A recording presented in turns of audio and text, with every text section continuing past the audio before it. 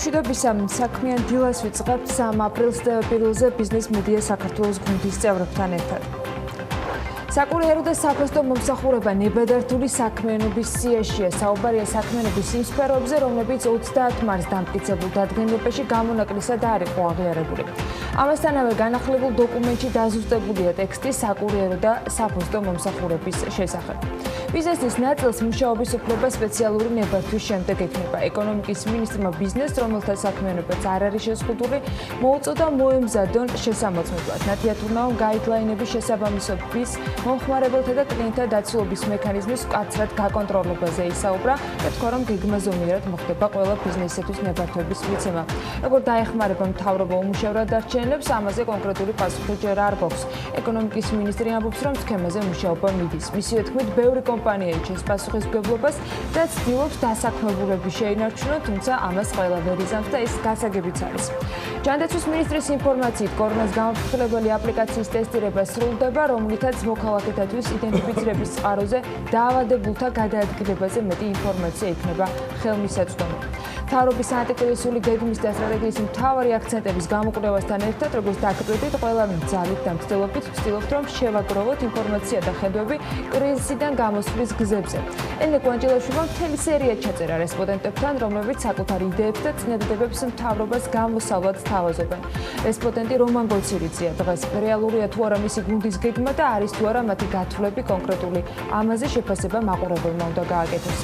გეგმები და ხედვები კიდევ უფრო საინტერესოა საპენსიო სააგენტოში, სადაც კვლავ საკადრო ცვლილებებია.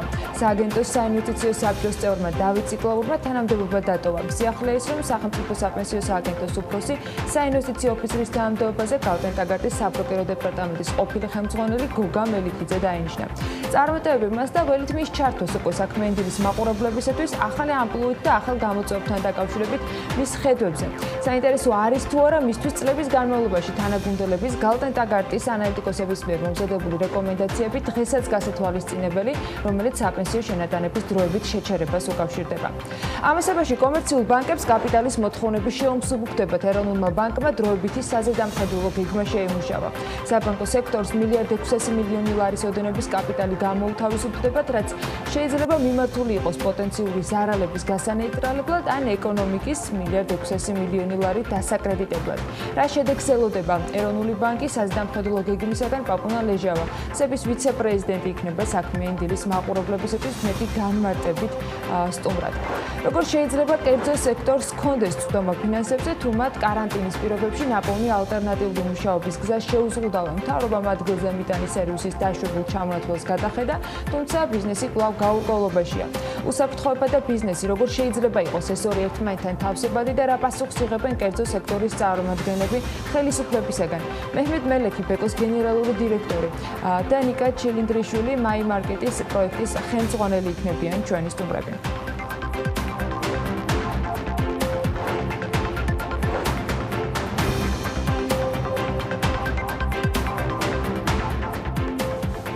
დილა მშვიდობისა, საქმიანი დილას ვიწყებთ, დღეს 3 აპრილია, არასკევი დღე და მე მგონი უქმეებისთვის სამდელების დაწყებაა.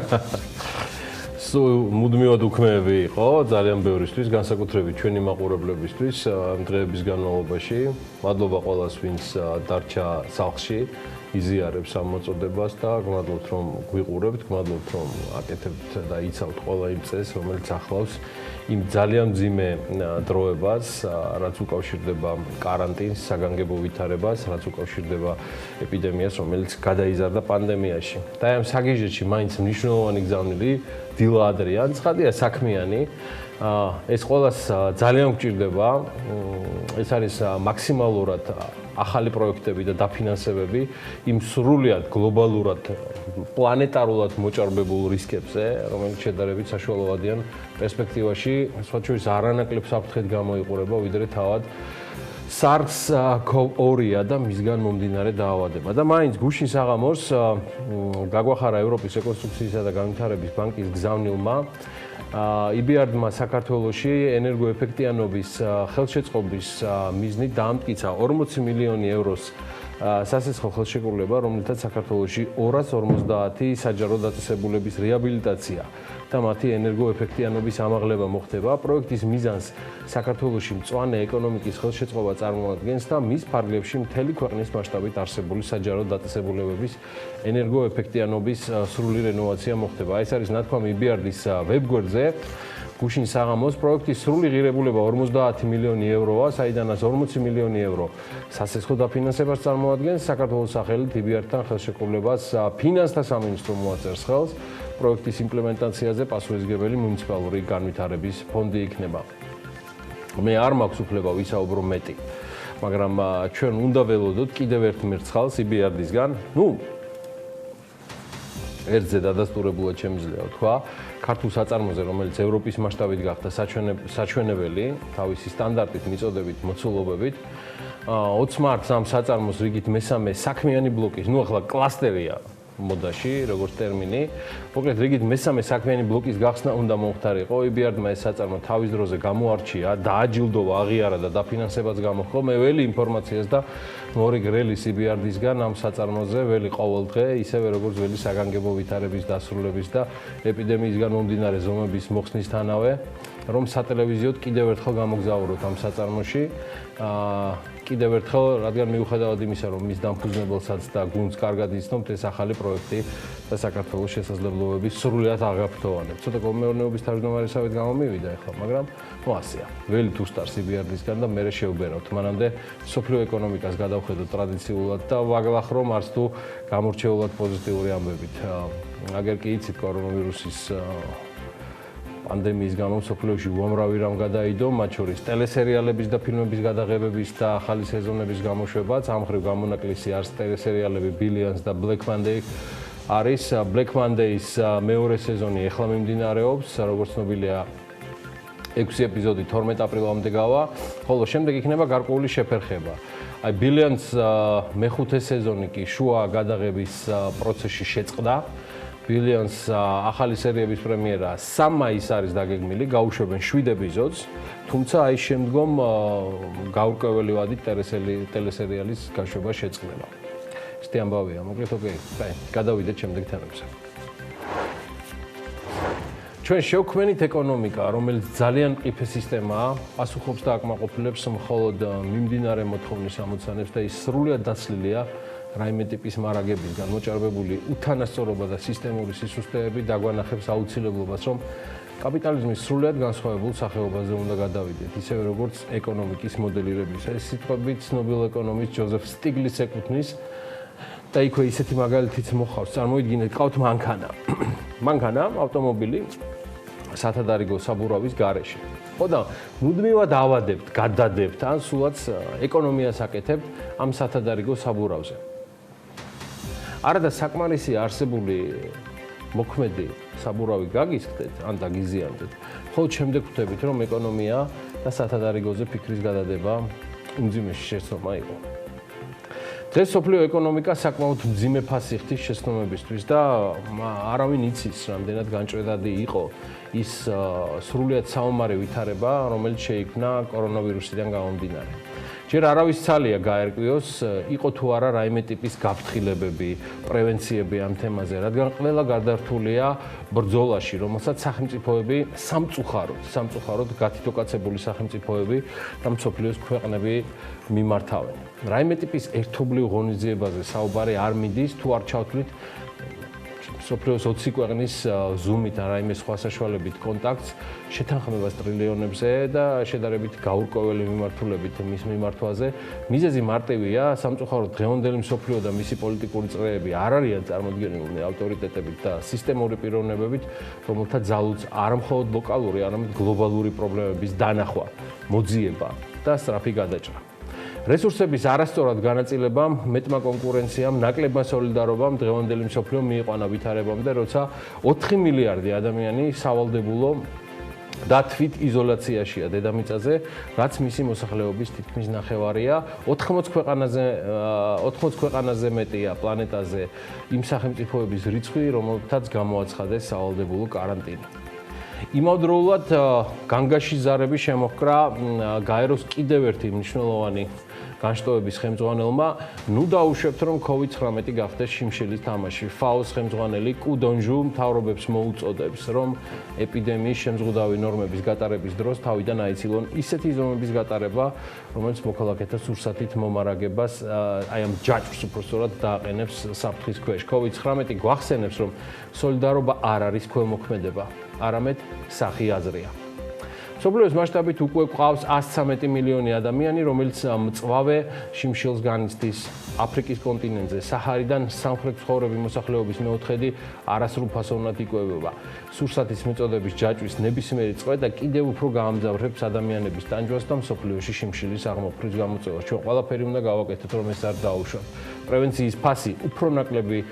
პრევენციის უფრო ნაკლები ფასი აქვს გლობალურ ბაზებს, კრიტიკული როლი აკისრიათ მიწოდება მოთხოვნის შოკის შერბილების კუთხით ქვეყნებსა და რეგიონებში და ჩვენ ერთად უნდა ვიშრომოთ, რათა სურსათის მომარაგების ჯაჭვის წვედა მინიმუმამდე დავიყვანოთ.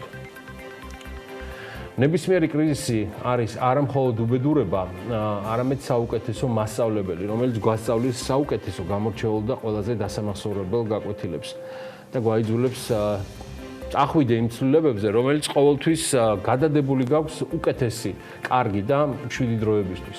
ან საერთოდაც მათი განხორციელება არარეალისტურად მიგაჩნია. კიდევ ერთი ნობელიანტი, მილტონ ფრიდმანი თავის წიგნში კაპიტალიზმის და თავისუფლება წერს, რომ როცა ხდება კრიზისი, მოქმედება უკვე დამოკიდებულია იმ იდეებზე, რომელთაც აქვთ მოქმედების ძალა კონკრეტულ მომენტში. ჩვენ თავარი ამოცანაა შევიმუშაოთ და შევინარჩუნოთ ცვლილებები არსებულ პოლიტიკაში, მანამ ვიდრე პოლიტიკური თვალსაზრისითვე შეუძლებელი არ გახდება გარდაუვალი. რამდენად შეძლებს სოფლიო აი ამ შანსის გამოყენებას, ალბათ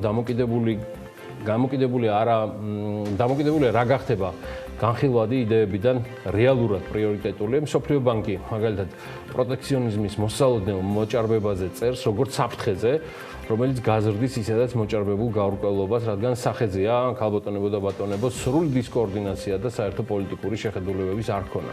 ერთ მაგალითსაც მოგიყვანთ. გაგანია პანდემიის პირობებშიც კი ვერ მოხერხდა დასრულებულიყო სანავთობო ომი, რომელიც საუდის არაბეთმა წამოიწყო რუსეთის მიერ OPEC+-ის ფორმატის ჩაშლის შემდეგ. ჯერ კიდევ წინა თვეში. და იცით სადამდეც მივიდა ეს ყველაფერი, რაც ალბათ ამერიკულ ფენტეზიში, ფილმებშიც არ მინახავს, მგონი. რუსული ნავთობის ურალსის საექსპორტო პასი უარყოფითი გახდა ბოლო 2 დღის მანძილზე. რუსული ნავთობის ევროპულ პორტებში ტრანსპორტირების გადასახადის და სხვა დანახარჯების ჯამურმა ფასმა ნავთობის გასაყიდვას გადააჭარბა. ამაზე ინფორმაცია დაადასტურა რუსულმა სააგენტო RBK-მ და ეს არ არის ბოლო ინფორმაცია, ცხადია ჩვენი ჭრილოელი მეზობლისგან, რომელსაც უღრმავდება ეკონომიკური პრობლემები შედარებით დასტაბილურებული რუსული რუბლის კურსის ფონზე. მაგრამ ნავთობის ბაზარზე მიმდინარე საგიჟეთი არ არის მხოლოდ რუსეთის პრობლემა, ეს მსოფლიო ეკონომიკის პრობლემაა და ამის დასტურია ერთ-ერთი მსხვილი ამერიკული კომპანიის Whiting Petroleum-ის გუშინდელი განაცხადი გაბანკროტებაზე. დიახ, გაკოტრდა ასეთი ფასების პირობებში, როცა ნავთობზე ფასი იყო მაღალი 2 მილიარდ 200 მილიონი დოლარის კრედიტებიც აიღო. შემდეგ ფასი დავარდა და ამ კომპანიის კაპიტალიზაცია სულ 34 მილიონი დოლარია. მოუტრიალდა ბანკებს და თავის აქციებს თავაზობს. ეს არ იქნება ერთადერთი შემთხვევა, რომელზეც ჩვენ მომავალშიც მოგახსენებთ, ეს უბრალოდ პირველი მერცხალი იყო, ეს არის ამერიკული კომპანია, რომელიც თხევადი გაზის წარმოებით არის დაკავებული. რუსეთი კი, რომელიც ოქროს ყველაზე მსხვილი შემსყიდველი იყო მსოფლიოში, ეხლა აი ამ შესყიდვებს წყვეტს. Bloomberg-ის ინფორმაციით, რუსეთის ცენტრალურმა ბანკმა ღიად გამოაცხადა, რომ 1 აპრილიდან აღარ იყიდის ოქროს. თუმცა არ დაუკონკრეტებია ამ გადაწყვეტილების მიზეზი. ანალიტიკოსები აცხადებენ, რომ რუსეთს უკვე დიდი რეზერვები აქვს და შესაძლოა მეტი აღარც უნდა დესვან. მე მაინც გონია, რომ რუსეთის სანავთობო შოკის ფონზე, პანდემიის ფონზე და რა ვიცი, მეტი რაღაც ჯანდაბა უნდა მოხდეს, უბრალოდ ზოგავს რესურსს და ამ შემთხვევაში ფულს აკვირდება. ის აკვირდება კი არა, უпростоრად ზოგავს ფულს და აკვირდება ვითარებას და საიმისოდ, რომ შეძლონ ადეკვატური იმუნიტეტის გამომუშავებამდე თუ ესეთი რამე მოხდა, რაიმე გადაწყვეტილების ჩამოყალიბება. ამასთან აღსანიშნავია, რომ ოქროს ფასები 7 წლიან უმაღლეს ნიშნულზეა და ბოლო რამდენიმე კვირის განმავლობაში ოქროს ზოდები განსაკუთრებით პოპულარული გახდა ინვესტირების კუთხით. ორშაბათის მონაცემებით ოქროს ფასი უნციაზე $1,622 იყო ლონდონის ფასებით და აღსანიშნავია, რომ ოქრო რუსული საერთაშორისო რეზერვების 20%-ს მოიცავს. ეს ძალიან მაღალი მაჩვენებელია თუ შევადარებთ მას სხვა ცენტრალურ ბანკებს. 2019 წლის სექტემბრის მონაცემებით კი მსოფლიოს 10 ქვეყანას შორის, რომელთაც ყველაზე დიდი ოდენობის ოქროს რეზერვები აქვს, რუსეთი მეხუთე ადგილზეა, მას 2219 ტონის რეზერვები აქვს და ოქროს რეზერვების სახით, რაც შეეხება სხვა ქვეყნებს, აი ეს რეიტინგი ოქროს რეზერვებისა ესე გამოიყურება, რომელსაც ახლა ნახავთ. ამერიკის შეერთებული შტატები წარმოდგენილია 8134 ტონით, ის მთლიანი შიდა რეზერვების 76% სწორედ ოქროზე მოდის. მეორე ადგილზე გერმანია 3367, რეზერვები 72%, იტალია 2452 ტონა, საფრანგეთი 2436 ტონა, რუსეთი 2219, ჩინეთი 1927, შვეიცარია 1000 ტონით მოცულობით, იაპონია 765, ინდოეთი და ნიდერლანდები 618 და 613 ტონა ოქროს მარაგით. და მაინც რა პაკეტები დადეს მსოფლიოს ქვეყნებმა ანტიკრიზისული გეგმების სახით, ვინ არის ყველაზე ხელგაშლილი, რაც არჩევ შემთხვევაში დღევანდელ ვითარებაში არ ნიშნავს, რომ ეს ხელგაშლილობა ყველაზე გონიერი ნაბიჯია, მაგრამ საინტერესოა და მოდი გადავხედოთ, როგორ მოქმედებენ შედარებით მდიდარი ქვეყნები ჩვენი მოგრძალებული და მოჭიმული მასტიმულირებელი გეგმების ფონზე, რომელიც გუშინ წინ საქართველოს მთავრობამ დააზუსტა და ცხადია ეს არ არის ბოლო და საბოლოო ღონისძიებები და ბევრი სიახლე გველის წინ ასევე ვითარების და მოქმედების შესაბამისად. მოკლედ, Forbes-მა შეისწავლა 15 უმსხვილესი ეკონომიკები მსოფლიოში, აღებულია ნომინალური მთლიანი შიდა პროდუქტი 2019 წლის სავალუტო ფონდის სტატისტიკურ გათვლებებზე და მონაცემებზე დაყრდნობით და ეს შეფასებები არ ითვალისწინებს. ეს მათ გასაგონად ვამბობ, ვისაც არეული აქვს რამსებით და კორელაციებით მეთოდიკებზე დათვლისა, ის არ ითვალისწინებს ამ ქვეყნების ეროვნული ბანკების მხარდაჭერ ღონისძიებებს, იგულისხმება მონეტარული, ფულად საკრედიტო ღონისძიებები, ასევე აქ არ არის გათვალისწინებული არც ევროპის ცენტრალური ბანკის და სავალუტო ფონდის დახმარებები. ყველაზე ხელგაშლილი ქვეყანა მაინც ჯერჯერობით არის გერმანია, საერთო ჯამში საუბარია მხოლოდ ფისკალურ ღონისძიებებზე, რომელზეც ის დახარჯავს $1,400 მილიარდს. ეს არის $1,300 მილიარდი ევრო, რაც გერმანიის მთლიანი შიდა პროდუქტის 36%-ია. ნუ დაგაბნებ თანხა. ამერიკაზე მალე მივალ და ახსნი, რატომ არის ამერიკა ამ სიაში მე-6 მსოფლიოში, თუმცა თანხობრივად პირველი კონტრიბუციით. და მაინც გერმანიის მაგალითზე მინდა მოვყვე დილიდან ცოტა მეტი, თან Forbes-ია და თან გერმანიაც მიყვარს.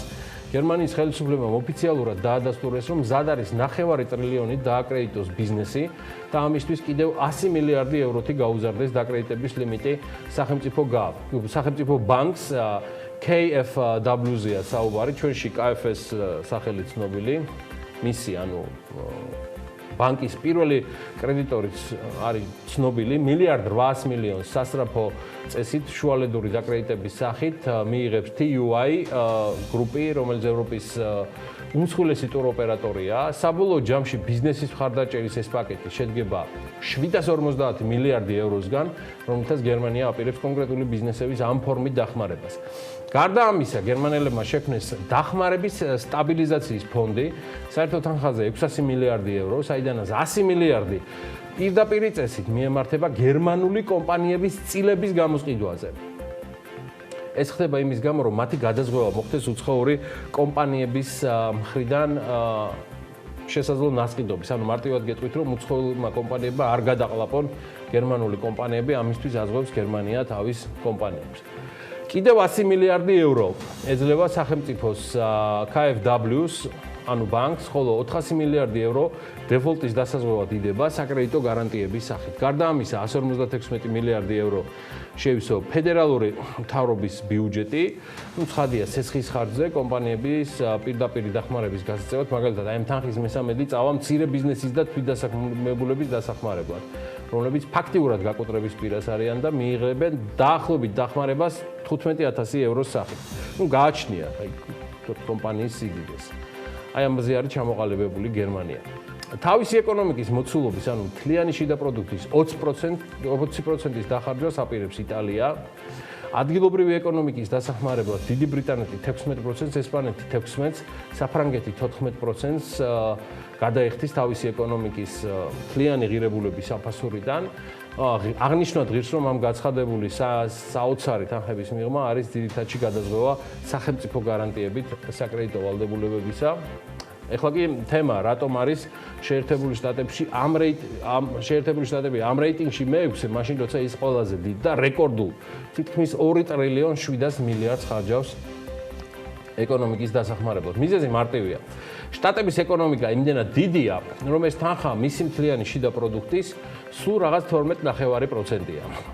კი მოგიყევით ადრე და გეტყვით კიდევ ერთხელ შტატების სტიმულირების პაკეტს. პირველი პაკეტი იყო 8 მილიარდ 300 მილიონზე და ეს ეპიდემიის წინააღმდეგ საბრძოლველად იყო მიქცეული.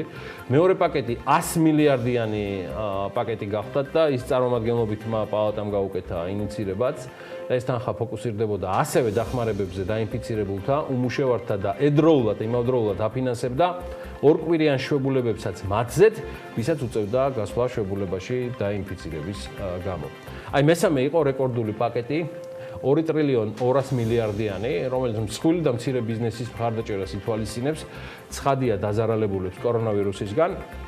აქ იგულისხმებოდა ის ცნობილი $1,200 გაცემა ყველაზე და ნებისმიერზე, ვისაც წელიწადში $75,000-ზე ნაკლები შემოსავალი აქვს. ამას ემატებოდა ასევე ერთჯერადი დახმარება $500 თითო ბავშვზე. იგაურმა ვანო მაჭავარიანმა, ამერიკელმა, ანუ ფინანსთა მინისტრმა, სტივენ მნუჩინმა სამთვიანი გადავადებაც გაუკეთა გადასახადებს და ზემოდან 50 მილიარდის დახარჯვის უფლებაც მიიღო შტატების მთავრობამ მას შემდეგ, რაც დონალდ ტრამპმა საგანგებო ვითარება გამოაცხადა. აი რუსეთში პრემიერ-მინისტრმა გამოაცხადა $1,400 მილიარდ რუბლზე ანტიკრიზისული გეგმა, ოღონდ არავინ იცის რაში იხარჯება ეს. გადავამოწმე ჩემს კოლეგებთან, მათ შორის რუსულ Forbes-ში და ისინი აზზე არ არიან, ნამდვილად არ იციან არის რა მიმართულებით წავა კონკრეტულად, იციან რომ მცირე და საშუალო ბიზნესისთვის არის შენატანები განახევრებული სოცფონდში 30-დან 15%-მდე. მიიმართება დახმარება ავიაციაზე, ტურიზმზე და სამშენებლო სექტორზე და სოციალური სახდელები, ცხადია აქაც უმუშევრებზე, დაინფიცირებულებზე იქნება გარკვეული დახმარებები. ჯამში თვლიან, რომ ეს იქნება სადღაც რუსეთის ეკონომიკის მთლიანი შიდა პროდუქტის 2%-ო. წყარო რუსეთში ხარჯების ტოტალური გადახედვა იქნება ბიუჯეტისა. ის ამ 2%-ის მთავარი მდგენელია, დანარჩენს ელიან, რომ დაახლოებით 0.5% მთლიანი შიდა პროდუქტისა დაზოგილი თანხებიდან გამომდინარე მცირე და საშუალო ბიზნესის მხარდაჭერისკენ მიემართება, რომელიც არ არის სხვათა შორის დიდად კმაყოფილი იმ პაკეტით, რაც ვლადიმერ პუტინმა და მისმა ახალმა უკვე პრემიერ-მინისტრმა მიშუსტინმა გამოიტანეს სამსჯავროზე საზოგადოების წინაშე. აი ეს არის მოკლედ ის მიმოხილვა, რაც 3 აპრილისთვის შევძელით თქვენთვის მოგემზადებინა. თქვათ მოკლე არ გამოვიდა, მაგრამ შევეცადეთ, რომ აი ესეთი ყოფილიყო და ეხლა კი შეგვიძლია უკვე დავაანონსოთ შემდეგი რუბრიკა, რომელსაც დასაბამი მივეცით. ეს კითხვა მაქვს, ვიდრე პატარა ყაზახაშვილის მოსაზრებებს გაგიზარდეთ. შენი აზრით, რა შეიძლებოდა მას გაეგო აქედან? პატარა ყაზახაშვილს თუ დიდს? პატარას რა თქმა უნდა. ის გაცილებით მეც გაიგებდა, ვიდრე უფროსი ყაზახაშვილი იყავით ამაში დარწმუნებული. და გამოგონებებიც აუცილებელია. ის არის ყველაზე მარგი, ყველაზე ხარტი და ყველაზე გონიერი და ეხლა დარწმუნებით BMG4 Kids-ის კიდევ ერთ გმირთან დაკავშირებით, რომელსაც ანა წარმოგიდგენთ. ხო, ძალიან საინტერესო ვიდეო არის, რომელსაც არაცადა სამწუხაროდ მამამისმა რომ გამოგონებებზე ისაუბრა. არადა. შენს გიგვირს? ამბობს რომ ძალიან ბევრი გამოგონება აქვს, მაგრამ ამისთვისაც გვექნება აუცილებლად დრო და საშუალება რომ გამოგონებებზე ვისაუბროთ, იქამდე როგორი არის მისი აღქმა კორონავირუსთან დაკავშირებით და როგორ ხედავს გამოსავალს აქედან. ნახოთ ძალიან საინტერესო შეფასებები და მოსაზრებები ამ თემასთან დაკავშირებით. ყაზახაშვილი 5 წლის. მე დავდივარ ბაღში. კიდევ? და აზროვნების აკადემიაში ძურვაზე და ყველაფერი გადაიდო. თუ შევეხებით რამეს, ისიც გადადის მაგას კორონავირუსი და როცა ისინი შეეხებიან მაგათაც გადაავალთ კორონავირუსი. დაპნით უნდა დავიბანოთ ხელები თუ არა გვაქვს სასწავლება ხელების დაბმანის მასში უნდა დავესპირტოთ ხელები. ეკონომიკაზე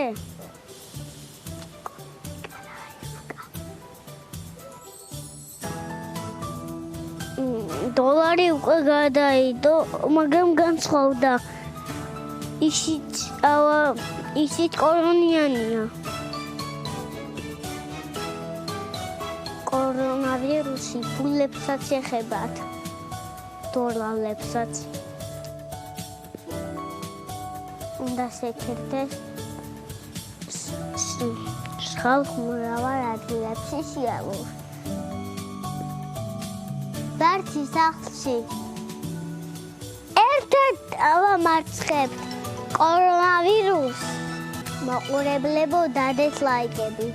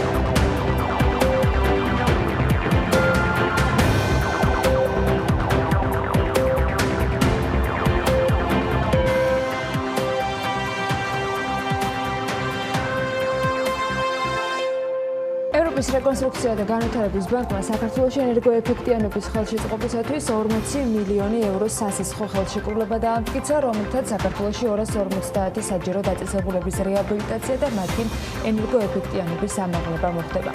მთავრობა საგამონაკლისო წესით მუშაობის გაგრძელების უფლებას მისცემს იმ სამშენებლო კომპანიებს, რომლებიც დაამტკიცებენ, რომ ისინი უსაფრთხოების ნორმებს იცავენ.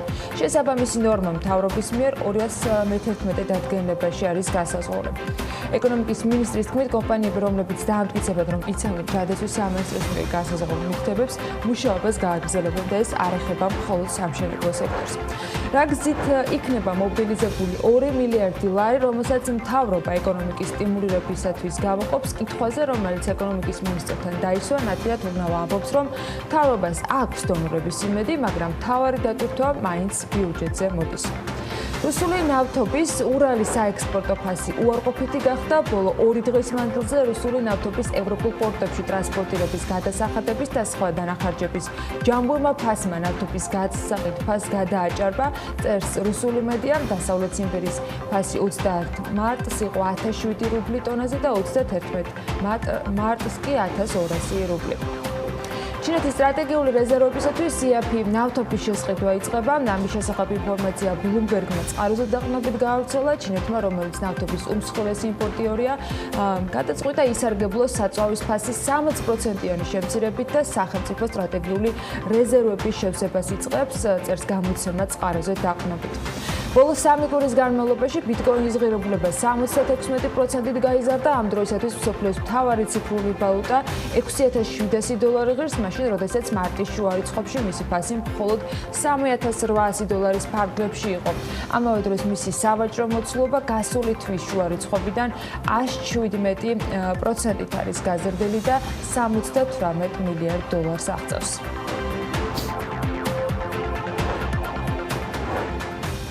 შეთანხმება გვაწყინა აშკარად.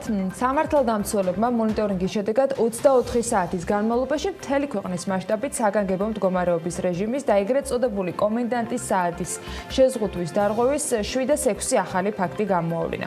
შინაგან საქმეთა სამინისტროს ინფორმაციით 1 აპრილის 21 საათიდან 2 აპრილის დილის 6 საათამდე კომენდანტის საათის დარღვევის ფაქტზე მთელი ქვეყნის მასშტაბით არის 204 მოქალაქე დაჯარიმებული. გარდა ამისა, პოლიციამ საჯარო სივრცეში 3-ზე მეტი პირის შეკრების და 2 მეტრიანი სოციალური დისტანციის დაუცველობის გამო 75 მოქალაქე დააჯარიმა. შინაგან საქმეთა სამინისტროს ინფორმაციით 1 ფიზიკური და 1 იურიდიული პირია დაჯარიმებული ეკონომიკურ საქმიანობასთან დაკავშირებული შეზღუდვის დარღვევის ფაქტზე. ასევე სამართალდამცველებამ მგზავრთა გადაყვანისა და ავტომობილის გადაადგილების წესის დარღვევის ფაქტზე 415 პირი დააჯარიმეს. აი რატომ შვებით ამას ხალხო, რატომ უბრალოდ მართლა რთული ამოსახსნელია? წესები იმისთვის არ არის რომ ის მოგწონდეს. მეც ბევრი წესის მიმართ მიჩნდება კითხვები, მაგრამ სანამ კითხვები საკმარისი არგუმენტით იქნება მის შესაცვლელად წარმოდგენილი, იქამდე წესები უნდა დავიცვათ. ბოლოს და ბოლოს არ მგონია რომ ვინმესთვის გამოწერილი ჯარიმის მიღება თვითმიზანი ყოფილიყო. ფინანსური მხარდაჭერა კი სჭირდება ბიუჯეტს, მაგრამ ეს 3,000 ლარი მაინც და მაინც ვერ უშველის და კიდევ უფრო რთული იქნება მერე ამ თანხებს რო გადაიხდით დახმარება იმ ადამიანებისთვის, ვისაც ეს თანხები მოაკლდება. თან არც ცოტა არ არის ბოლოს და ბოლოს ამ ჯარიმების მოცულობა. საგანგებო მდგომარეობის რეჟიმის დარღვევა კი ადმინისტრაციულ პასუხისმგებლობას ფიზიკური პირების შემთხვევაში იწვევს 3,000 ლარი და იურიდიული პირის შემთხვევაში 15,000 ლარი. ნუ გადაიხდით, უბრალოდ გაიხდით თავს დასაჯარიმებელს და გადასახდელს თორემ დაწერილი ჯარიმების არ გადახდა, მე მგონი მაინც არ იქნება გამოსავალი და მაინც მოგიწევთ ამ ჯარიმების გადახდა, სხვა გზა არ იქნება, ამიტომ უკეთესი იქნება თუ საერთოდ არ დავარღვევთ ამ წესებსაც კი. თუ წესებს არ დავიცავთ, როგორც ჩანს, კიდევ უფრო მეტი დრო და კიდევ უფრო გამკაცრებულ პირობებში მოგვიწევს ყოფნა და არავინ იცის ამის საკმარისი ფინანსები გვექნება თუ არა. უმნიშვნელოვანესია სწრაფად შევძლოთ ვირუსის დამარცხება ან სრულად მოთვინიერება, ისე რომ პირველი რიგის ამოცანა ეკონომიკის ჩვეულ ტემპში დაბრუნება იყოს. იმ მასშტაბზე მაინც სადამდეც შეზღუდული ფრენების მოგზაურობის თუ კომუნიკაციით პირობებში ვიყავით. იქამდე რა ვიცით რა მოხდება, მაგრამ ერთი შემიძლია გითხრათ, რომ უნდა შევირგოთ სახლში ყოფნა, ვიდრე ეს შესაძლებელია. ცოტა ხანში აუცილებლად მოგვენატრება ეს მდგომარეობაც. თან ბევრი თავშესაქცევია გაჩენილი, აი მაგალითად ონლაინ ლიტერატურაზე წვდომა ნებისმიერ ენაზე ძალიან ბევრ პლატფორმაზე გახდა შესაძლებელი. რამდენიმე თვე ველოდებოდით ხოლმე მარჯანიშვილის თეატრში, მაგალითად თვალ ალუბალზე დასაწყრები ბილეთის რიგს და 2 დღის წინ თლად ონლაინ ყურების უფლება ჰქონდა ყველას. ვისაც ნერვები შერჩა და ხალისი, პრაგმატულ სუპერ ონლაინ კურსები ამ სოფლის წამყვანი უნივერსიტეტებისგან ხელმისაწვდომი, ესეც სრულიად უფასოდ. აი ისეთები ძალიან ბევრი ხანი ფული რომ უნდა გვეგროვებინა მათზე დასწრების უფლება რომ მიგვეღო. ბოლოს და ბოლოს რამე ახალი ენის სწავლის დაწყება შეიძლება, ან უბრალოდ კარგად გამოძინება. კინო პრემიერები ასევე უფასოდ თქვენს კომპიუტერებში და ესეც საინტერესო შეიძლება იყოს. სხვათა შორის ამერიკულმა კინო ინსტიტუტმა ონლაინ კინოკლუბიც აამუშავა და პირველი ფილმი რეჟისორმა და ამ კლუბის თანადამფუძნებელმა სტივენ სპილბერგმა წარადგინა. გამარჯობა, კეთილი იყოს თქვენი მობრძანება EFI კინოკლუბში. მე სტივენ სპილბერგი ვარ და პატივი მაქვს წარმოგიდგინოთ ჩვენი პროგრამის პირველი ფილმი. ვიცი რომ ნანახი გაქვთ, მაგრამ ამ ფილმში გაჟღერებული ფრაზა სახლს არაფერი სჯობს დღევანდელ სიტუაციას ძალიან კარგად შეესაბამება. ნახეთ, გადაიმეორეთ ოზის ჯადოქარი, ამბობს ვიდეოში სპილბერგი. ამერიკული კინო ინსტიტუტი ყოველ დღე სპეციალურ საიტზე ერთ ფილმს განათავსებს. მოკლედ, ეს არხით შეგიძლიათ გამოიწეროთ და ნახოთ ნებისმიერი ფილმი, რომელსაც ისეთი ადამიანები გირჩევენ, მაგალითად როგორც სპილბერგია. არჩევანის შესაძლებლობა რომ იყოს, მეც მეგობრების ნახვას, აქეთ-იქით სიარულს, მოგზაურობას და ახალ ადგილებისა თუ შეგრძნებების მიღების გამოსაყენებელ შესაძლებლობებს ავერჩევდი, მაგრამ კორონავირუსმა შექმნა რეალობა, როცა ყველაზე მნიშვნელოვანი და ყველაზე ძვირფასი ჩვენი არჩევანი დღეს, რაც კონკრეტულ ჩარჩოებშია მოქცეული, უკავშირდება ჯანმრთელობის გაფრთხილებას. ჩვენი და იმ ადამიანების, ვინც ჩვენს გარშემო არიან. ამ ჩარჩოს ფორმალურად სხვადასხვა მთავრობები აწესებენ სხვადასხვა ქვეყნებში, მაგრამ მისი შემქმნელი მაინც ინფექცია, რომელმაც მსოფლიო პანდემიასთან ბრძოლის რეჟიმში გადაიყვანა ყველა და ყველაფერი. ყველანი უხილავ მტერს ვებრძვით, არ არსებულს, არ საიდან მოსულს და იმედი ასევე არ საიდ გაქრება მალე. ამ ბრძოლაში კი ერთიანობა და არის მთავარი გასაღები, რამაც ფინიშამდე შეიძლება მიგვიყვანოს და ეს ფინიში კიდე უნდა ვიცადოთ, რომ რაც შეიძლება მალე დადგეს. ამ ბრძოლაში წინახაში კი არიან ის ადამიანები, რომლებიც ყოველდღიურად თქვენი ახლობლების სიცოცხლის გადასარჩენად მუშაობენ და ბევრისთვის დღეა თუ კვირაა თუ თვე ეს შეგრძნებაც კი არ არსებობს. მუშაობა გრძელდება ჯერ ბოლო რომ არ უჩას ისეთ ტემპში და ყოველდღურად კიდევ უფრო დაძაბული და აჩქარებული ტემპი ელოდებათ მედიკოსებს. მსოფლიო კი ამ ასობაში გამოსავლის ძებნაშია. თუმცა ვირუსთან დაკავშირებით ბევრი მაინც არაფერი ვიცით. ჯერ ისიც კი გაურკვეველი არის თუ არა სიმართლე, რაც წესით დანარჩენი სამყაროსათვის გზამკვლევი შეიძლებოდა გამხდარიყო. ვსაუბრობ ჩინეთზე, როცა ჩინეთის გამოცდილებას და იქაური ბრძოლის მეთოდებსა თუ გზებს კორონას წინააღმდეგ სხვა დანარჩენი ქვეყნები შეიძლება ერთგვარ გაიდლაინათაც კი იყენებდნენ. თუმცა მსოფლიო სამედიცინო ასოციაციის ინფორმაციით ჩინეთის მიერ გამოქვეყნებული მონაცემები კორონავირუსთან დაკავშირებით სანდო არ არის. მათივე ინფორმაციით ასევე არ არის სანდო ის ინფორმაცია, რომელსაც რიგი ქვეყნები ავრცელებენ. ასოციაციის ხელმძღვანელი ამბობს, რომ ეს მონაცემები სრული აბსურდი არის. ჩინეთი გამიზნულად მალავდა რეალურ ინფორმაციას და ყალბ მონაცემებს აწვდიდა დანარჩენ სამყაროს, ზოგიერთი ქვეყნის მონაცემიც ასევე გაუგებარია და ხშირ შემთხვევაში რეალობა ვერ დგინდება. ასეთი ქვეყნები პრინციპში ჩვენთვის აგერ მეზობლებში ადვილად დასანახი არის. ჩინეთის მიერ ინფორმაციის დამალვაზე თეთრ სახლში საუბრობენ და ბლუმბერგისათვის დაზვერვის საიდუმლო დოკუმენტის ნაწილი გახდა ცნობილი, სადაც იმაზეა საუბარი, რომ ოფიციალურმა პეკინმა გამიზნულად დამალა ინფორმაცია ქვეყნებში არსებული ვითარების შესახებ. მოკლედ, ცდილობები რამე კონკრეტული პასუხი არსებობდეს, ჯერ დროს საჭიროებს. მათ შორის არის ვაქცინაც და კონკრეტული წამალიც. სულ ცოტა ხნის წინ ითქვა ჯანდაცვის მსოფლიო ორგანიზაციის მხრიდან, რომ ვირუსი ჰაერით არ გადადის და მისი გავრცელების გზა ჰაერწვეთოვანია. არა და ამასთან დაკავშირებითაც ბევრი ხანი იყო კითხვა.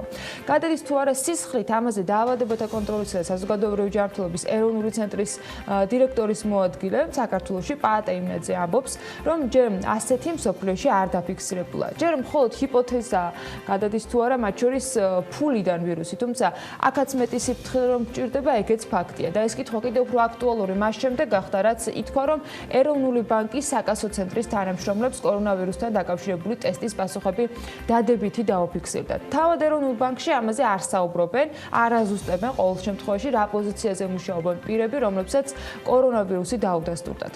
უწყების მიერ გავრცელებული განცხადებიდან მხოლოდ ის ირკვევა, რომ ამ ადამიანების ინფიცირების წყარო არის ერთი თანამშრომელი, რომელსაც კორონავირუსი ერთი კვირის წინ დაუდგიდა. ეროვნულ ბანკში ასევე აცხადებენ, რომ პირები, რომელთაც ვირუსი დაუფიქსირდათ, თვით იზოლაციაში იმყოფებოდნენ.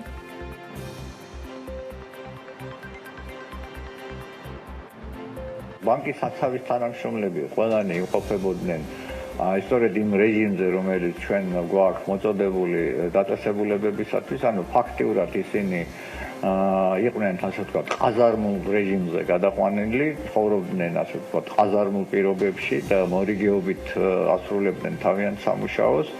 ეს არის ერთი კლასტერი, ამ კლასტერთან არის დაკავშირებული ის ადამიანი, ვთქვათ, რუსთავში, რომელიც არ იყო ყაზარმულ პირობებში, მაგრამ ამათთან ერთად მუშაობდა. აქედან გამომდინარე, იქ ყველაფერი ცნობილია, ყველა კონტაქტი დადგენილია, ყველა ღონისძიება ტარდება. წესების დაცვა კი ყველგან საჭირო და მნიშვნელოვანია. მათ შორის მედიკოსებისათვის, რომლებიც პაციენტებს ემსახურებიან განურჩევლად იმისა, რა დიაგნოზით იქნებიან ისინი სამკურნალო დაწესებულებაში მისულები. ახლა ნებისმიერ სამედიცინო დაწესებულებაში შეიძლება მოხვდეს კორონავირუსით დაინფიცირებული პაციენტი, თუმცა მისივე თქმით, ამის გამო კლინიკები არ უნდა დაიხუროს. ეს პაატა იმნაძის სიტყვებია. ისიც თქვა, რომ სამედიცინო პერსონალის კონტაქტი ინფიცირებულ პაციენტთან ჩვეულებრივ კონტაქტად არ ითვლება და მნიშვნელოვანია რომ იყოს მეტი სიფრთხილე გამოჩენილი. ეხლა ყველა დაწესებულებაში შეიძლება მოხდეს კოვიდიანი პაციენტი. ეს სხვა ნიშნავს იმას, რომ მე ყველა სამედიცინო დაწესებულება უნდა დაიხუროს. პირიქით, ეხლა არის ჩვენი კოლეგების მუშაობის დრო და არც ერთ გაიდლაინში, პროტოკოლში სამედიცინო პერსონალი, რომელიც უნდა იყოს ჩვეულებრივად დაცული, მისი კონტაქტი ინფიცირებულ დადასტურებულ შემთხვევასთან არ ითვლება ჩვეულებრივ კონტაქტად. ეს არის სამედიცინო პერსონალი, ის აგრძელებს ჩვეულებრივად მუშაობას. ახლა ნერვების ომი იწყება ყველასი, მათ შორის ექიმებისთვის განსაკუთრებით მომდევნო თვენახევარი მინიმუმ ძალიან მნიშვნელოვანი პერიოდი უნდა იყოს საიმისოდ, რომ საბოლოო გამარჯვების დადგომისას, როგორ ფორმაში ვიქნებით ფინიშის ხაზთან, ის განისაზღვროს. ბევრი მეთოდი შეიძლება გამოვიყენოთ ამ პროცესში და მათ შორის ჯანდაცვის მინისტრის განცხადებით შეიძლება ეს იყოს აპლიკაციაც, რომელიც სხვადასხვა ქვეყნებში კორონავირუსთან ბრძოლის ერთ-ერთ კომპონენტად დაინერგა, იტესტება ის საქართველოშიც და როგორც მან აღნიშნა, აპლიკაციის ამოქმედების შემთხვევაში მოქალაქეები მიიღებენ ინფორმაციას, თუ სად იმყოფებოდა ვირუსით ინფიცირებული ადამიანი, ან ჰქონდა თუ არა თავად შეხება პოტენციურ ინფიცირებულთან. აპლიკაციასთან დაკავშირებით ჩვენ გეგმავთ დამატებითი ინფორმაციის მიწოდებას მოსახლეობისთვის. ის ამ ეტაპზე არის მხოლოდ სატესტო რეჟიმში და ჩვენ ვწმუნდებით ახლა იმაში, რომ აპლიკაცია ნამდვილად იქნება ეფექტური და ასევე მიმდინარეობს აპლიკაციის შესაბამისობაში მოყვანა ქართული რეალობისთვის და ასევე სხვადასხვა საინფორმაციო ბაზებით მისი გამყარება. მას შემდეგ რაც ყოველივე იქნება მზად, ჩვენ შეგვეძლება უკვე მოქალაქეებს გავაცნოთ ამ აპლიკაციის დეტალები იმისათვის, რომ უკვე თითოეულმა მოქალაქემ შეძლოს საკუთარ უსაფრთხოებაზე ზრუნვა. ჯანდაცვის მინისტრის განცხადებით პიკურ სტადიას ვირუსის გავრცელებისა შესაძლოა აპრილის მეორე ნახევრიდან ველოდოთ. იმის მიხედვით, თუ რამდენად ეფექტური იქნება მენეჯმენტი, როგორც სახელმწიფოს, ასევე მოქალაქეების მხრიდან და არა მხოლოდ. იქამდე სახელმწიფო არც დისტანციური მკურნალობის მეთოდის და სისტემის ამუშავებას გამორიცხავს, ეს სისტემა კი გამართულად მუშაობისათვის ერთგვარი ტესტის გასავლელად ემზადება. მით უმეტეს, რომ თანამედროვე სამყაროში ექიმთან ვიზიტი ონლაინ სივრცეში ისეთივე მარტივი ხდება, როგორც მაგალითად საკვების ონლაინ გამოძახება და ეს მოდელი ამცირებს დაავადების გავრცელების რისკებს. ადამიანებს აღარ უწევთ საავადმყოფოში ხალხმრავალ რიგში დგომა და საჭირო სამედიცინო დახმარებას ისინი სახრიდან გაუსვლელად იღებენ ნებისმიერი დარგის სპეციალისტის მხრიდან. სად არის ეს მოდელი აპრობირებული, როგორ მუშაობს და რა იგეგმება საქართველოში? მარიამ ადამიანი მიმუშავა თემაზე და სწორედ ის გვიხდება ახლა საქმიანი დილის პირდაპირ ეთერში მარიამ დილამშვიდობის. დილამშვიდობის. ანა საქართველოში დავიწყოთ და როგორც შენ აღნიშნე 15 ეგრეთ წოდებული ონლაინ კლინიკა არის თბილისში განთავსებული დანარჩენი რეგიონებში, მათ შორის 2 ასეთი კლინიკა არის ბათუმში, ქუთაისში მუშაობს 2, ასევე მცხეთაში, გურჯაანში, რომელიც მომსახურება კახეთის რეგიონს და მიმდინარე სოფლებს, ასევე რუსთავში იქნება ონლაინ კლინიკა და ყველა ეს დაწესებულება დაფარავს როგორც ქალაქის მოსახლეობას, ასევე სოფელს. ონლაინ კლინიკაში ზარის გადამისამართება 112-ის მიერ საოჯახო მედიცინის ცენტრში მოხდება, სადაც მოქალაქეს დაელაპარაკება მაღალკვალიფიციური ოჯახის ექიმი და შედგება სრული სატელეფონო კომუნიკაცია, რომელიც მოიცავს ყველა ელემენტს, რაც შეიძლება შესრულდეს პირადი კონსულტაციის პირობებში, გარდა ფიზიკური გასინჯვის ნაწილისა, რა თქმა უნდა. თბილისში უკვე ჩართული არის 4 კლინიკა და ისინი წარმატებით მუშაობენ. დამატებული არის კიდევ 21 კლინიკა, როგორც დიდ ქალაქებში, ასევე რეგიონებში, რაც საშუალებას მოგცემს უზრუნველყოთ მთელი საქართველოს მასშტაბით ყველა შემომავალი ზარი. დღეს მიმდინარეობს საბოლოო ტესტირება უკვე ამ ზარების განხორციელების და კვირის ბოლოდან ჩვენს პაციენტებს ყველა შეეძლებათ და მიეცემათ საშუალება მიმართონ 112-ს, გაიარონ კონსულტაციები და შესაბამისად დაგეგმონ უკვე მათი შემდგომი ვიზიტი როგორც ექიმთან, ასევე სტაციონარშიც. პროცესში ჩართულია ოჯახის ექიმები, კერძოდ 24 კლინიკა საქართველოს მასშტაბით. რეალურად ეს იქნება გარკვეულწილად ძალიან დიდი გადაწყვეტა, ასევე კულტურული ცვლილება იმასთან დაკავშირებით, რომ პირველივე სიმპტომის დაფიქსირების შემთხვევაში პაციენტს ეცოდინება, რომ მათი სოციალური და მოქალაქეობრივი პასუხისმგებლობა არის ის, რომ არ შეიქმნან რისკი, არც სხვას შეუქმნან, არც მოქალაქეს და არც ექიმს, რა თქმა უნდა. პირველი სატელეფონო კონსულტაცია უნდა გაიარონ ოჯახის ექიმთან და უკვე დეტალური ანამნეზის აკრეფის შემდეგ დაიგეგმება ყველა ის ღონისძიება, რომელიც ამ პაციენტს ესაჭიროება. ოჯახის ექიმი მიიღებს გადაწყვეტილებას ამ პაციენტის სტაციონარში გადაყვანის საჭიროებაზე თუ ბინაზე მომსახურების საჭიროებაზე და ასევე შემდგომი ტესტირებისა და კვლევების მიმართულებით. ყველა კლინიკა დაფარავს როგორც ქალაქის მოსახლეობას, ასევე სოფლის მოსახლეობას. ონლაინ კლინიკაში ზარი გადამისამართება 112-ის მიერ, როდესაც მოქალაქე მაღალი ტემპერატურის ან საეჭვო რესპირაციული სიმპტომების გამო მიმართავს 112-ს. ზარი გადამისამართება საოჯახო მედიცინის ცენტრში, სადაც მოქალაქეს დაელაპარაკება მაღალკვალიფიციური ოჯახის ექიმი და შედგება სრული სატელეფონო კონსულტაცია, რომელიც მოიცავს ყველა ელემენტს ის, რაც შეიძლება შესრულდეს პირადი კონსულტაციის პროცესში, გარდა რა თქმა უნდა ფიზიკალური გასინჯვის ნაწილისა. 112-ში დარეკვა და დისტანციური კონსულტაციის სერვისის მიღება მოქალაქეებს კვირის ბოლოდან შეეძლებათ. ჯანდაცვის მინისტრის შეფასებით ეს მოქალაქეების ექიმთან მიმართვენებას გაცილებით ეფექტურს გახდის. აქვე გეტყვით, რომ სახლში მკურნალობის მეთოდი უკვე აპრობირებული და დანერგილია ყველა განვითარებულ ქვეყანაში და მსგავსი ტიპის მომსახურება, ანუ ექიმთან ვიზიტი ონლაინ სივრცეში დღითიდღე უფრო აქტუალური და მოთხოვნადი ხდება. ასე ადამიანები გაცილებით დასრულები არიან და ნაკლებია ინფექციის გადადების რისკიც. ამ თემაზე უფრო ვრცლად ჩვენ სიუჟეტში მოგიყვებით.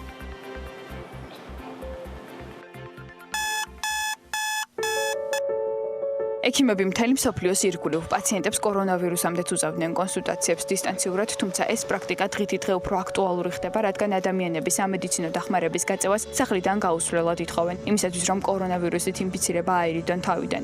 ამიტომაც რამდენიმე სამედიცინო დაწესებულება გადავიდა ონლაინ რეჟიმზე, რაც გულისხმობს, რომ ექიმები პაციენტებს ვირტუალურად ამოწმებენ და ეს ინიციატივა ეხება იმ ადამიანებსაც, რომლებიც თავს ცუდად გრძნობენ, თუმცა არა კორონავირუსის მიზეზით.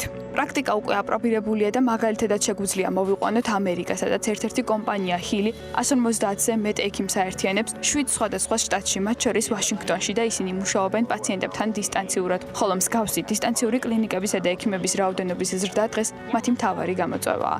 პლატფორმის ფარგლებში თუ კი ექიმი მიხვდება, რომ პაციენტის მდგომარეობა უფრო მეტ ჩართულობას მოითხოვს, ის ახორციელებს ვიზიტს სახლში. მას უერთდება ასისტენტიც და უსაფრთხოების ზომების მაქსიმალურად დაცვით. სამედიცინო დახმარებას უწევენ პაციენტს. ანუ მათ, ვისაც ქრონიკული დაავადებები აქვთ და სჭირდებათ მუდმივი მონიტორინგი და ასევე ვისაც გრიპი და გაცივების სიმპტომები აღენიშნებათ. რეალურად ამერიკაში ექიმთან ონლაინ ვიზიტი ისეთივე მარტივი პროცედურა გახდა, როგორც მაგალითად საკვების ონლაინ გამოძახება.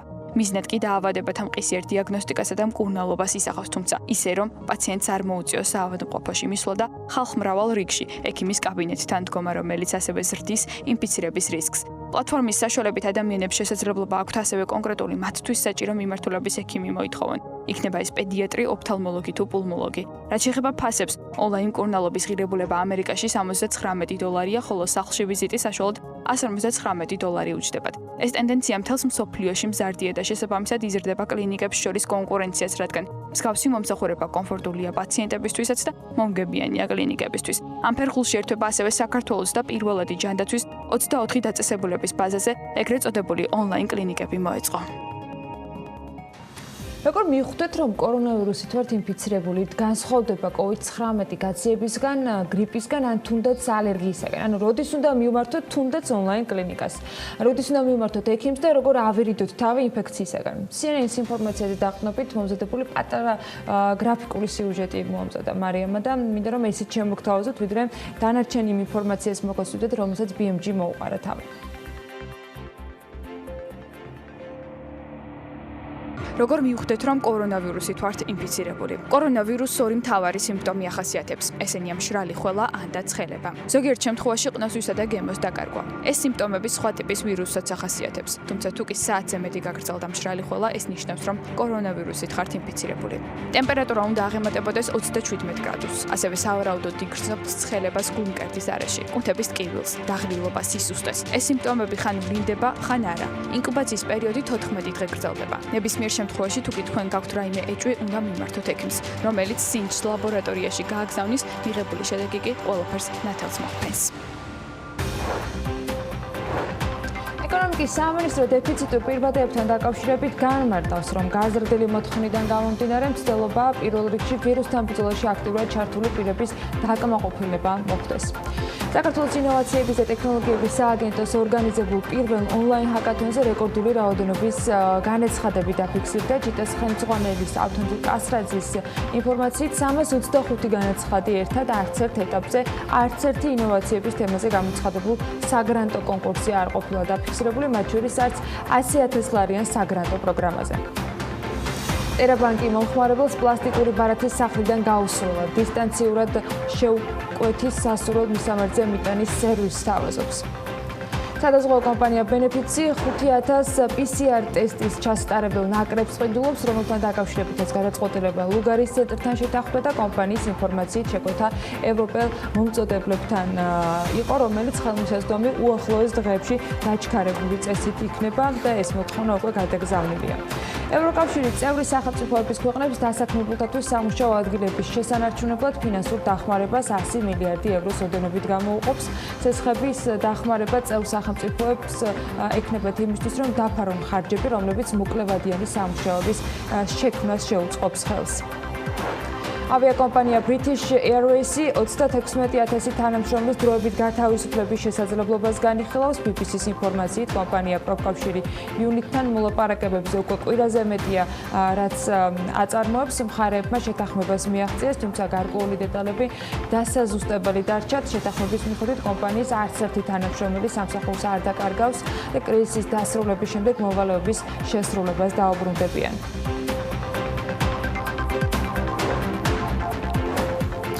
დღეს წესრიგით გათვალისწინებულ ბიზნეს ამბებს გაგასვამდეთ, აქვე კიდე ერთი ამბავი, ნოვა პანდემიის გამოწვევის დასაძლებლად 65,000 ლარის გამოყოფაზე მიიღო გადაწყვეტილება და კომპანია უერთდება ბრძოლას, რომელიც გამოცხადებული არის მთელი ქვეყნის მასშტაბით. სხვადასხვა ფორმით ცდილობენ კერძო სექტორის წარმომადგენლები აქტივობების განხორციელებას. შესაბამისად, კომპანია ბათუმის რესპუბლიკურ კლინიკურ საავადმყოფოს 50,000 ლარის ღირებულების სამედიცინო აპარატურას შეუძენს და თბილისის კათარზის, რომელიც დღეში 340 ხანდაზმულს ემსახურება, საკვები პროდუქტებით უზრუნველყოფს 10,000 ლარით. მოკლედ, ასეთი ამბები გვაქვს, მაქსიმალურად ვცდილობთ შექმნილი გლობალური გამოწვევის ეფექტის შეებრძოლებას ჩვენი ქვეყნის მოსახლეობისა და ეკონომიკაზე. ეს ითქვა გუშინ კიდეც ეკონომიკის მინისტრისგან ნათია თურნავასაგან, რომელმაც საკოორდინაციო საბჭოს დასხდომის დასრულების შემდეგ გააკეთა კომენტარი და მედიის მიერ დასმული კითხვის საპასუხოდ თქვა, რომ ეკონომიკურ პროექტებზე კურსთა შორის სხვაობის ზეგავლენას დააფინანსებს მთავრობა, თუმცა კონკრეტული რიცხვების დასახელება ჯერჯერობით შეუძლებელია. მისი თქმით, ეს არის ძალიან რთული ამოცანა, რადგან გლობალური ეკონომიკური კრიზისის პირობებში და კიდევ უფრო მძიმე ეკონომიკური კრიზისის წინაშეა ქვეყანა, რაც ცალსახადაა მთავრობის ყველა გადაწყვეტილება და მცდელობა მიმართული იქნება იქითკენ, რომ მაქსიმალურად შეარბილოს ამ კრიზისის ზემოქმედება. აქცენტს კლავინდებურად ვაკეთებთ და მომავალშიც გავაკეთებთ გაიდლაინების და ჯანდაცვის სამინისტროს მიერ ეპიდემიოლოგების და ინფექციონისტების მიერ შემუშავებული წესების დანერგვაზე და დაცვაზე. ყველამ უნდა ვისწავლოთ, ყველა ბიზნეს მიმართავ ცხოვრება ამ წესების დაცვით. ეს არის, რა თქმა უნდა, გარკვეულ ძალისხმევასთან დაკავშირებული, მაგრამ ეს იქნება ბიზნესების შემდგომი ფუნქციონირების აბსოლუტური წინაპირობა. და ჩვენ ამას, რა თქმა უნდა, გავაკონტროლებთ. ჩვენი ათიკრიზისული ეკონომიკური პაკეტი მიმართულია ორი ობიექტისაკენ: დაზარალებული ბიზნეს სექტორები და რამდენად ტევადი ღონისძიებებია შეთავაზებული ეს იცით, დაწყებული გადასახადების გადავადებით და პროცენტის სუბსიდირებით დასრულებული და მეორე მთავარი ობიექტი ჩვენი დახმარების არის მოსახლეობა, ვინც მიუხედავად ყველა ჩვენი მცდელობისა მაინც დაკარგავს ალბათ სამსახურს. ესეც ნათია თურნავას კომენტარი არის გუშინდელი საკოორდინაციო საბჭოს ხდომის დასრულების შემდეგ. მინისტრი ამბობს, რომ კონკრეტული გეგმა და სქემა როგორ მოხდება 2 მილიარდის განაწილება ბიზნესებისათვის თუ სამსახურო დარჩენილი მოქალაქეებისათვის, ეს მთავრობას ჯერ არ აქვს, თუმცა ასევე განმარტავს, რომ ეს ყველაფერი დამოკიდებული იქნება იმაზე, რამდენ ხანს გაგრძელდება კრიზისი, რაც კორონავირუსს უკავშირდება. მეორე და მთავარი ობიექტი ჩვენი დახმარების, რა თქმა უნდა, არის მოსახლეობა, არიან ადამიანები, ვინც მიუხედავად ყველა ჩვენი ცდილობისა, ალბათ დაკარგავენ სამსახურს, იმიტომ რომ ეს ესეა, თვალი უნდა გაუსწოროთ რეალობას. ჩვენ შევდივართ კრიზისში და ყოველ შემთხვევაში მანამ სანამ ეკონომიკა არ ამოიქოქება იგივე დონეზე, რაც იყო კრიზისამდე, რა თქმა უნდა, იქნება დროებითი სირთულეები და ძალიან კარგად გვესმის, რომ ეს დაარტყამს დასაქმებულებსაც. მიუხედავად იმისა, რომ ბევრი კომპანია იჩენს მაქსიმალურ პასუხისმგებლობას და ცდილობს, რომ დასაქმება შეინარჩუნოს. კარგად გვესმის, რომ ეს ყოველთვის ვერ მოხერხდება. ის რომ ბიზნესს გაუჭირდება და ის რომ ეკონომიკის სრულად გაჩერების შემთხვევაში სერიოზული პრობლემები შეიქმნება ქვეყანაში, ამას პრემიერიც ამბობს და ეკონომიკის მინისტრიც ადასტურებს. რთული ამასობაში მთავრობის მიერ გამოცემულ დადგენილებაში იმის ერთმნიშვნელოვანი პასუხის მიღებაა დასაშვებია თუ არა ონლაინ ვაჭრობამ და შეძლებენ თუ არა კომპანიები რამდენიმე დღეში შეცვლილი და გადაწყობილი სისტემით, თუნდაც მინიმალური სამუშაო პროცესი დაუფიქსირდეთ. გიორგი ახარიას განმარტების შემდეგ ნათია თურნავამ გუშინ თქვა ის, რომ არასასურსათო პროდუქტის ონლაინ გაყიდვები პრაქტიკულად აკრძალულია.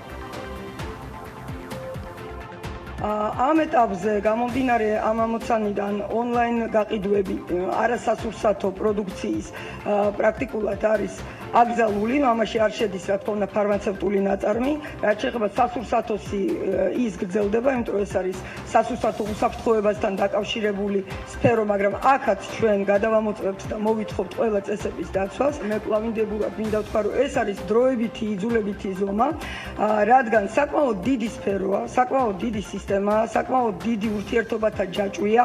იქ არის საწყობები, იქ არის მიტანის სერვისები ჩართული, იქ არის ოფისები ჩართული. მე მინდა მადლობა უთხრა ყველა იმ კომპანიას, ვინც ძალიან მოკლე ხანში ააწყო ეს ონლაინ გაყიდვები, იმიტომ რომ ესეც არ იყო მარტივი, მე ძალიან კარგად ვიცი რა რესურსთანაც იყო ეს დაკავშირებული. ჩვენ ვმუშაობთ იმაზე, თუ როგორი ასე ვთქვათ მოდელით და ფორმატით ჩვენ შევძლებთ, რომ ასე ვთქვათ შევთავაზოთ ამ ბიზნესს გადაწყობა. ამავე დროს ამავე პასუხისას და ამავე ბრიფინგზე ეკონომიკის მინისტრმა დამატებით განმარტა, რომ ყველა ბიზნესი, რომელიც მთავრობას მოქალაქეთა უსაფრთხოების შესაბამის გარანტიებს მისცემს, მოხდება მთავრობის მიერ დაშვებულ საქმიანობათა ჩამონათვალში. ის ბიზნესები, ვისი საქმიანობაც დღეს დროებით არის შეჩერებული ისევ და ისევ გამომდინარე მთავარი ამოცანიდან და მთავარი პრიორიტეტიდან, რასაც ქვია ჩვენი მოსახლეობის ჯანმრთელობის დაცვა და ვირუსის გავრცელების პრევენცია, მინდა უთხრათ, რომ ყველა ვინც ეტაპობრივად დაგვანახებს იმ გარანტიებს, რომ შეასრულებს ამ ჯანდაცვის სამინისტროს მიერ დაწესებულ წესებს და უზრუნველყოს საკუთარი თანამშრომლების, საკუთარი კლიენტების უსაფრთხო ფუნქციონირებას, რა თქმა უნდა, ამ ბიზნესების საქმიანობაც შემდგომში იქნება დასაშვები. ჯანდაცვის მინისტრის თქმით, კლინიკებმა ჯანდაცვის სამინისტროს მედპერსონალის სია უნდა გადაუგზავნონ შესაბამისად სახელმწიფოს, რათა მათ გადაადგილების პრობლემა არ შეექმნათ. ეკატერინა ტიკარაძე ამბობს, რომ ჯანდაცვის სამინისტრო მზად არის კერძო კლინიკებს დაეხმაროს, რათა ისინი ტრანსპორტით იყვნენ უზრუნველყოფილები. სამინისტროს პორტალზე განვათავსეთ კითხვარი და ასევე მოთხოვნა სამედიცინო დაწესებულებების მიმართ, რათა მათ მოახდინონ სამედიცინო პერსონალის ნუსხის ჩამონათვალის მოწოდება სამინისტროსთვის, ვინაიდან ამით ჩვენ შეგვეძლება განსაზღვროთ, თუ რა ნაწილს პერსონალისაც ესაჭიროება საშვი იმისათვის, რომ გადაადგილება მოახდინონ და შეუყოვნებლად საკუთარი ავტომობილით და ასევე დაიგეგმოს, თუ რა ნაწილი არის პერსონალის, რომელსაც ესაჭიროება გარკვეული ჩართულობა მუნიციპალიტეტის და ასევე ჩვენ მზადა ვართ დავეხმაროთ კერძო კლინიკებს იმ კომუნიკაციაში, რათა მათ შეძლონ საკუთარი პერსონალისთვის უზრუნველყოფა ტრანსპორტით. საგანგებო მდგომარეობიდან გამომდინარე, საერთაშორისო ჯგუფ ვიონის წევრი ბილაინი ტუბერკულოზისა და ფილტვის დაავადებათა ეროვნული ცენტრის და აკადემიკოს ვახტანგ ბოჭორიშვილის სახელობის კლინიკის სამედიცინო პერსონალის სამსახურში და სამსახურიდან ტრანსპორტირებას უზრუნველყოფს. იმ ფონზე, რომ საქართველოში ამოქმედებული საგანგებო მდგომარეობის ფარგლებში საზოგადოებრივი ტრანსპორტის მომსახურება გაუქმდა, კომპანიამ კლინიკების პერსონალის გადაადგილების უზრუნველყოფა გადაწყვიტა და ყოველი მგზავრობის შემდეგ ავტომანქანების დეზინფექცირება ჩატარდება. ქვეყნის მასშტაბით ბილაინის ყველა მაღაზია დაკეტილია, თუმცა მომხმარებელს შეუფერხებლად შეუძლია ნებისმიერი მომსახურების მიღება ციფრული არხების მეშვეობით, აპლიკაციით, ვებგვერდითა და ონლაინ ჩატით, ასევე სატელეფონო ცენტრით. ასევე ვიზრუნეთ საზღვარგარეთის ჩაკეტვის გამო საზღვარგარეთ დარჩენილ ჩვენს 2500-მდე აბონენტზე და მათთვის შეუფერხებელი კავშირის უზრუნველყოფისათვის როუმინგში მობილურ ინტერნეტს საჩუქრად ვრიცხავთ. ეს ბილაინის ინიციატივების მცირე ჩამონათვალია, ამბობს ბილაინის გენერალური დირექტორი ანჯეი მალინოვსკი.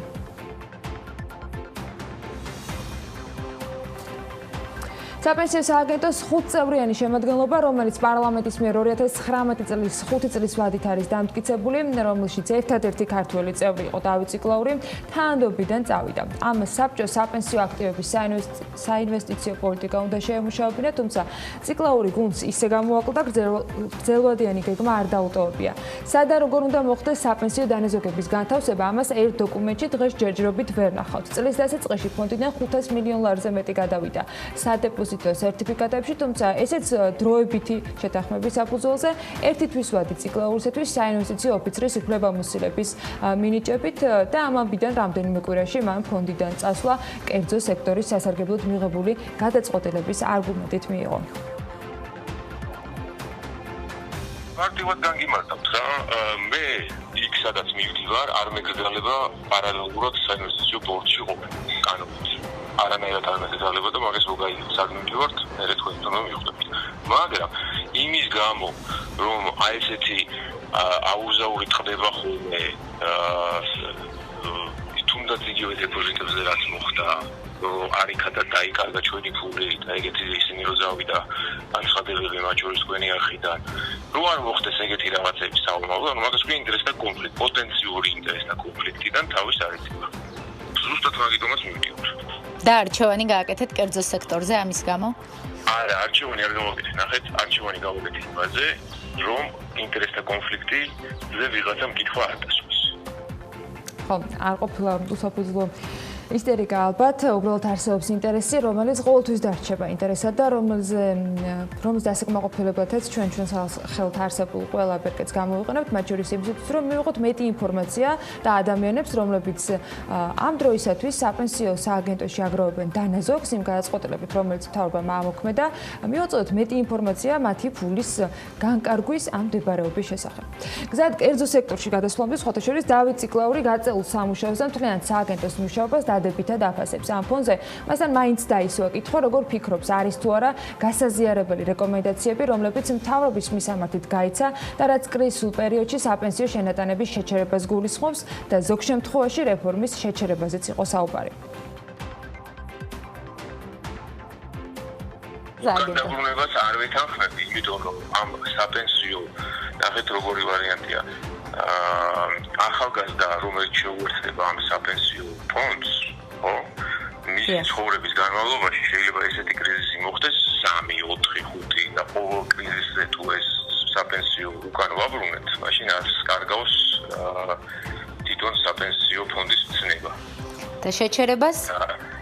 შეჩერება არ ვიცი, ანუ შეჩერებაზე ხა მაგრო პარამეტრები და ასე შემდეგ მე ხელთ არ მაქვს. იმიტომ პროგნოზს სამწუთას მე ვერ გავაკეთებ. საპენსიო სააგენტოს საინვესტიციო ოფიცრის თანამდებობაზე გოგა მელიქიძე დაინიშნა და კიდევ ერთხელ მინდა რომ მას წარმატებები უსურვა ამ ეთერიდანაც. გოგა, ჩვენი სამშაბათების გამოცდილი თანაწამყვანია და გალტენტაგარტის საბროკერო დეპარტამენტს ხელმძღვანელობდა. მას ფინანსურ სექტორში მუშაობის 16 წლიანი გამოცდილება აქვს და საპენსიო სააგენტოს იმ ეტაპზე შეუერთდა, როცა ეროვნულ ბანკში საინვესტიციო პოლიტიკის დოკუმენტი, როგორც ვიცით, გადაგზავნილი არის.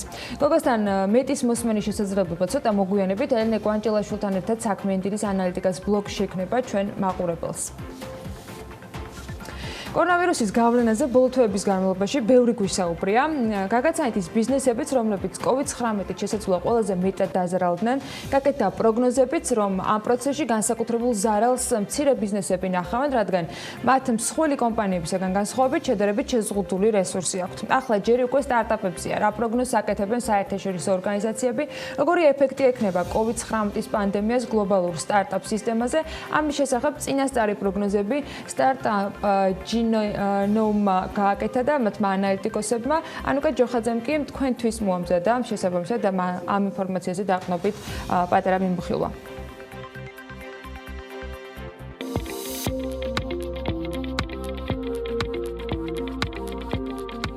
ალბათ 2019 წლის მიწურულს ბევრი ჩვენგანი ვერც კი წარმოიდგენდა, რომ 2020 წელი სრულიად განსხვავებული დრამატული სცენარით განვითარდებოდა და ის გეგმები, რომელიც წლის დასაწყისში ჰქონდა, რადიკალურად შეიცვლებოდა. მაგრამ სანამ მთელი მსოფლიო კორონავირუსის ენაზე დაიწყებდა საუბარს, არც ისტორიულად მოვისაკლისებდით დრამატულ სცენარებს. ყველას გვახსოვს 1987 წლის შავი ორშაბათი, 2001 წლის .com აფეთქება და 2007 წლის მსოფლიო ფინანსური კრიზისიც. კრიზისის დაძლევის მიზნით არაერთმა სტარტაპ კომპანიამ უკვე დაიწყო ფიქრი ინოვაციურ გადაწყვეტაზე, მაგრამ ამის პარალელურად სანამ ისინი უხელავ მტერთან საბრძოლო იარაღებზე მუშაობენ, უნდა დავსვათ კითხვა: რა გავლენა ექნება COVID-19 გლობალურ სტარტაპ ეკოსისტემაზე? დავიწყოთ ჩინეთის მაგალითით, სადაც კორონავირუსმა სტარტაპებისთვის თავისი წილი ზიანის მიყენება უკვე შეძლო. ჩინეთში იანვარსა და თებერვალში წარმოება 13.5%-ით შემცირდა, რასაც გაყიდვების 20.5%-იანი შემცირებაც მოჰყვა. კრიზისის დაწყების შემდეგ საგრძნობლად შემცირდა ვენჩურული ინვესტიციების წილიც. უფრო კონკრეტულად კი შემცირება 50-დან 57%-მდეა. მოლოდინებზე თუ ვილაპარაკებთ, 2020 წლის ბოლოსთვის შესაძლოა სტარტაპებმა ინვესტიციის სახით 28 მილიარდი ამერიკული დოლარი დაკარგონ. იმ შემთხვევაში კი თუ ეს დინამიკა ინვესტიციების მიმართულებით 2 თვეზე მეტ ხანს გასტანს, ანალიტიკოსები პროგნოზებს უკვე ამის შემდეგ სხვა ეკონომიკური კრიზისებიდან გამომდინარე აკეთებენ. 2008 წლის მსოფლიო კრიზისის შემთხვევაში, რომ გადავხედოთ რიცხვებს, 12 თვეში გლობალურად ვენჩურული კაპიტალის ინვესტიციები 21%-დან 29%-მდე შემცირდა, რაც თანხობრივად 86 მილიარდ 400 მილიონი ამერიკული დოლარი იყო. კრიზისული მდგომარეობიდან გამოსვლას კი სტარტაპებმა 3 წელი მოანდომეს. ისევ ისტორიას რომ გავყვეთ და პარალელების გავლება განვაგრძოთ, მიუხედავად იმისა, რომ 2008 წლის გლობალური კრიზისის დროს ინვესტიციების რაოდენობა შემცირდა, მაინც გაიზარდა დაფინანსებული კომპანიების რაოდენობა. კომპანიების მხრიდან ფულადი სახსრების მიზნობრივი განაწილება დაიწყო. ამის მაგალითია Fortune 500-ის სია, რომლის შემადგენლობაში არსებული სტარტაპ კომპანიების უმეტესობა რეცესიის დროს შეიქმნა. ამავე პერიოდს უკავშირდება მსოფლიოს ერთ-ერთი ცნობილი ონლაინ პლატფორმა Airbnb-ის შექმნაც. შესაძლებლობა შეგვიძლია ჩავთვალოთ ისიც, რომ რეცესიის დროს, როცა კომპანიები კადრების შემცირებას იწყებენ, სტარტაპები ეკონომიკაში სამუშაო ადგილებს ქმნიან. ხოლო ამერიკაში ბოლო ერთ კვირაში უმუშევართა რაოდენობამ 3.300.000-საც კი მიაღწია. შესაბამისად, იმის გათვალისწინებით, რომ ბოლო პერიოდში უმუშევართა რაოდენობა მთელ მსოფლიოში იზრდება, სტარტაპები ახლა იმაზე მეტად გვჭირდება, როგორც არასდროს. სტარტაპები თანამედროვეობას ყველაზე ადვილად ერგებიან და მათი რესურსის გამოყენება კორონავირუსთან მებრძოლ ქვეყნებში და მსოფლიოში ყველაზე ოპტიმალური შეიძლება იყოს უსაფრთხოების წესების დაცვასთან შეთავსებით. საგანგებო მდგომარეობის პერიოდში მთავრობა ონლაინ ვაჭრობას რიგი კომპანიებისათვის აღარ შეზღუდავს. ეკონომიკური საქმიანობის ჩამონათვალი ახალი დადგენილებით არის განსაზღვრული. დოკუმენტის მიხედვით დასაშვებია ნებისმიერი ეკონომიკური საქმიანობა დისტანციურად მხოლოდ სახლიდან გაუსვლელად. ნახევრად შეცვლილი და გადახედილი შეზღუდვები, ბიზნესის შანსი და პრობლემა, რაც ჯანმრთელობის დაცვის სახელით მიღებულმა დადგენილებამ შესაძლოა კერძო სექტორს გადარჩენისთვის ბრძოლაში პრობლემები გაუმძაფროს. მეჰმედ მელექი, ბეკოს გენერალური დირექტორი და ნიკა ჩილინდრიშვილი, მაიმარკეტის და მაიშოპის პროექტის ხელმძღვანელი შემოგვიერთდებიან რამდენიმე წუთში.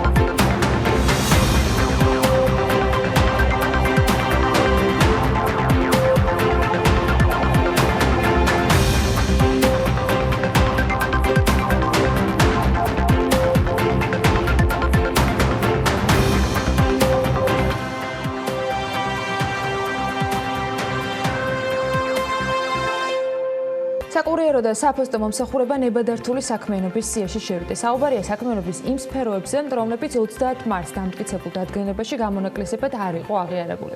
ამასთანავე განახლებულ დოკუმენტში დაზუსტდა ტექსტი საკურიერო და საფოსტო მომსახურების შესახებ. თუმცა, რაც შეეხება უშუალოდ მიტანის სერვისის დადგენილების მიხედვით ეგრეთ წოდებული delivery service დასაშვებია მხოლოდ მაშინ, როდესაც საკვების ან ფარმაცევტული საქონლის მიტანა ხდება. ელენე გოგბერაშვილი ცდილობდა გაერკვია გუშინ ვისთვის არის შესაძლებელი მუშაობა ნებადართული ონლაინ რეჟიმში და ვისთვის ჯერ კიდევ არ. მთავრობის 30 მარტის გადაწყვეტილებით აქამდე დაშვებული იყო მხოლოდ საკვები პროდუქტების ეგრეთ წოდებული delivery service. თუმცა დღეს გამოქვეყნებული მორიგი 211 დადგენილებით ნებადართულ ეკონომიკურ საქმიანობის ჩამონათვალში ეს მუხლი კიდევ უფრო დაზუსტდა და საკვები პროდუქტების გარდა დაშვებული იქნა ფარმაცევტული საქონლის ადგილზე მიტანის მომსახურებაც. იმ ბიზნეს წრეებში, რომლებიც შექმნილი საგანგებო მდგომარეობის ვადით სრულად გადაეწყვნენ ონლაინ გაყიდვებზე, ამ ჩანაწერმა გარკვეული დაბნეულობა გამოიწვია. სანამ მთავრობაში განმარტავდნენ, რა გეგმა ჰქონდათ ონლაინ გაყიდვებით დაკავებულ კომპანიებთან მიმართებაში, შესაბამისი დადგენილების გამოცემის მიუხედავად ბიზნესები ჯერ კიდევ გაურკვევლობაში იყვნენ. ჩვენ გუშინვე გავაგზავნეთ მიმართვა როგორც ეკონომიკის სამინისტროში, ასევე ბიზნეს ომბუდსმენს მივმართეთ, მოთხოვნით, რომ ჩვენი პროდუქცია, ჩვენი კატეგორია იყო პირველადი მოხმარების მომავალი დედებისთვის, საბოლოო პასუხს გაიდლაინების სახით დღესაც ველოდებით.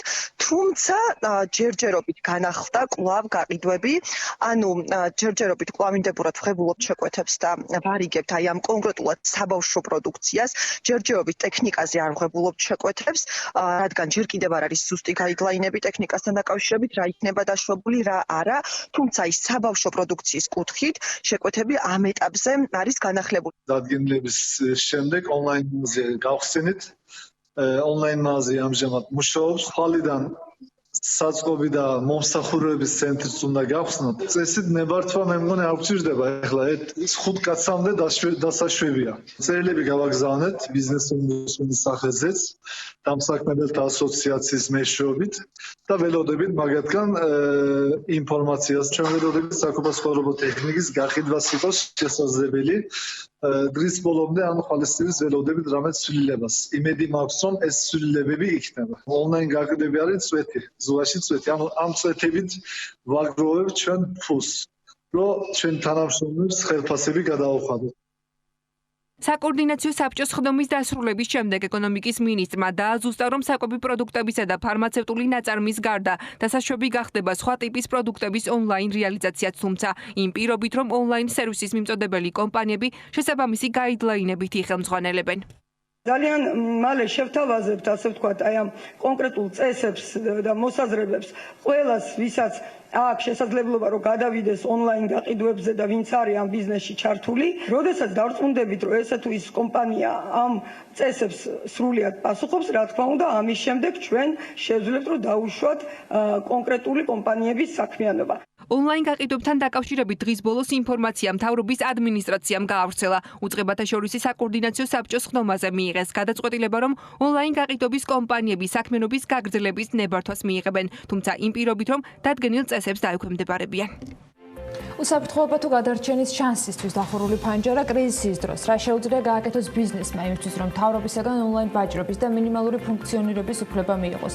სტუმრებთან ერთად უნდა გავაგრძელოთ საუბარი. მეჰმედ მელექი, ბეკოს გენერალური დირექტორი და ნიკა ჩილინდრიშვილი, მაი მარკეტის მაიშოპის პროექტის ხელმძღვანელი გვერდებიან საქმიანობის ეთერში. მოგესალმებით. მადლობა ამისთვის, რომ გვერდთვებით.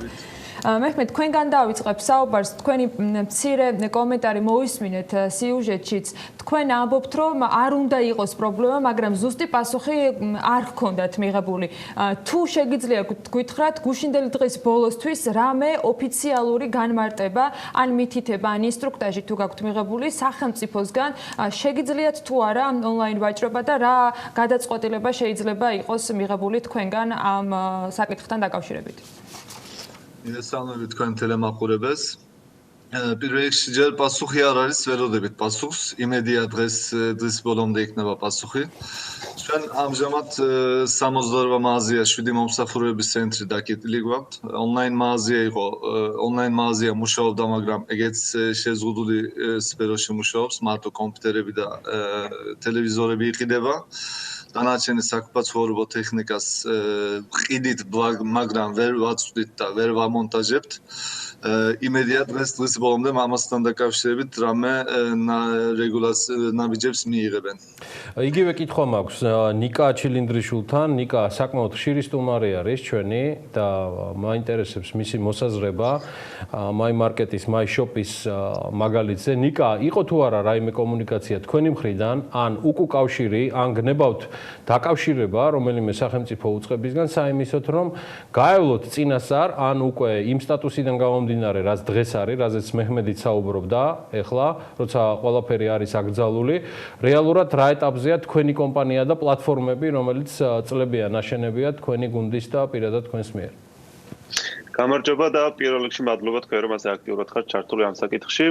რაც შეეხება ჩვენი მხრიდან კომუნიკაციას სახელმწიფო სტრუქტურებთან, ჩვენ რეალურად 2 დღეა აქტიური კომუნიკაცია გვაქვს მათთან, როგორც ეკონომიკის სამინისტროსთან, რამოდენიმეჯერ რეალურად მიმართვა გავაკეთეთ, ერთხელ ჩვენ ცალკე ინდივიდუალურად და მეორედ უკვე პარტნიორ კომპანიებთან ერთად საერთო მიმართვა და გარკვეული პასუხები მივიღეთ, თუმცა გვესმის რომ რეალურად მუშაობა ხდება საგანგებო რეჟიმში და საკმაოდ დატვირთულ რეჟიმში და რაღაცა დაუზუსტებელი საკითხები არის იგივე კატეგორიებთან მიმართებაში, თქვათ, რა ტიპის კატეგორიები შეგვიძლია აი, რა რისკებია, ნიკა, გამოკვეთილი, რა რისკებია გამოკვეთილი, რომელიც რაღაცა კონსენსუსამდე ვერ მიყვავს ონლაინ თემაზე გადაწყვეტილების მიღების და ბიზნეს შორის.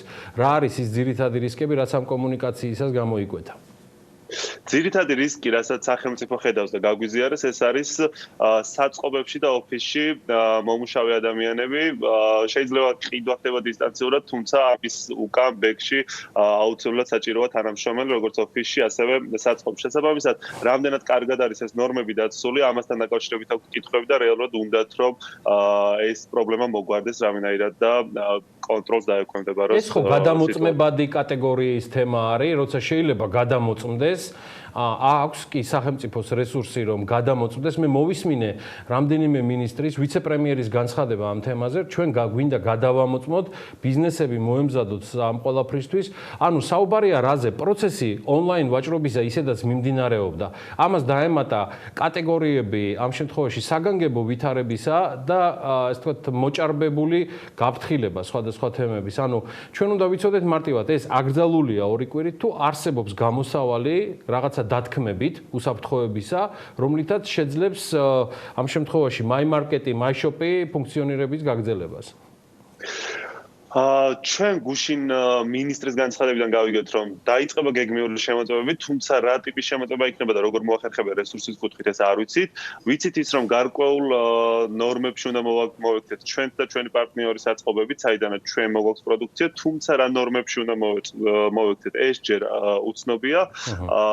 დღის განმავლობაში ველოდებით მათგან კონკრეტულ პასუხებს, თქვათ, რა რეკომენდაციები და ვალდებულებები იქნება, რაც გავითვალისწინოთ და ჩვენის მხრივ შემდგომ უკვე უზრუნველყოფთ იმას, რომ ჩვენ პარტნიორ კომპანიებს სწორად მივაწოდოთ ეს ინფორმაცია და ერთის მხრივ, როცა ჩვენ მოვაწესრიგებთ შიგნით, შემდგომ უკვე დავეხმაროთ პარტნიორ ორგანიზაციებსაც ამ საკითხების მოგვარებაში. თუმცა გასათვალისწინებელია ერთი ფაქტი, რომ ისე როგორც My Market-ი მთლიანად გადასული არის remote-ზე, ანუ ოფისში ხა არავინ არ მუშაობს და ამის საჭიროება ჩვენ მხრიდან არ არის.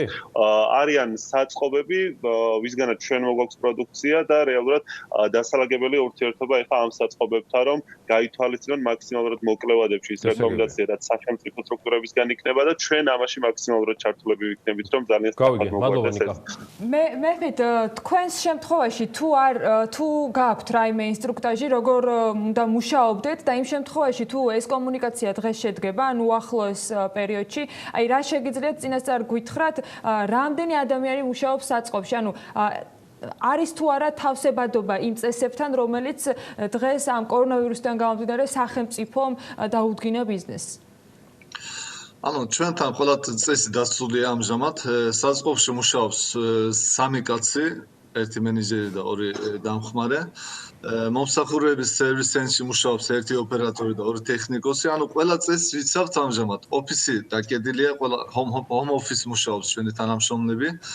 აქედან გამომდინარე ყველა წესი არის დაცული და კიდევ ველოდებით ეს ნორმები, რომ ამ ნორმების ჩარჩოებში ვამუშაოთ სერვის ცენტრი და საწყობი. ჩვენთვის ყველაზე მნიშვნელოვანი არის მომსახურების ცენტრი. ყველა სახლშია გეცოდინებათ. დარს მანქანა გაუფუჭდება, მასივარი გაუფუჭდება, ტელევიზორი გაუფუჭდება, დროზე უნდა მოემსახუროთ, რომ ყველა იყოს კმაყოფილი. ამჟამად არის ამაზე დიდი რეაქცია და პრობლემები, რომ სერვის ცენტრები რადგან დაკეტილია, მომსახურებას ვერ ვუწევთ ჩვენ მოხმარებლებს. თქვენს ახსენეთ, რომ აი პრობლემა შეიძლება იყოს მონტაჟი, როდესაც თუნდაც აი სარეცხ მანქანას შეიძენს მომხმარებელი. ამ შემთხვევაში რითი შეგიძლიათ რომ იხემწყვანელოთ მაგალითად? მონტაჟი ძალიან ადვილია. მონტაჟი მარტო შლანგის შეერთება უნდა. მონტაჟზე კი არ არის. თუმცა აქ კონტაქტი რა თქმა უნდა არსებობს ადამიანებს შორის, რომლებიც არ არიან, თქვა არც ოჯახის წევრები და ვისკები იზრდება. დისტანციურად, ვისაც სურვილი აქვს, ტელეფონით რეკავს ჩვენი ტექნიკური მენეჯერი და დისტანციური მონტაჟს ვაკეთებთ. ამაზე პრეტენზია არ ქონიათ აქამდე, ახლა ყველა ამაზე მეჰმედ, ესეთი კითხვა მაქვს. ბეკო არის გლობალური საერთაშორისო კომპანია. მე მაინტერესებს ონლაინ სეგმენტი სხვა ქვეყნებში თქვენი კოლეგებისგან, რეგიონალური მენეჯერებისგან თუ დირექტორებისგან. რა ინფორმაცია გაქვთ? ჩვენ საერთაშორისო კომპანია ვართ Forbes-ის სახით და მე მაგალითად ვიცი ჩემი კოლეგები 36 ქვეყანაში როგორ მოქმედებენ და კოორდინაციაში ვარ. ბეკოს მაგალითზე მაინტერესებს ონლაინ ვაჭრობის თემა. სად და როგორ არის დარეგულირებელი და საუკეთესო პრაქტიკა, რასაც თქვენ შეიძლება საღამოს პასუხად მიიღოთ მთავრობისგან, რას ელით? ძალიან კარგი შეკითხვა ბატონო გიორგი. ამ თურქეთის მაგალითს ეგეთქვი, თურქეთში ონლაინ მაღაზიები მუშაობს, ყველაფერს ხვიდიან. ანუ არ გაჩერებულა თურქეთში პროცესი გრძელდება. როგორ? ონლაინ ვაჭრობა თურქეთში გრძელდება. კი, რა თქმა უნდა, ონლაინ გაყიდვა გრძელდება თურქეთში. ამჟამად ონლაინ გაყიდვა გრძელდება, მომსახურების სერვის ცენტრებიც მუშაობენ. გასაგებია. დიახ, და საღამოს აი მეჰმედ რომ მითხრათ ესეთი რა საუკეთესო რა შეიძლება იყოს მიღებული, რომ ბიზნესი გაერკვეს, აი მაგალითად ხვალიდან ან ორშაბათიდან როგორ გააგრძელებს თუნდაც ბეკო საქმიანობას. ჩვენ მაღაზიების გახსნის პასუხს არ ველოდებით, არც ოფისში მუშაობის დადებით პასუხს არ ველოდებით. ერთადერთი ველოდებით იმას, რომ საწყობები იმუშაოს, რა თქმა უნდა, ყველა წესის დაცვით და ყველაზე მთავარი კიდე მომსახურების სერვის ცენტრები იმუშაოს, რომ მოვემსახუროთ ჩვენ მოხმარებლებს. აი ამ ორ გადაწყვეტილებას ველოდებით. გასაგებია. მადლობა მეჰმედ მელექს. მე ერთი კითხვა დამჭა ანალოგიური ნიკა ჩილინდრიშვილთან. ნიკა, იგივე კითხვა მაქვს პრინციპში, რაც ბეკოს შეფს დაუსვი. ანუ თქვენს მაგალითზე, თქვენს გამოცდილებაზე დაღრმობით, რა იქნებოდა საუკეთესო თუ ესეთი გადაწყვეტილება იქნა მიღებული დღის განმავლობაში და ონლაინ პლატფორმებმა, მოვაჭრე ონლაინ პლატფორმებმა, რა შეიძლება მიიღონ საუკეთესო გადაწყვეტილება A, რომ გაირკვეს ვითარება, B, რომ კონკრეტული შეზღუდვებით და დათქმებით, მაგრამ პროცესი გაგრძელდეს და ამოიქოქოს. გისმენთ? ჩვენ ვფიქრობთ, რომ საუკეთესო გამოსავალი ახლა არის დეტალურად გაწერილი გაიდლაინი, რის მიხედვითაც დავიმოქმედოთ ჩვენს და ჩვენო პარტნიორმა კომპანიებმაც.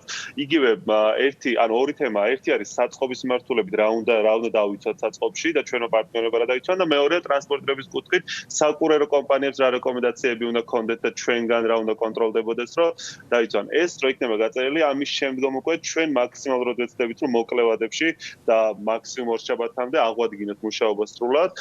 ვფიქრობ ერთადერთი ახლა რაც უნდა გაკეთდეს არის ჩვენთან კომუნიკაცია, რომ დროულად ქონდეს პასუხი და დროულად ქონდეს გაიდლაინი, რის მიხედვითაც ვიმოქმედოთ და შემდგომ უკვე გადავეწყობით სწრაფად ახალ ბიზნესი ითხოვს გაიდლაინებს. მადლობა ამ ჩართულობისთვის დილა ადრიან, მეჰმედ მელექს, ბეკოს გენერალურ დირექტორს და ნიკა ჩილინდრიშვილს, My Market, My Shop, My Shop-ის პროექტების ხელმძღვანელს, მათთან საუბარ სულ რამდენიმე წუთში BMG-ზე ნახავთ და ცხადია მათთან და სხვა დანარჩენ ბაზრის მონაწილეებთან რჩებით აქტიურად კავშირზე საიმისოდ, რომ მივაწოდოთ ინფორმაცია მედიის საშუალებებითაც, რომ გადაწყვეტილებები იყოს მიღებული ადეკვატური და სწრაფი.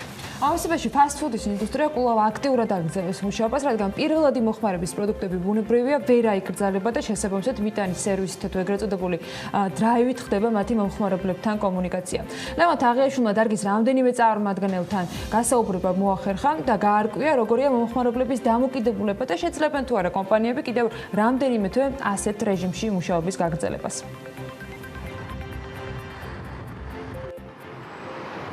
მთავრობის დადგენილებებმა ბიზნესების უმრავლესობას ფუნქციონირება აუკრძალა. თუმცა საკვები პროდუქტების მიმწოდებელ კომპანიებს ეს შეზღუდვა არ შეხებია.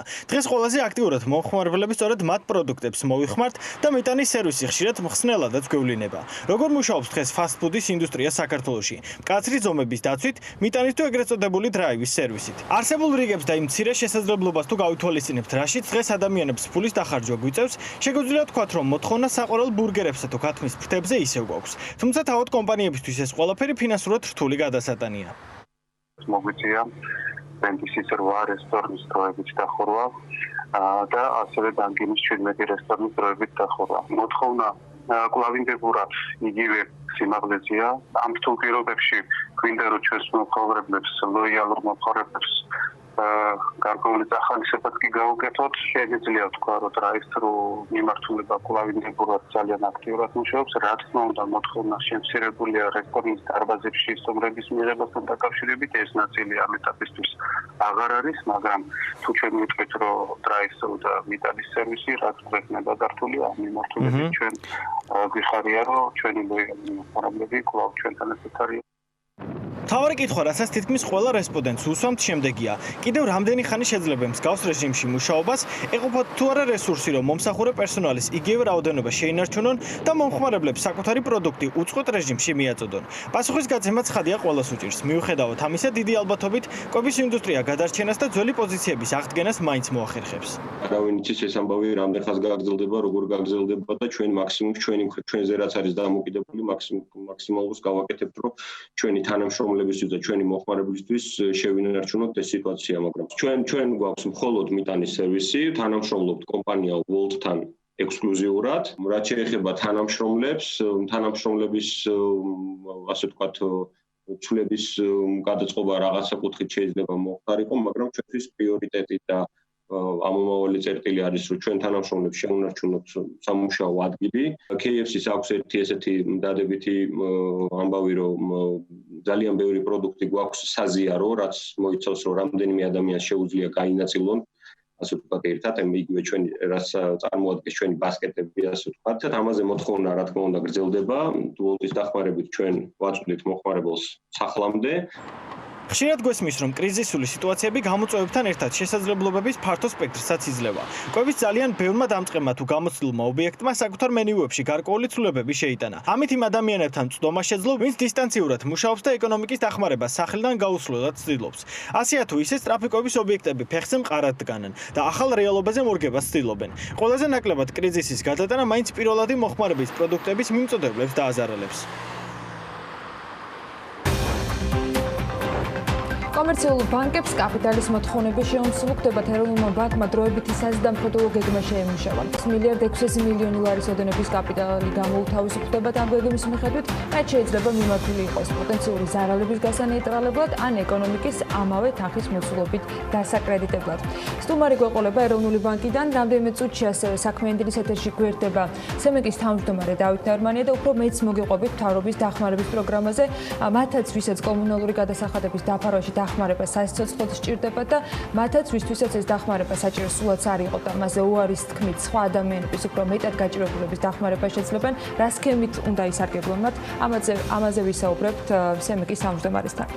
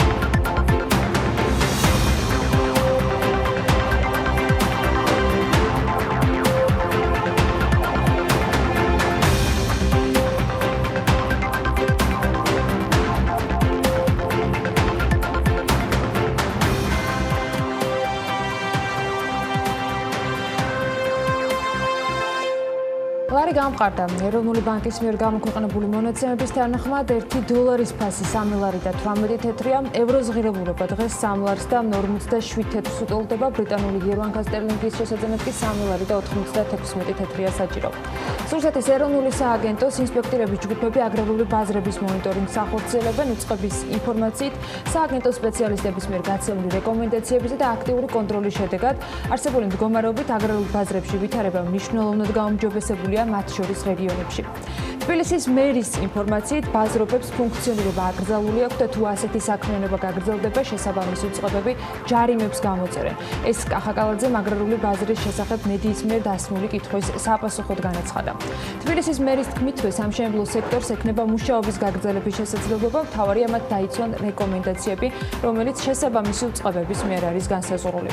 ეკონომიკური გუნდი მუშაობს და უახლოეს პერიოდში გვექნება გადაწყვეტილება. ასეთია ეკონომიკის მინისტრის პასუხი კითხვაზე, რომელიც უმუშევრად დარჩენილი ადამიანების დახმარებას შეეხება.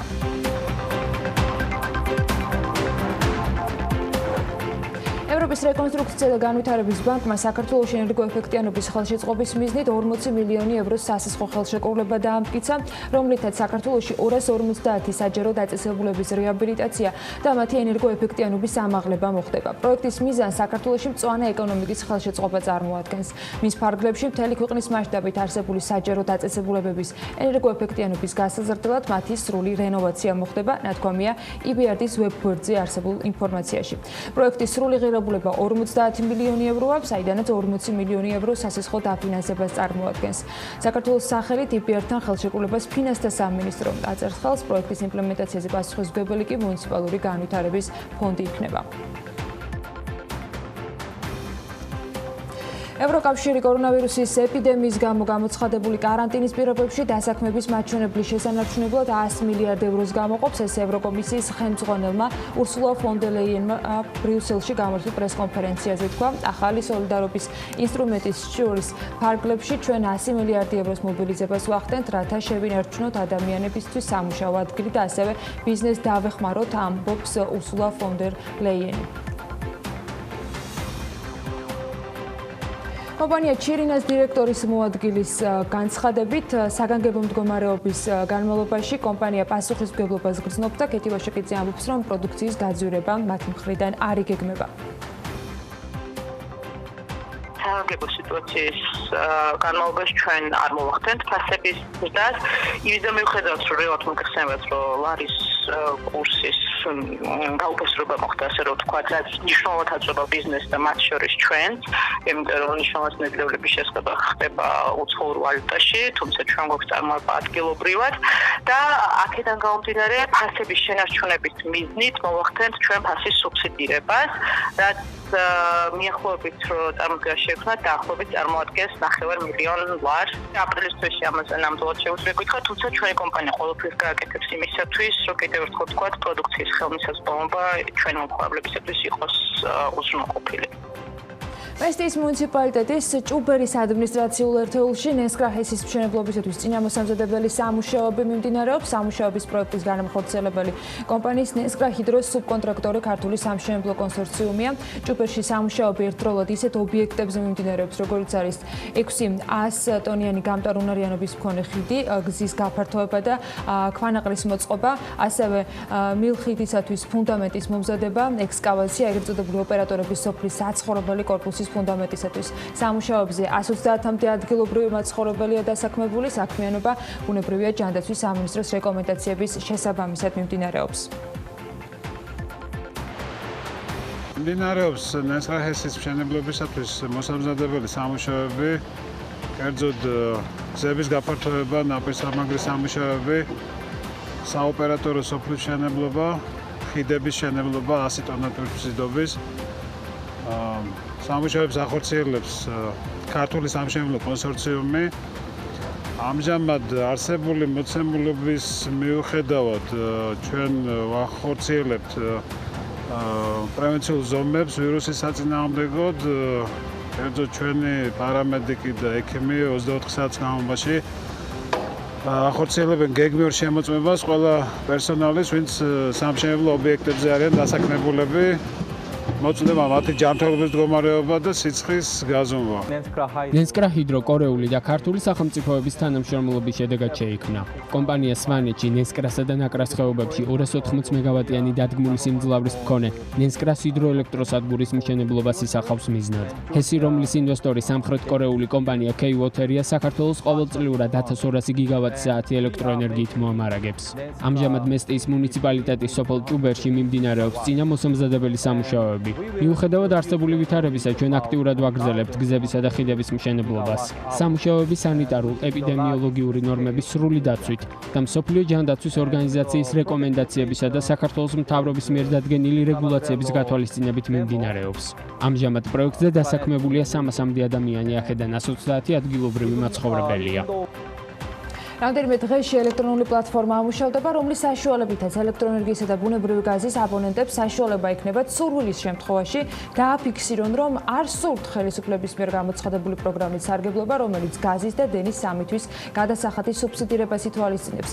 საქართველოს ენერგეტიკისა და წყალმომარაგების მარეგულირებელ ეროვნულ კომისიაში ამბობენ, რომ სპეციალისტები ამ პლატფორმის შექმნაზე მუშაობენ და ის რამდენიმე დღეში უკვე ამუშავდება.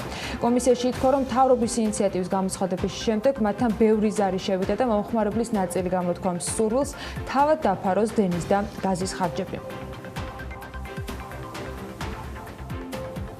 საქართველოს მოქალაქეებს, რომლებსაც ელექტროენერგიისა და გაზის გადასახადთან მიმართებაში სახელმწიფო სუბსიდიის გამოყენების სურვილი არ აქვთ, შეთავაზებაზე უარის თქმა შეუძლიათ, ასეთმა აბონენტებმა კი ელექტროენერგიისა და ბუნებრივი აირის მომარაგებაზე პასუხისმგებელი შესაბამის კომპანიებს უნდა მიმართონ, რომელიც სიების დაკორექტირებასაც მოახდენს. მათივე განმარტებით იმ ადამიანების სუბსიდია, რომლებიც სახელმწიფო დახმარებაზე უარს იტყვიან, სხვა მოქალაქეებს მოხმარდებათ, ვისაც ეს უფრო მეტად სჭირდება.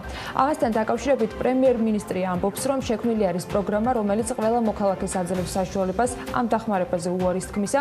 ენერგოომბუდსმენი სალომე ვარდიაშვილი ამავე დროს განმარტავს, რომ კომუნალური გადასახადების დაფინანსების ინიციატივის შესახებ კომპანიები სრულად ინფორმირებულები არიან და ამ მიმართულებით აბონენტებისათვის მომსახურების შეწყვეტა ან სხვა გაუგებრობები არ იქნება. მისივე შეფასებით ეს ინიციატივა მისასალმებელია და მომხმარებელთა უფლებების დაცვას ემსახურება. აბონენტებს, რომელთაც კომუნალური გადასახადი უკვე გადახდილი აქვთ, თანხა არ დაეკარგებათ, ბონუსის სახით გადავა ის მათ ანგარიშზე და შემდეგ გამოიყენებენ.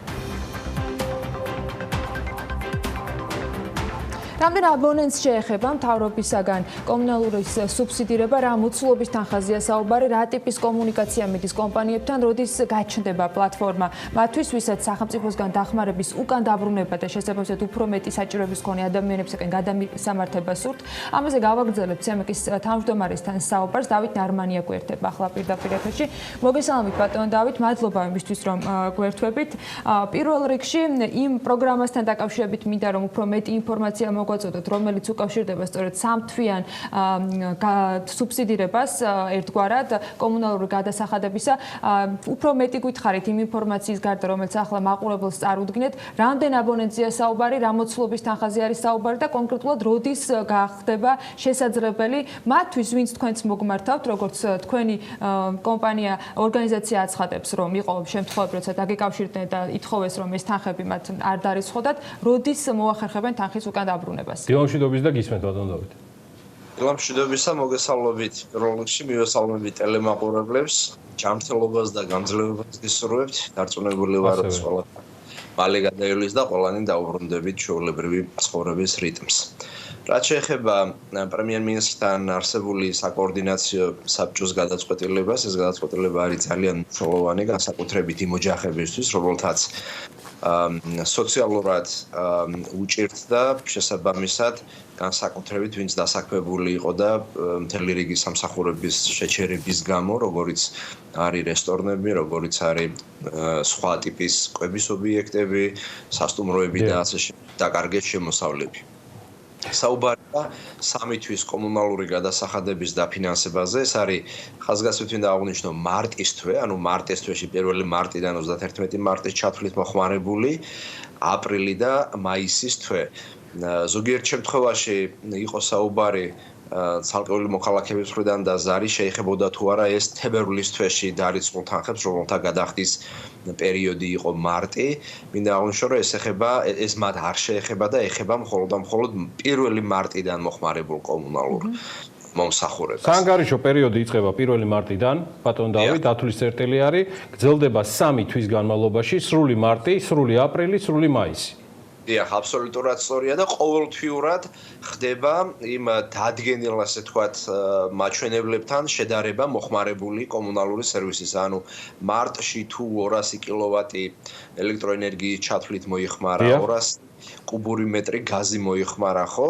ასევე იქნება აპრილის თვეშიც 1 აპრილიდან 30 აპრილის ჩათვლით, ასევე იქნება მაისის თვეში. ანალოგიური ის? იმ ფონზე რომ ეხა გაზაფხული დგება და იმედია მალე დათვება, ალბათ ეს კიდევ უფრო მეტ აბონენტს შეეხება შემდეგ თვეებში, ვიდრე ვთქვათ ეს მარტის თვე შეიძლება ყოფილიყო, მაგრამ ჯამურად დაახლოებით თუ გაქვთ თქვენ სტატისტიკა გექნებათ, რა თქმა უნდა, ამ ყველაფრის თუ გაქვთ დათვლილი, რა მოცულობის თანხა შეიძლება უკავშირდებოდეს ამ 3 თვის საერთო ხარჯი ბიუჯეტისათვის?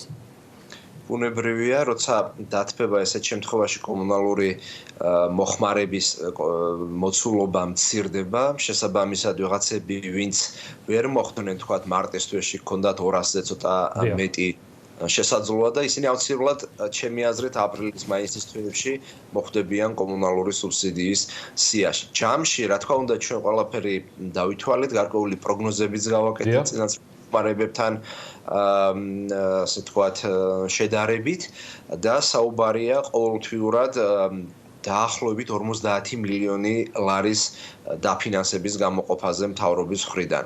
საიდანაც 1.200.000 აბონენტს დაახლოებით ყოველთვიურად 17 მილიონი ლარის ელექტროენერგიის გადასახადი დაუსუბსიდირდება, დაახლოებით 670.000 აბონენტს ასევე ყოველთვიურად 27 მილიონი ლარის მოცულობის ბუნებრივი აირის საფასური დაუსუბსიდირდება და დაახლოებით 5-6 მილიონი ლარის წყლის და დასუფთავების მოსაკრებელი დაუსუბსიდირდებათ, ასევე ჯამში დაახლოებით 150 მილიონი ლარის გაღება მოუწევს. ბატონ დავით, ეს დახმარება ძალიან ბევრი ოჯახისთვის და მით უმეტეს სამსახურ დაკარგული ადამიანებისათვის იქნება მნიშვნელოვანი, მაგრამ საბედნიეროდ არსებობენ ადამიანები, ვისაც შესაძლოა არ იყოს საჭიროება იმის, რომ სახელმწიფო ბიუჯეტიდან ამ დახმარებით ისარგებლონ. მე ვახსენე კიდეც, რომ იქნება შესაძლებლობა, როდესაც ესეთი თქვათ კატეგორიის ადამიანები შეიძლება უკან დააბრუნონ ეს თანხები. შეგიძლიათ თუ რა გითხრათ, როდის იქნება ეს შესაძლებელი? დიახ, რა თქმა უნდა, ეს შესაძლებელი იქნება, როგორც კი გამოცხადდა აღნიშნული ინიციატივა ძალიან ბევრმა მოქალაქემ იგივე სახელმწიფო კანცელარიაში დარეკა, ჩვენთან ხელხაზე დარეკა, Facebook-ის მეშვეობით გვიკავშირდებიან, იგივე ჩვენმა თანამშრომლებმაც იკითხეს და ძალიან ბევრია ჩვენს გარშემო ისეთი ადამიანები, რომლებსაც ან სამსახური არ დაუკარგავთ, ან თვლიან, რომ ეს მხარდაჭერა მათ ნაცვლად მნიშვნელოვანია, რომ მთავრობამ ამ შეჭირებულ პერიოდში უფრო სხვა ტიპის ხარჯების დასაფინანსებლად მიმართონ. ხო, ეს სოციალურად მაღალი პასუხისმგებლობის მქონე ესეთი ტიპის ადამიანებს მომდევნო კვირიდან შესაძლებლობა ექნება სპეციალური პლატფორმის მეშვეობით გააკეთონ ძალიან მარტივი განაცხადი, ანუ შეიყვანონ ვებგვერდზე თავისი აბონენტის ნომერი, ტელეფონის ნომერი, რომლითაც მათ მოსდით SMS-ი და ძალიან მარტივად ესეთ შემთხვევაში ეს პლატფორმა პირდაპირ დაუკავშირდება ჩვენი მეშვეობით კომუნალური სერვისების კომპანიას და კომუნალური სერვისების კომპანია შეღავათების ნუსხიდან მას ამორიცხავს.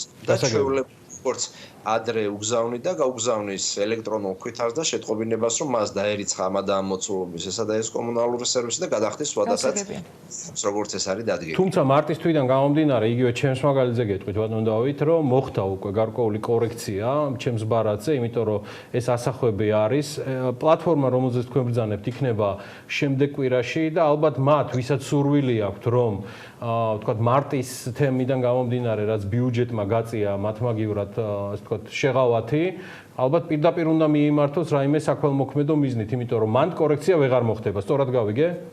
დიახ, კომუნალურმა კომპანიებმა ჩვენი დავალების საფუძველზე უკვე მოამზადეს ბაზები, მათ იციან რომელმა ოჯახებმა მოიხმარეს 200 კილოვატის ჩათვლით ან 200 კუბური მეტრის ჩათვლით ელექტროენერგია და შესაბამისად გაზი, ამიტომ მათ ამ ტიპის მომხმარებლებზე გააგზავნეს ინფორმაცია, ზოგი ამ დღეებში აგზავნის, ხოლო ის ვინც ამ დადგენილ ზღვარზევით არის, მათ ჩვეულებრივი ელექტრონული ქვითრები ეგზავნებათ, მაგრამ ვიდრე ასე თქვათ ეს პლატფორმა არ იქნება, ანუ უარის შესაძლებლობა მანამდე კომუნალური კომპანიები დარიცხვას და შესაბამისად თანხის ამოღებას კორექციას ვერ შეძლებენ.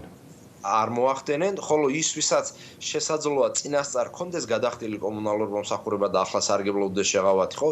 მას ეს დაუჯდება მომავალი გადასახდელების ანგარიში ან ამ პლატფორმის მეშვეობით უარი შეიძლება თქვას ამ ყველაფერზე და შესაბამისად, რა თქმა უნდა, მისი სურვილის მიხედვით სახლიდან გაუსვლელად გააკეთებს ამ ყველაფერს. კარგი, ერთი კითხვა კიდევ ბოლოსკენ ჩვენი საუბრისა, როგორც სემეკის თავმჯდომარე, თქვენ უამრავ კომპანიასთან პირდაპირ და ირიბად გიწევთ ურთიერთობა, ცხადია პირდაპირ ლიცენზიანტებთან, მაგრამ არიან ბენეფიციარები, ბატონო დავით, რომლებიც ამ ძალიან რთულ დროში სარგებლობენ იმ ტარიფებიდან გამომდინარე, იმ ასე ვთქვათ ენერგო რესურსებით, რომელიც საკმაოდ სერიოზული турბულენტის ქვეშ არის მსოფლიოში მიმდინარე აი ამ ფასთა სხვაობიდან გამომდინარე, რომელიც ძირითადად ნავთობმა გამოიწვია და ამას მიყვა მათ შორის ფასები, იცით თქვენ კარგად, ბუნებრივ აირზეც და ბევრი რამ იცვლება.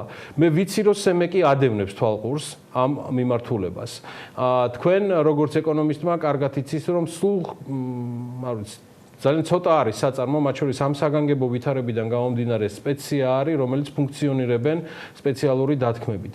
გეგმავს თუ არა საქართველოს ენერგეტიკის მარეგულირებელი კომისია, გამომდინარე იქიდან, რომ იგივე ბუნებრივ აირზეც მსოფლიოში ფასები არის საკმაოდ დაწეული ამ ეტაპზე ყოველ შემთხვევაში, მოხდეს გარკვეული კორექცია ფასებისა, თუნდაც იმ პერიოდის განმავლობაში, რომ გარკვეული შეღავათები მიეცეს საწარმოებს, რომელთათვისაც ბუნებრივ აირზე და ელექტროენერგიაზე ხარჯები არის განსაკუთრებულად დრამატული ჩვეულ ვითარებაში და ეხლა ალბათ გაორმაგებულად.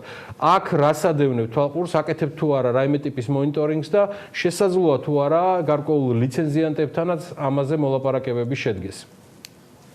მნიშვნელოვანია პირველ რიგში ის, რომ მთავრობის მიერ მიღებული გადაწყვეტილება მხოლოდ და მხოლოდ საყოფა ცხოვრება მომხმარებლებს ეხებათ, ანუ ოჯახებს ეხებათ, ფიზიკურ პირებს ეხებათ და ის არ ეხება იურიდიულ პირებს, ამიტომაც იურიდიული პირები, საწარმოები, ორგანიზაციები, რომლებიც არსებული მდგომარეობიდან გამომდინარე რთულ ვითარებაში არიან, რა თქმა უნდა, მათ შეეხებათ ერთის მხრივ ის სტიმულირების პაკეტი, რომელზეც პრემიერ-მინისტრმა 2 დღის წინ ისაუბრა, სხვადასხვა მიმართულებით.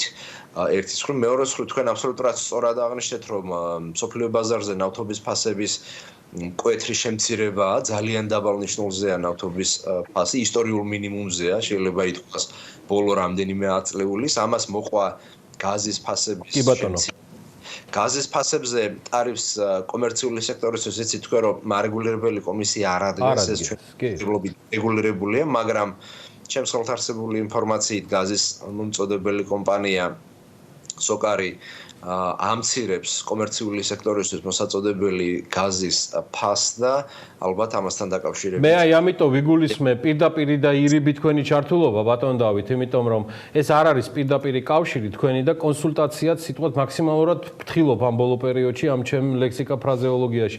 ანუ რამდენად განხილვადია ეს ყველაფერი, იმიტომ რომ ამ ჯაჭვის უწყვეტობაში რომ მათ ყავდეთ მუდმივი კლიენტები, სოკარი იქნება თუ ნებისმიერი სხვა, მე მგონი თვითონ უნდა იყვნენ დაინტერესებულნი. რა თქმა უნდა, თვითონ უნდა იყვნენ დაინტერესებული, მით უმეტეს ესეთ პირობებში, როცა იხსნება ბაზარი ჩვენს ქვეყანაში და სხვა წყაროებიდანაც იქნება გაზის შემოტანა, რა თქმა უნდა, ესეთ პირობებში სოკარი წესით დაიჭერს ისეთ კონკურენტულ ფასს, რომელიც შვებას მისცემს ჩვენს კომერციულ სექტორს. მაგრამ თქვენი ინფორმაციით სოკარი პერიოდულად აკეთებს მონიტორინგს და გადახედვას ამ ფასებისა კლებისკენ, ხო, სწორად გაგიგეთ? ეს რაც შეეხებოდა გაზის სექტორს და მინდა ორევდე სიტყვით ვისაუბრო ელექტროენერგიის სექტორს.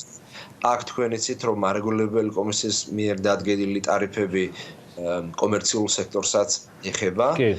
ამ ნაწილში ერთადერთი რისი გადახედვის შესაძლებლობაც ჩვენ გვაქვს, ეს არის დეპოზიტები, გარკვეული კატეგორიის იურიდიული პირებისთვის, რომელთაც წინასწარ უდევთ ანგარიშზე დეპოზიტები, ამ დეპოზიტების გამოყენებასთან დაკავშირებულ საკითხებზე სემეკში ჩვენ, როგორც კი მდგომარეობა გართულდა ბიზნესისთვის დავიწყეთ ადმინისტრაციული წარმოება და ამ გადაწყვეტილებას ჩვენ უახლოეს 2 კვირაში მივიღებთ, რათა გარკვეული შეღავათი მიეცეთ იმ კომპანიებს, რომელთაც დეპოზიტი უდევთ ანგარიშზე და დეპოზიტის გარკვეული ნაწილის გამოყენებას სურდათ, ბატონ დავით, ძირითადად საუბარი იყო სასტუმროებზე, რესტორნებზე მკითხველებზე, რომლებიც ამაზე საუბრობდნენ. ანუ არის თუ არა ეს გზავნილი, რომ უახლოეს დღეებში ამ ეთერით თუ სხვა ეთერებით თქვენ შეძლებთ გადაწყვეტილების გასაჯაროებას, რითითაც განსაკუთრებით ასე ვთქვათ, ტურისტული სექტორიდან გამომდინარე სხვადასხვა განშტოებებს მიეცემათ საშუალება ამ დეპოზიტის ასე ვთქვათ ათვისებისა. გარკვეული კატეგორიის ბიზნესმა მიმართა ბიზნეს ომბუდსმენს ამასთან დაკავშირებით და ჩვენ ვიმყოფებით მასთან კონსულტაციის რეჟიმში. გარკვეული ასე ვთქვათ, საპროექტო მონახაზი ჩვენთან უკვე მზად არის და ამ დღეებში გავივლით კონსულტაციებს კომუნალურ კომპანიებთან. ჩვენთვის მნიშვნელოვანია, რომ ამ შემთხვევაშიც, ანუ ამ ძნელბედობის ჯამსაც დავიცვათ ბალანსი სერვისის მიმწოდებლებსა და მომხმარებლებს შორის. ერთის მხრივ ამ ასე ვთქვათ, ახალმა ინიციატივამ შეღავათის სახით არ უნდა დაამძიმოს კომუნალური კომპანიების, მაგრამ გარკვეული შვება უნდა მისცეს ბიზნესს, რომელსაც რთული მდგომარეობა აქვს. ასე რომ ამ საკითხებზე იქნება რამდენიმე ასე ვთქვათ, მსჯელობა, განხილვა, მათ შორის მივიღებთ წინასწადებს, მოსაზრებებს და შემდგომ არეგულირებელი კომისია გარკვეულ ასე ვთქვათ, საშეღოვათო პირობებს დაადგენს დეპოზიტზე გარკვეული ვადით, ვიდრე ეს ასე ვთქვათ, ეკონომიკური რიტმი ჩვეულ ნიშნულს არ დაუბრუნდება. მე გელოდებით შემდეგ კვირაში დიდი სიამოვნებით ანა ლაპიაშვილთან ერთად საქმიან დილაში ამ გადაწყვეტილებების გასაჟღერებლად. დიდი მადლობა ჩართვისთვის. ძალიან ბევრი მნიშვნელოვანი თემა გაჟღერდა, რომელიც სასარგებლო იქნება ბიზნესისთვის, მათ შორის განსაკუთრებით სარესტორნე და სასტუმრო ბიზნესისთვის, რომელიც ბოლო კვირეების განმავლობაში ყველაზე მეტად და საკმაოდ წავეც საკითხებს კომუნალური გადასახლებებთან მიმართებაში, რაზეც დავით ნარმანიამ, სემეკის თავმჯდომარემ, რომელიც ჩვენი სტუმარი იყო, პირდაპირ ეთერში თქვა, რომ საქმის წარმოება დაწყებულია და უახლოეს დღეებში გამჟღავნდება ის გადაწყვეტილება, რომელთაც მათ მიეცემათ გარკვეული შეღავათები. იგულისხმება გაჩერებულ რესტორნებს და სასტუმროებს. მადლობა ბატონ დავით. სხვათა შორის შეიძლება ითქვას, რომ დროებით ისეთი აქტიურობა, როგორც იყო თბილისის აეროპორტში და ზოგადად საქართველოს აეროპორტებში არ არის, მაგრამ დედაქალაქის აეროპორტი მუშაობას საგანგებო რეჟიმში აგრძელებს და საქართველოში არსებული საგანგებო მდგომარეობისა და შეწყვეტილი ფრენების მიუხედავად აეროპორტის მმართველი კომპანია ტავ-ჯორჯია ჩარტერულ რეისებსა და სატვირთო და ტექნიკურ ფრენებს ემსახურება. კომპანიაში, რომლებიც თბილისსა და ბათუმის აეროპორტებს მართავს, 1400-მდე ადამიანია დასაქმებული. როგორ ნაწილდება შრომა ტავ-ჯორჯიაში და რა რეჟიმია თბილისის საერთაშორისო აეროპორტში კორონავირუსით გამოცხადებული სხვადასხვა შეზღუდვების ფონზე დავინტერესდით ამ თემით და ნახოთ სიუჟეტი. რეისი თბილისი-თეირანი თბილისის საერთაშორისო აეროპორტიდან ასაფრენად ემზადება. კორონავირუსის პანდემიის გამო ირანის 150-მდე მოქალაქე სამშობლოში სპეცრეისით ბრუნდება. მიუხედავად იმისა, რომ 21 მარტიდან საქართველოში საგანგებო მდგომარეობა გამოცხადდა და ფრენები პრაქტიკულად ყველა ქვეყნიდან შეწყდა, თბილისის საერთაშორისო აეროპორტს მუშაობა არ შეუწყვეტია და 2000-ზე მეტ ჩარტერულ რეისს მოემსახურა. აეროპორტის მმართველი კომპანიის ტავ-ჯორჯიას თანამშრომლები საგანგებო რეჟიმში მუშაობენ. ჩვენთვის ამ ეტაპზე პრიორიტეტულია ჩვენი თანამშრომლები. ჩვენ დასაქმებული გვყავს ჯამში 1400-მდე თანამშრომელი თბილისისა და ბათუმის საერთაშორისო აეროპორტში. ჩვენ შიდა კომპანიებთან ერთად ვცდილობთ, რომ როგორმე უმტკივნეულო იყოს მათთვის ეს პერიოდი.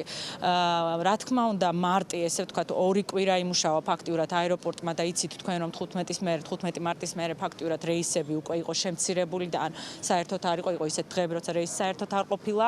რაც შეეხება აპრილს, აპრილი ალბათ უფრო მძიმე იქნება, მაგრამ ჩვენ მზად ვართ ამ გამოწვევისთვის. კორონავირუსის პანდემიამდე თბილისის საერთაშორისო აეროპორტში დღეში დაახლოებით 100-120 რეისი სრულდებოდა. დღეს კი ეს რიცხვი საშუალოდ 4-დან 5-მდე მერყეობს. ბათუმის აეროპორტში კი ფრენები პრაქტიკულად აღარ ხორციელდება. სამაგიეროდ შეუფერხებლად მიმდინარეობს სატვირთო და ტექნიკური რეისები. მსგავსი ფრენების სიხშირე კვირაში 30 აღწევს. თანამშრომელთა უსაფრთხოებისა და COVID-19-ის გავრცელების თავიდან ასაცილებლად ტავ-ჯორჯიაში მომუშავე 1400-მდე თანამშრომელი სხვადასხვა ცვლაში მუშაობს. თუ ადრე თბილისის აეროპორტს დღეში 550-მდე პირი ემსახურებოდა, დღეს ეს რიცხვი 120 თანამშრომლამდეა შემცირებული. 24 საათიან რეჟიმში აგრძელებს მუშაობას საინფორმაციო სამსახურიც. ცხელი ხაზის მეშვეობით ყოველდღიურად აქ ათობით ზარი შემოდის. საინფორმაციო რა თქმა უნდა მუშაობს 24 საათის განმავლობაში. ჩვენ ყველა კითხვაზე ვცდილობთ, რომ გავცეთ პასუხი მგზავრებს, მომხმარებლებს, მაგრამ თუ აქვთ დამატებითი კითხვები, რა თქმა უნდა, ვამისამართებთ ავიაკომპანიებში. უწყვეტ რეჟიმში მუშაობს აეროდრომის სამსახურიც. 2017 წლის ნოემბრიდან აეროდრომის სახანძრო დაცვის დონის მე-9 კატეგორიაზე გადავიდა. შესაბამისად, საჰაერო ხომალდების მიღებასა და საველე სამაშველო სამუშაოებს აეროპორტი დამატებით ახალი ტექნიკითა და თანამშრომელთა გაზრდილი რაოდენობით უზრუნველყოფს. COVID-19 პანდემიის პირობებში ტაჯორჯია სახელმწიფოს გვერდში მხოლოდ პროფესიონალური კუთხით არ უდგას. კომპანია ახალი კორონავირუსის წინააღმდეგ საბრძოლველად შექმნილ სახელმწიფო ფონდში კონკრეტულ თანხასაც გადარიცხავს. კომერციულ ბანკებს კაპიტალის მოთხოვნების შეუმსუბუქებლად ეროვნულმა ბანკმა დროებითი საზედამხედველო გეგმა შეიმუშავა და საბანკო სექტორს 1.6 მილიონი ლარის ოდენობის კაპიტალს გამოუთავისუფლებს, რაც შეიძლება მიმართული იყოს პოტენციური ზარალების გასანეიტრალებლად ან ეკონომიკის ამავე მოცულობის თანხით დასაკრედიტებლად.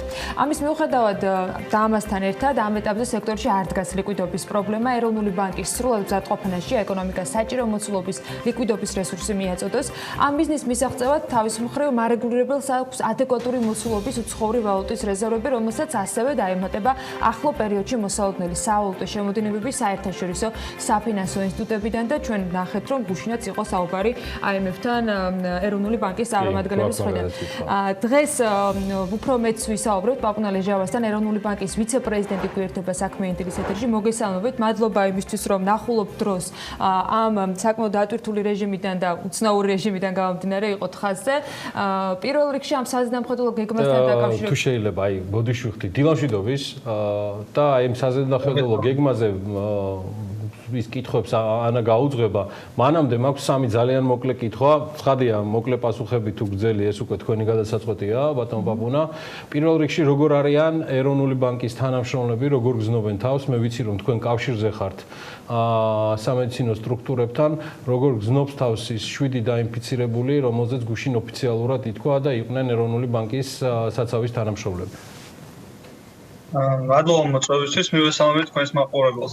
მე მინდა ეს შესაძლებლობა გამოვიყენო და ყველას დიდი მადლობა გადაუხადო, ვინც საკუთარი ჯანმრთელობის ხარჯზე ახდენენ ამ სისტემის მდგრადობის შენარჩუნებას და ეს ეხება არა მარტო ეროვნული ბანკის თანამშრომლებს, არამედ ყველას, მთელი საჯარო სექტორის და არა მარტო თანამშრომლებს, ვინც ამას უზრუნველყოფენ.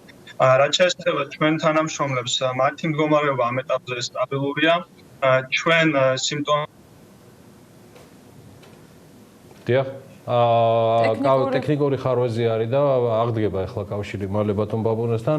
ჩვენ საუბარს ეროვნულ ბანკთან ცხადია, ძირითადად გავაგრძელებთ იმ საზედამხედველო გადახედილი გეგმებიდან და ნორმატივებიდან გამომდინარე, რაზეც ჯერ კიდევ ამ ეთერი დაანონსა ეროვნული ბანკის პრეზიდენტმა, შემდგომ უკვე თავად პაპუნა ლეჟავამ, რომ ამგვარი ეზომები მოხდებოდა, უბრალოდ პარალელურ რეჟიმში მიდის ძალიან ბევრი რამ. და გვექნება შესაძლებლობა, რომ ამ ყველაფერზე გავაახლოთ ინფორმაცია, გამოსწორდება რამდენიმე წუთში ეს ტექნიკური შეფერხება, ჩვენც გვიწევს, რომ გადავეწყოთ ამ რეჟიმიდან გამომდინარე სიახლეებზე, მაგრამ ამასობაში მოდი მაყურებელს მივაწოდოთ ინფორმაცია ADB-სგან, რომელიც სულ რამდენიმე წუთის წინ არის გავრცელებული. საქართველოს ეკონომიკა COVID-19-ის გამოწვევებს 2021 წელს 4.9%-იანი ეკონომიკური ზრდით უპასუხებს, ასეთი არის ADB-ის პროგნოზი. სხვათა შორის ძალიან საინტერესო მიმოხილვას გვთავაზობენ, რომელსაც რა თქმა უნდა BMG-ის მკითხველი სულ რამდენიმე წუთში უკვე ჩვენს ვებგვერდზე გაეცნობა.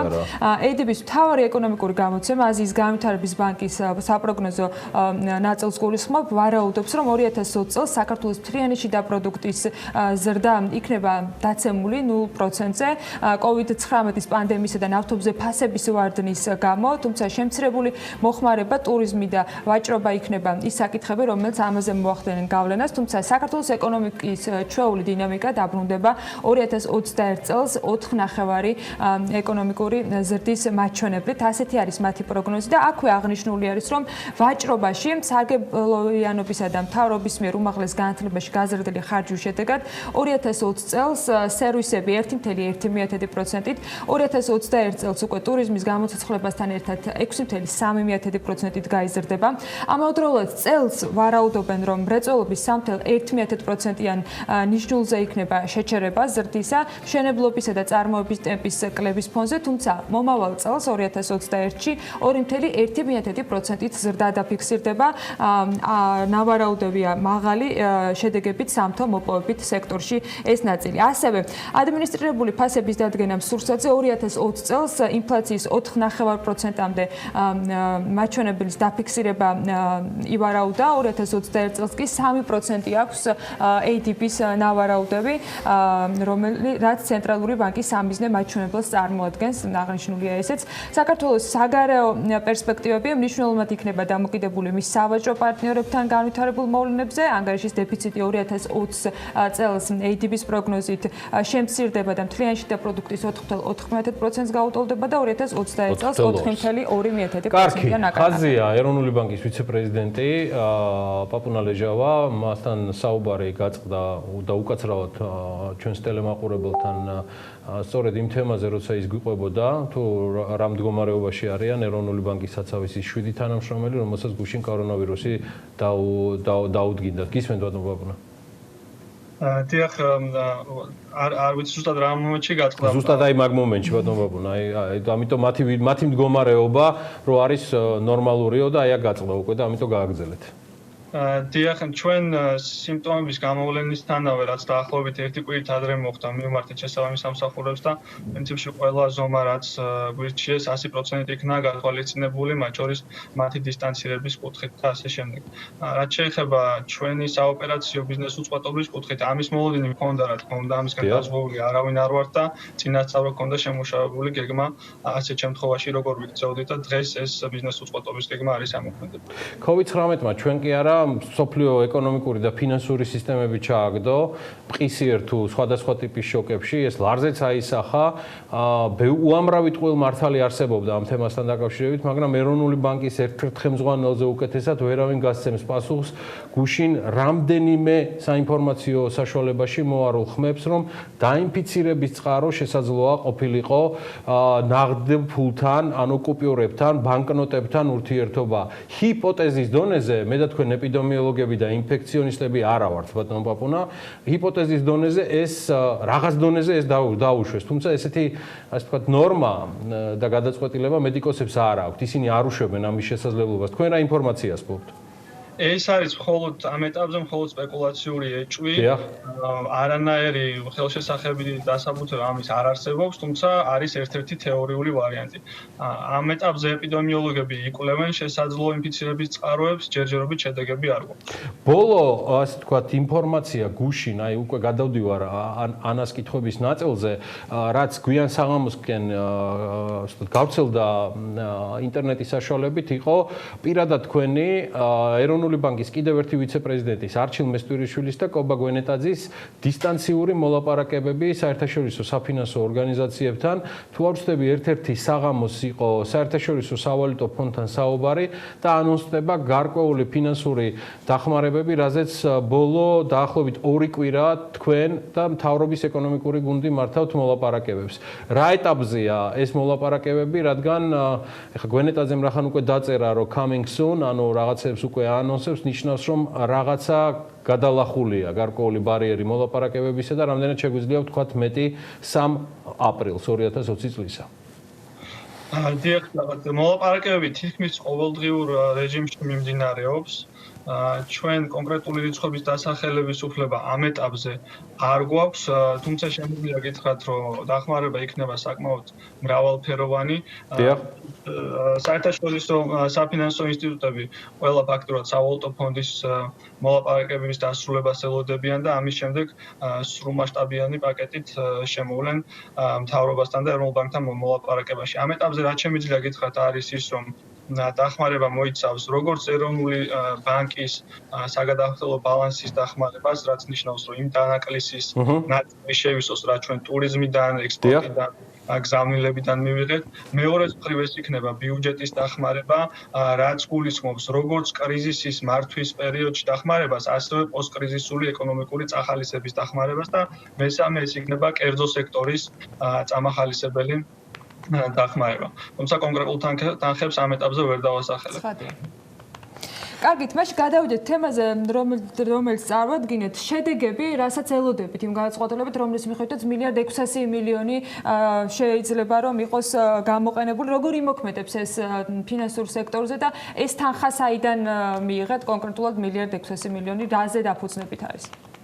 დიახ, ამ კითხვაზე ზოგადად ცელ პასუხს გავცემ, მე მგონი რომ კარგად გაიგოს მოსახლეობამ კონტექსტი. ჩვენ მინდა კარგად ავხსნა რა როლს ასრულებს დღეს საბანკო სექტორი ამ კრიზისში. განსხვავებით 2008-9 წლების კრიზისებისგან, რომელიც სწორედ საფინანსო სექტორმა გამოიწვია და საფინანსო სექტორს დაჭირა დახმარება, ამ კრიზისს აბსოლუტურად განსხვავებული სურათით ხვდება საფინანსო სექტორი. წლების განმავლობაში ხდებოდა კაპიტალის და ლიკვიდობის ბუფერების დაგროვება, საქართველოში განსაკუთრებით საფინანსო სექტორი იყო საკმაოდ მომგებიანი, უმოქმედო წესები არის დაბალი და დღეს შეიძლება ვთქვათ, რომ პირიქით საფინანსო სექტორი უნდა მოეხმაროს დანარჩენ ეკონომიკას ამ კრიზისის შედარებით უფრო რბილად გადატანაში. და ამაზე ისიც მეტყველებს ბოლო პერიოდში გაჟღერებული სამთვიანი მორატორიუმი, რაც გამოცხადდა წესებზე, ამის ფუფუნება სწორედ იმიტომ აქვს დღეს ბანკებს და არა მხოლოდ ბანკებს, რომ მათი ფინანსური სიძლიერე არის საკმაოდ მაღალი. რა თქმა უნდა, ფინანსური სექტორი ძალიან კრიტიკულ როლს ასრულებს ამ კრიზისული პერიოდის გადალახვაში და შემდგომ უკვე ეკონომიკური მდგომარეობის გამოსწორებაში.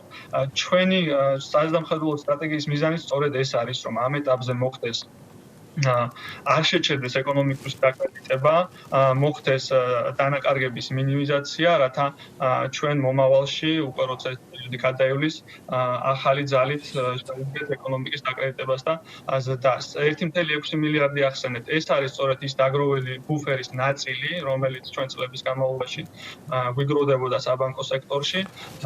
თუ საჭიროება იქნება ამაზე მეტის გამოთავისუფლებაც შეიძლება. ეს 1.6 მილიონი საშუალებას მისცემს საბანკო სექტორს, რომ გაანეიტრალოს ის პოტენციური დარალევა პერიოდში ან დააფინანსოს დაახლოებით 16 მილიარდის მოცულობის საკრედიტო პორტფელი.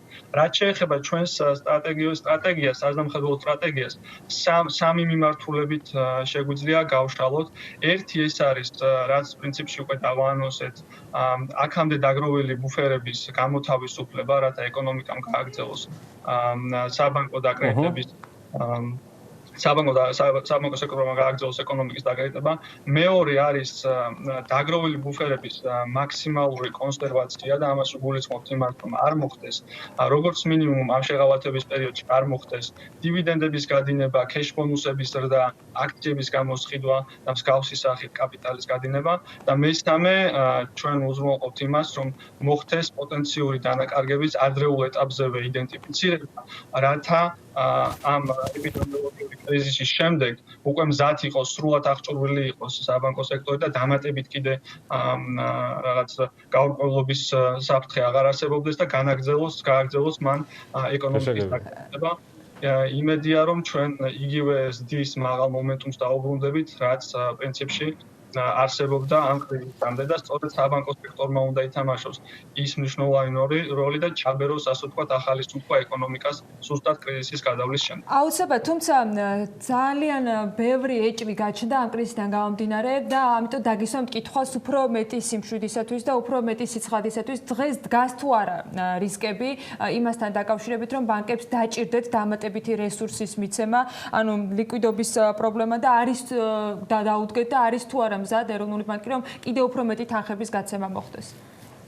დიახ, ლიკვიდობის კუთხით ამ ეტაპზე პრობლემა არ დგას, არც ლარში და არც უცხოელ ვალუტაში, თუმცა ჩვენ თავიდანვე დავაანონსეთ, რომ ამის საჭიროების შემთხვევაში ეროვნული ბანკი მზად არის ლიკვიდობის მხარდასაჭერად, სწორედ ეს არის ეროვნული ბანკის ერთ-ერთი ფუნქცია, რომ ეკონომიკას მიაწოდოს საკმარისი დოზის ლიკვიდობა. ჩვენ ლარში შეგვიძლია ვთქვათ, რომ ფაქტიურად ულიმიტო რესურსი გვაქვს, რაც შეეხება უცხოელ ვალუტას, გაგვაჩნია 3.5 მილიარდი დოლარის დაგროვილი რეზერვი, რისი ფონდა წინა წლების განმავლობაში მიუხედავად მრავალი კრიტიკისა, ასევე ველოდებით საკმაოდ სოლიდურ შემოდინებებს საერთაშორისო პარტნიორებიდან, რაც ასევე დაეხმარება ჩვენი უცხოური ვალუტის რეზერვების შევსებას და საჭიროების შემთხვევაში ამასაც გამოვიდენთ. რეზერვების დაგროვებაზე ლიკვიდობის პრობლემის განჭვრეტა დღევანდელი პროგნოზებით არ იკითხება. ძალიან კარგი. რეზერვების დაგროვების თემაზე ნუ მიაქცევთ, ნურც წარსულში და ნურც მომავალში ვერნურანელი კრიტიკას ყურადღებას, ეს კრიტიკა მუდმივად იქნება. მადლობა ჩართვისთვის და ოპერატიული გამოხმაურებისთვის. მომავალ კვირაშიც ნებისმიერ საკითხზე, რომელიც შეიძლება BMG-ს ჰქონდეს, ვიცი რომ იქნება ყოველთვის გულისხმიერი და ოპერატიული გამოხმაურება ეროვნული ბანკისგან და მისი კომუნიკაციების გუნდიდან. ეს კი პაპუნა ლეჟავა გახდათ და კიდევ ერთხელ BMG-ს გუნდის სახელით ეროვნული ბანკის ყველა თანამშრომელს ისევე როგორც დანარჩენ დაინფიცირებულებს COVID-19-ით ეს დროებითია ძალიან სწრაფად გაივლის ჯანმრთელობას უსურვებთ და დროზე მოყოჩაღდით და დაგვიბრუნდით და შევბეროთ მერე ყველაფერი ერთად. მადლობა კიდევ ერთხელ ეროვნულ ბანკს აქტიური კომუნიკაციისათვის. რამდენიმე წუთში უკვე მთავრობის გეგმებზე ვისაუბრებთ 2 მილიარდიან გეგმის მთავარ აქცენტებზე და პროექტებზე, რომელსაც არ ვაჩერებთ და კიდევ ერთ ძალიან საინტერესო პროექტზე, რომელიც ჯერჯერობით დაპაუზებულია, ეს ანაკლიას უკავშირდება.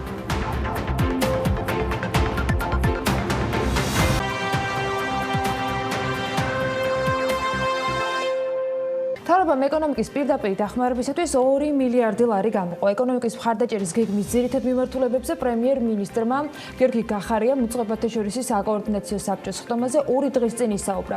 ვის და რის ხარჯზე დაეხმარება სახელმწიფო ვირუსით გამოწვეული კრიზისის მოგვარების პროცესში ადამიანებს განმარტოებს თათია ჩაფიჩაძე მოუყარა თავი. ამ ინფორმაციით ის ახლა პირდაპირ ეთერში გვერდება. თათია, დილამშვიდობის და გისმენთ. დილამშვიდობის. ახან ამ ეტაპზე ცნობილია, რომ 2 მილიარდ ლარიანი ფონდიდან გამოყოფილი თანხები მოხმარდება როგორც დასაქმებულებს, ასევე დაზარალებულ კომპანიებს. თუმცა დეტალებზე დასმული კითხვების საპასუხოდ პრემიერ-მინისტრმა გახარიამ განაცხადა, რომ უნდა დადგინდეს ბიუჯეტი, წყაროები, დაზარალებული ადამიანების სიები, რის შემდეგაც საბოლოო გადაწყვეტილებები მიიღება.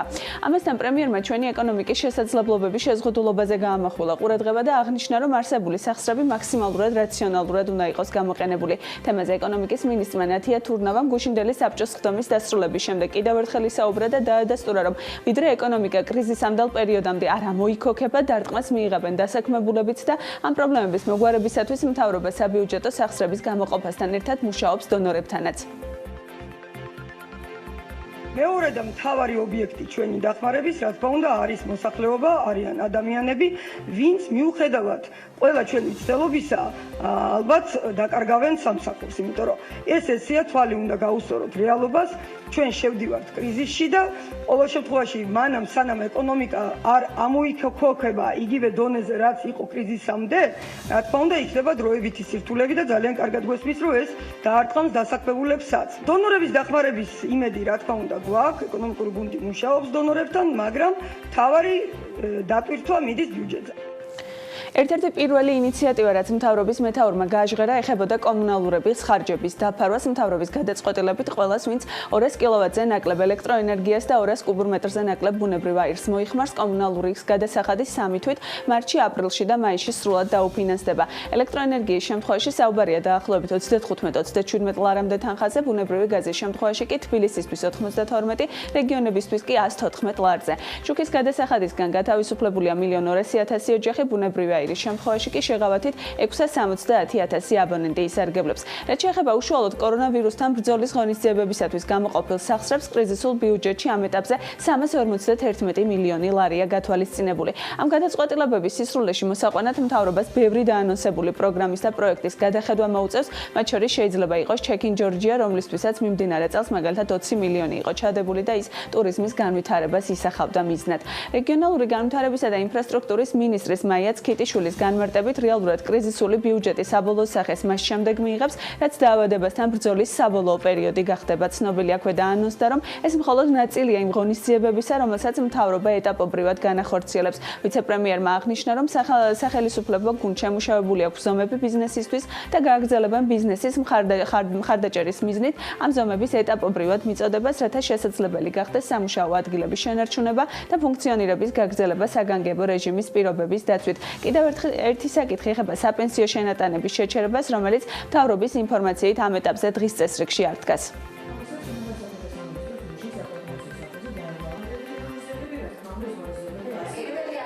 ამ ეტაპზე ეს ზომა არ არის გათვალისწინებული, როგორც უკვე აღნიშნე, ჩვენ უნდა შევაფასოთ პირველ რიგში იმ ადამიანების რაოდენობა, რომელმაც შეიძლება დაკარგოს სამსახური.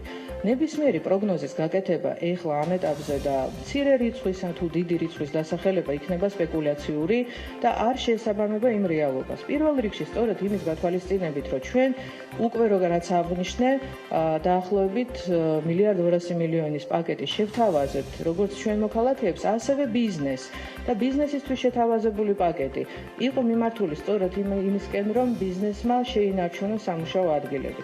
ვინაიდან ჩვენ ჯერ ამ საგანგებო ვითარებაში ვიმყოფებით მხოლოდ დაახლოებით 1 თვე, აქედან გამომდინარე ჩვენ იმედი გვაქვს, რომ ბიზნესიც შეძლებს და გამონახავს საკუთარ რესურსსაც იმისთვის, რომ არ გაუშვას სამსახურიდან მისი კვალიფიცირებული პერსონალი. აქვე პრემიერი ანონსებს, რომ სახელმწიფო ბიუჯეტი, რომელიც წლის დასაწყისში დაახლოებით 14 მილიარდი ლარის დონეზე იყო დაგეგმილი, დღევანდელი პროგნოზით 11 მილიარდი, ანუ კლება შემოსავლების ნაწილში 3 მილიარდ ლარს შეადგენს. მადლობა თათიას. ნამდვილად ბევრი იქნება საჭირო, მათ შორის იმისათვის გასაკეთებლად, რომ მეტი სამუშაო ადგილი გქონდეს და რაც თავარია აღდგეს ის, რაც აქამდე იყო. ინფრასტრუქტურული პროექტები და ინვესტიციებიც ძალიან მნიშვნელოვანი საჭიროება იყო ამ მოცემულობამდე, ანუ COVID-19 გულისხმობ ქვეყნისათვის და კრიზისში მსხვილი პროექტების გარანტირებული არსებობა ალბათ კიდევ უფრო დიდი მნიშვნელობით გამოჩნდება. ამასობაში კორონავირუსის თემის გააქტიურების პარალელურად მთავრობის და შესაბამისი უწყებების მიერ მიღებული გადაწყვეტილება, რომლითაც ფოთის პორტში APM ტერმინალისათვის გაფართოებაზე ნებართვა გაიცა, უკვე გავიგეთ.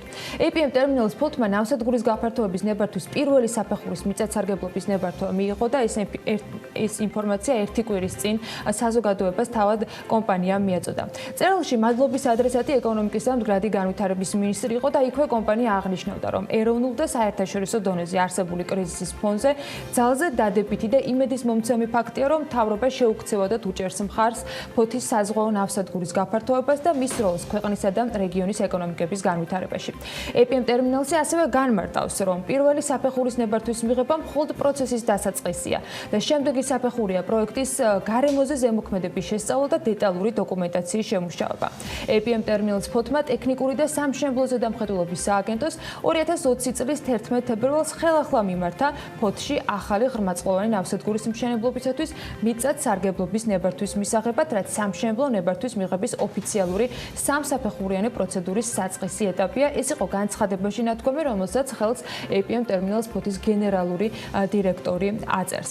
აქვე უნდა გითხრათ, რომ APM ტერმინალის ფოთმა ღრმაწყლოვანი ნავსადგურის ნებართვის მიღების პროცედურა ჯერ კიდევ 2019 წელს დაიწყო და პირველი ნებართვა მიიღო კიდეც მაშინ, რის გამოც მაშინ შეშფოთება ანაკლის განვითარების კონსორციუმმა დააფიქსირა. მალევე სხვათა შორის პრემიერთან დასმულ კითხვაზე მოვისმინეთ, რომ ფოთის პორტის განვითარება შეზღუდული არის, ეს უკვე ახლა ხდებოდა და ანაკლის სპორტის სტრატეგიულ პროექტად რჩება. კიდევ ერთხელ მინდა მაყურებელს გიორგი გახარიას ეს კომენტარი შევთავაზოთ, რომელსაც კონსორციუმიდან ჯერ განცხადებით უპასუხეს და შემდეგ უკვე კომენტარი ლევან ახვლედიანმა PM-თან გააკეთა. ფოთის სპორტის განვითარება არის შეზღუდული.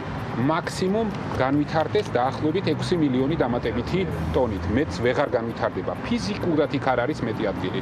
რაც ნიშნავს იმას, რომ ანაკლის ღრმაწყლოვანი პორტი, რომელიც ყველას კარგად გვახსოვს, რომ 100 მილიონ დამატებით ტონაზე იყო გათვლილი, არის ჩვენი ქვეყნის მომავალი და სტრატეგიული პროექტი. ამიტომ ვისაც უნდა განავითაროს ანაკლია, მოიტანოს რაც შეიძლება სწრაფად დაფინანსება და ჩვენ მას გავუკეთებთ ყველაფერს.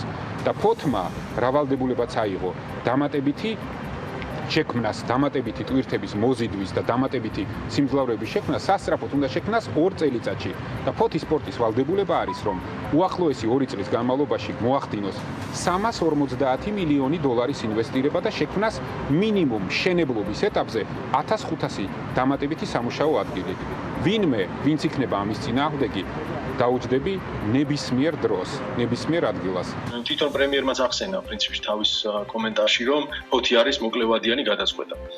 მაშინ რატო თუ სახელმწიფოებრივად ვაზროვნებთ და ასევე 85% ჩვენი მოსახლეობის სჯერა რომ ანაკლი არის ძალიან მნიშვნელოვანი ჩვენი ქვეყნისთვის, ჩვენი ეკონომიკური განვითარებისთვის, მაშინ როგორც სახელმწიფო ვფიქრობ, რომ უნდა დააყენოს ეს იმგვარად, რომ თუ არის ესეთი ინვესტორი, რომელიც მზად არის საპორტო ინფრასტრუქტურაში ინვესტიცია ჩადოს და რატომ არ ჩადოს ეს ანაკლიაში, რატომ არ გაგიწოს ფოთში, თან კიდე იმის გათვალისწინებით, რომ ფოთში პრაქტიკულად ახალი პორტი უნდა ააშენოს APM ტერმინალმა, ხო? ანუ იქ არის ლაპარაკი, რომ ჩრდილოეთით არანაირი ბმა არ გააჩნია იმ გეგმას, რომელსაც APM ტერმინალი აანონსებს დღეს არსებულ ფოთის პორტთან. ასე ფიქრობენ ანაკლის კონსორციუმში და კითხვაზე ხომ არ ყოფილა რაიმე სახის შეთავაზება მთავრობისათვის ამ საჯარო განცხადების შემდეგ კონსორციუმის გენერალური დირექტორი ამბობს, რომ არა. მიზეზების განმარტებისას აქ კვლავ ის აქცენტებია, რაც მთავრობის პროექტის მიმართ დამოკიდებულებას უკავშირდება. თუმცა ვიდრე ლევან ახვლედიანთან ამ კითხვის დასმის შესაძლებლობა გვექნებოდა საქმიანი დილის ეთერში ანტიკრიზისულ გეგმასთან დაკავშირებით მამუკა ხაზარაძის სტუმრობისას, რომელიც ერთ-ერთია იმ რესპონდენტებს შორის, რომელსაც მთავრობისათვის აქვს შეთავაზებები, იმავე თემაზე პასუხის კომენტარის შესაძლებლობაც მოგვეცა და ამჯერად უკვე ანაკლიასთან მოცემულ მომენტში ფორმალური კავშირის გარეშე მან თქვა, რომ არსებულ კრიზისში შეიძლება გამოსავლის პოვნა და აი მისი შეთავაზება ასეთია. APM ტერმინალს, რომელიც ფოთის პორტის მმართველი კომპანია, შეუძლია თანამონაწილეობა მიიღოს ანაკლის უფრო მოცულობითი პროექტის მშენებლობაში და არა ცალკე განახორციელოს პროექტი, რომელიც ქვეყანას მოკლე ვადაში მოემსახურება.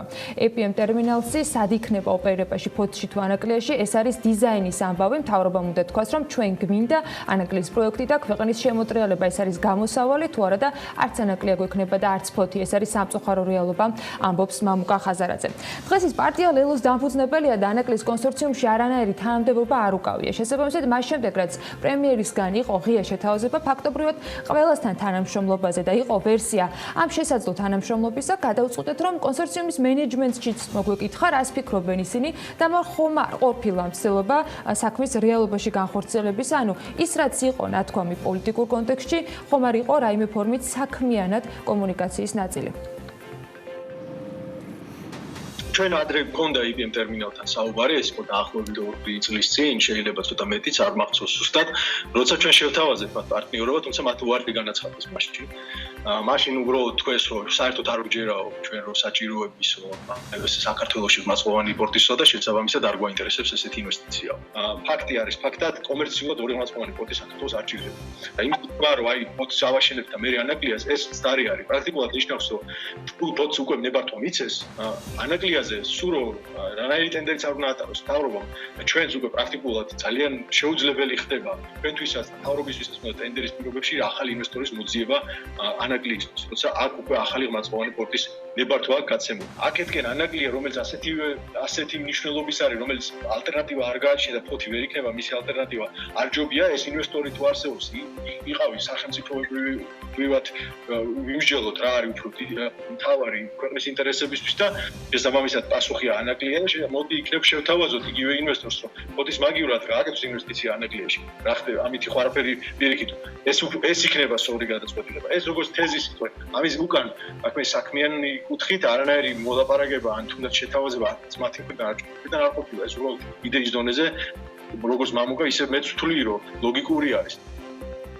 ლევან ახვლედიანი ამბობს, რომ ეს შეთავაზება მხოლოდ შეთავაზებად დარჩება და გადაწყვეტილება, რომელთაც ფოთის APM ტერმინალის გაფართოებაზე ნებართვა გაიცა ანაკლის პროექტის დიდი ხნით დასრულებას ნიშნავს, რადგან ინვესტორებისათვის ორი პორტი ერთად საინტერესო არ არის, რადგან ამ ორი პორტის სრულფასოვანი კონკურენციის პირობებში საკმარისი ტვირთები ვერ იქნება. ამავე დროს მისთვის რჩება კითხვა და უფრო მეტი ბუნდოვანებას აჩენს ის შეთანხმება, რაც წლების წინ ფოთის პორტის მართულ კომპანიასა და სახელმწიფოს შორის დაიდო და რასაც ეს გაფართოება ითვალისწინებს. რა მოხდება თუ APM ტერმინალსი პირობას არ შეასრულებს და საინვესტიციო პროექტს შუაგზაზე გააჩერებს.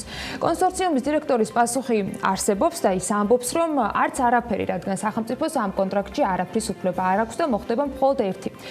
ეს არის ანაკლის განხორციელებისთვის ხელის შეშლა და ის შეასრულებს ამ ფუნქციას და მიზანს. აი რაც შეეხება სამართლებრივ დავას, რომელიც სწორედ კონსორციუმთან კონტრაქტის გაწყვეტას უკავშირდება და კონსორციუმსა და საქართველოს სახელმწიფოს შორის საარბიტრაჟო პრინციპით საქმის განხილვას გულისხმობს. სხვათა შორის ამ დავის დაწყების საშუალება კონსორციუმს 23 მარტიდან ჰქონდა. ამაზე ლევან ახვლედიანი ამბობს, რომ ჯერ პროცესი დაწყებული არ არის და მიზეზად ქვეყანაში შექმნილ კრიზისს ასახელებს.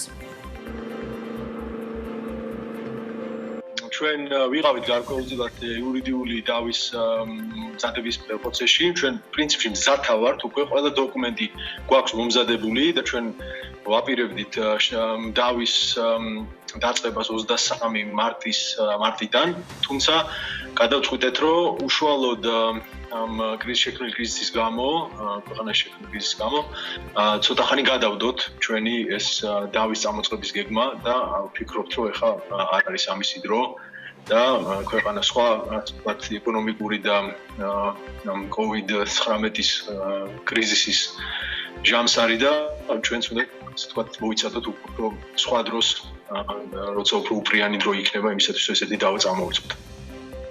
ანაკრიზის კონსორციუმს დავის დასაწყებად დრო იურიდიულად 3 წლის განმავლობაში აქვს და პროცესზე უარის თქმას როგორც ჩანს არ აპირებენ, თუმცა როდის შეიძლება საარბიტრაჟო დავას კომპანია მიმართოს, ამას ჯერ ვერ აზუსტებენ.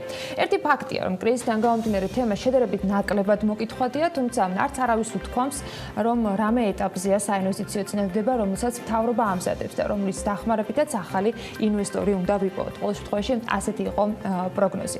თემებისათვის, რაც მომავალს და უკეთესი ეკონომიკის მქონე ქვეყნების და ქვეყნის შექმნის შესაძლებლობას უკავშირდება, დრო საქმიან ეთერებში ყოველთვის არის, მათ შორის და მით უფრო კრიზისის დროს, თუნდაც ეს კრიზისი ამ დრომდე არ ნახული და დღესაც უჩინარი COVID-19 იყოს.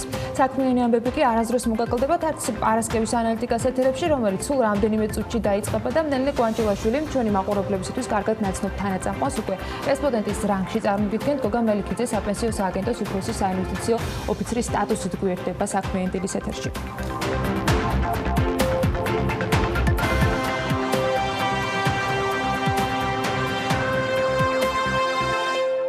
თქვენ უყურებთ საქმიანი დილის ანალიტიკას, მე ამ ბლოკის ავტორი ელენე კვანჭილაშვილი ვარ. მოვესწარით იმ დროს, როცა სახელმწიფო საპენსიო სააგენტოს უფროსი საინვესტიციო ოფიცერი ჰყავს. ამ თანამდებობაზე 2020 წლის 1 აპრილიდან საინვესტიციო ბანკ გალტენ ტაგარტის საბროკერო დეპარტამენტის ყოფილი ხელმძღვანელი გოგა მელიქიძე დაინიშნა. დიახ, ის გოგა მელიქიძე, რომელსაც საქმიანი დილის ერთგული მაყურებელი აქტიურად უყურებდა ამ გადაცემის თანაწამყვანის რანგში.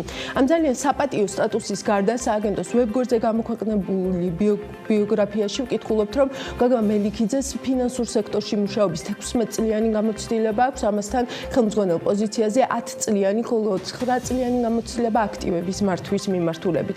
2015 წლის ოქტომბრიდან გოგა მელიქიძე საინვესტიციო ბანკ გალტენ ტაგარტის საბროკერო დეპარტამენტს უძღვებოდა, მანამდე კი იკავებდა გენერალური დირექტორის თანამდებობას კომპანია Smartex-ში. 2020 წლის აპრილის მდგომარეობით საპენსიო ფონდის ზომა 670 მილიონ ლარს შეადგენს. დაგროვებითი პენსიის შესახებ კანონის მიხედვით მოქალაქეთა მიერ დაზოგილი აქტივების ინვესტირებაზე პასუხისმგებელი სწორედ მთავარი საინვესტიციო ოფიცერია. გოგა მელიქიძის დანიშვნის შესახებ გადაწყვეტილება სააგენტოს სამეთვალყურეო საბჭომ მიიღო, რომლის შემადგენლობაშიც ჯანდაცვის, ეკონომიკისა და ფინანსთა მინისტრები შედიან.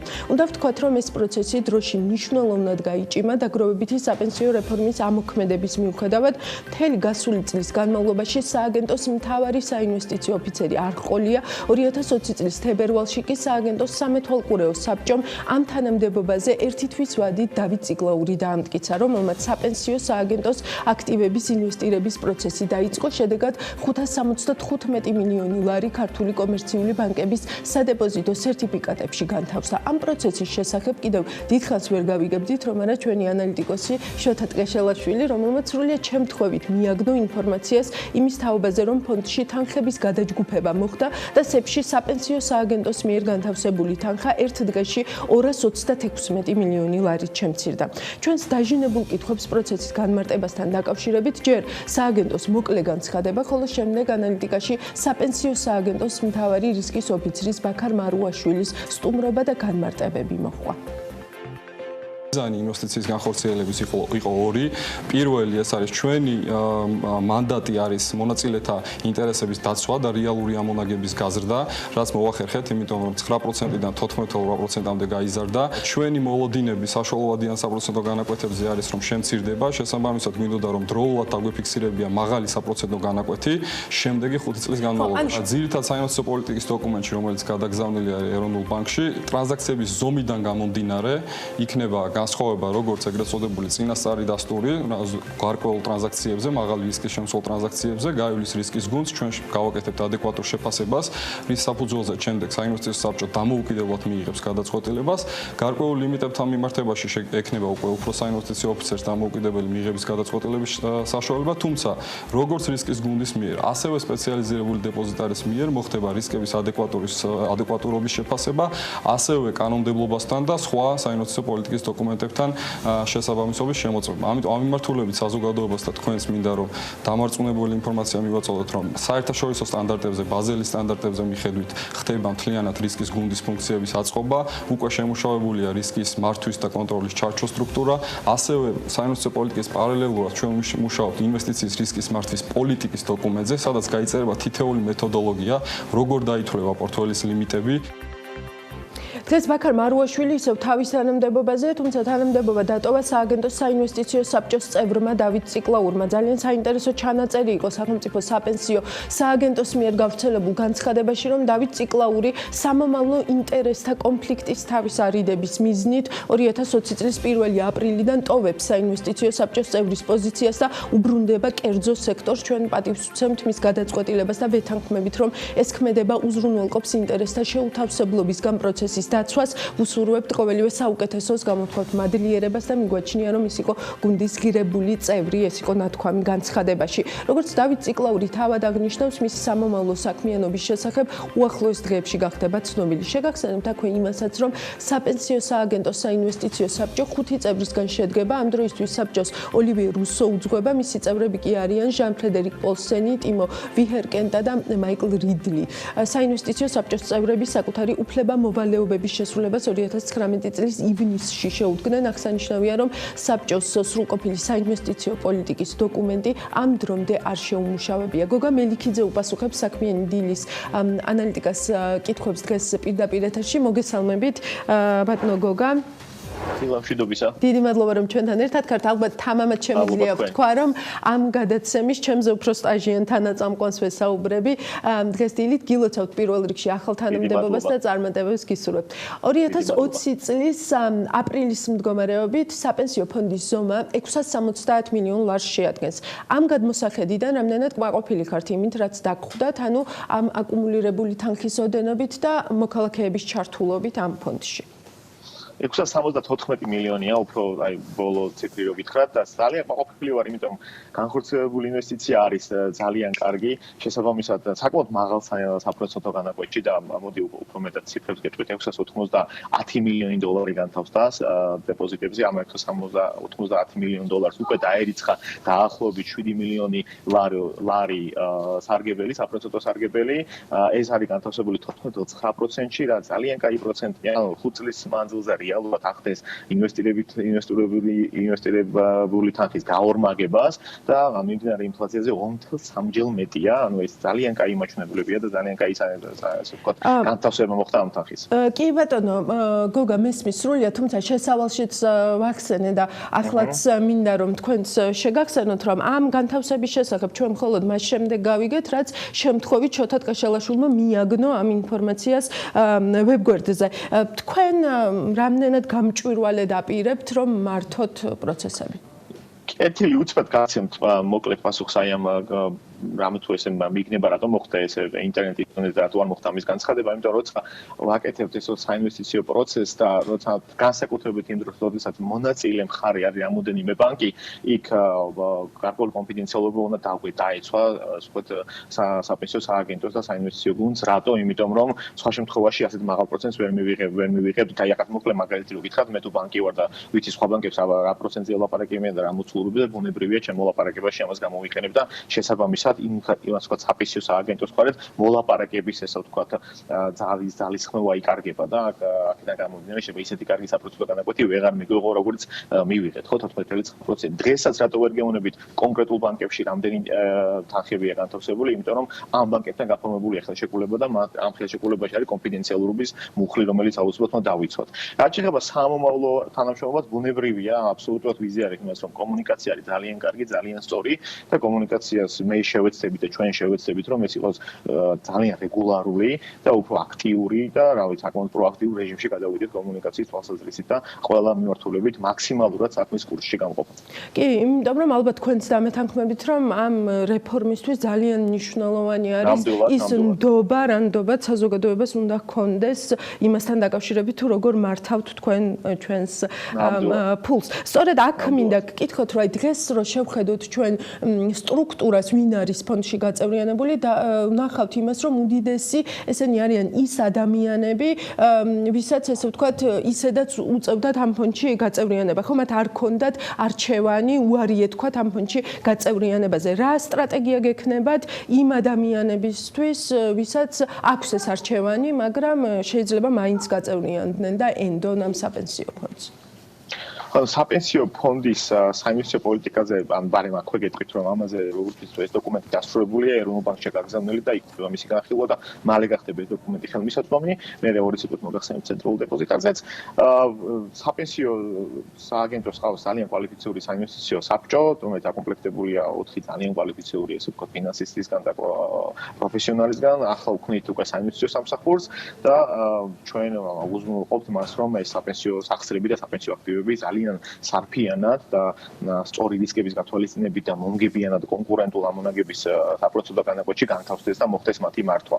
ასე რომ პირიქით მე ვფიქრობ რომ ეს არის ძალიან დიდი სიკეთის მომტანი ეს რეფორმა მისი მონაწილეებისთვის და მიანაბრეებისთვის რამ თუ კიდევ ერთხელ აღნიშნავ მათ სახელზე მოხდება საკმაოდ კომპეტენტური ხალხის მიერ ამ ინვესტიციების მართვა და ალოკაცია და ესე ვთქვათ საკმაოდ წარმატებულად და სარფიანად დაბანდება. მესმის გოგა რადგან ეს საინვესტიციო პოლიტიკის დოკუმენტი აქცენტად აქაც იგივე ტიპის გამოცდილება გვაქვს ანუ ჩვენ არ გვინახავს არც ერთი დრაფტი ამ დოკუმენტის და შემდგომ უკვე ვნახეთ რაღაც ორგვერდიანი ინგლისურ ენაზე სხდომის ოქმებში ატვირთული დოკუმენტი ისიც დანართად თქვენ თუ იცნობთ ამ დოკუმენტს ეს ერთი, იმიტომ რომ თქვენამდეა ეს დოკუმენტი მომზადებული, გექნებათ თუ არა დრო რომ თქვენი შენიშვნები ან რეკომენდაციები ემუშავოთ, ესე ვთქვათ, სებს, რომელმაც საბოლოოდ უნდა დაამტკიცოს ეს დოკუმენტი და ზოგადად ძირითადი მიმართულებები თუ შეგიძლიათ გითხრათ ამ დოკუმენტის.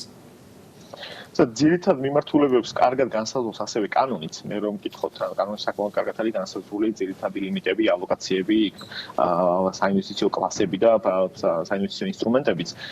დოკუმენტი საკმაოდ დეტალურია, იგი ბევრ მიმართულებას მოიხილავს, მათ შორის საინვესტიციო რისკებს, იქ ვადიანობებს, გამოიყენებ ინგლისურ ტერმინს benchmark portfolios და ასე შემდეგ და ასე შემდეგ. მე კი მქონდა დრო რომ შემეხედა ამ დოკუმენტისთვის, ბუნებრივია ეს დოკუმენტი ეროვნულ ბანკში იმყოფება, მოვა ჩვენამდე ეროვნული ბანკის ესე ვთქვათ კომენტარები, ამ კომენტარებს შევხედავთ, მე გარკვეული ისეთ iterაციას გაივლის ეს დოკუმენტი ჩვენსა და ეროვნულ ბანკს შორის და მე მის საბოლოო სახე უკვე საკმაოდ მოკლევადიან პერიოდში გახდება ხელმისაწვდომი, რომელიც შეგვიძლია მე უკვე ესე ვთქვათ კიდევ ამ ფორმატში გავიაროთ და მის გარშემო ესე ვთქვათ მიმოვიხილოთ.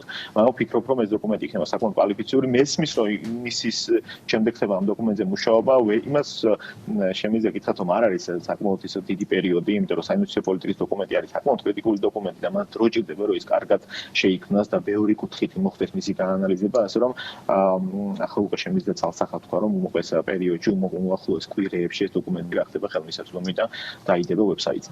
კი, აბსოლუტურად მესმის, უბრალოდ ამ დოკუმენტზე დაფუძნებითაც უნდა გაკეთებულიყო ის დაბანდებაც და მე ესე ვთქვათ რაღაც სხვა ტიპის გზების ძიება მოგვიწია იმისთვის, რომ რეალურად დაბანდებულიყო ჩვენი ფული და ამიტომ არის ეს დოკუმენტი ასევე ძალიან მნიშვნელოვანი და ამიტომ დავსვი ეს კითხვა. თქვენ სტრატეგიულ ხედვაზე გკითხავთ, აი რა სტრატეგიული ხედვით მოდიხართ და რას გინდათ რომ მიაღწიოთ?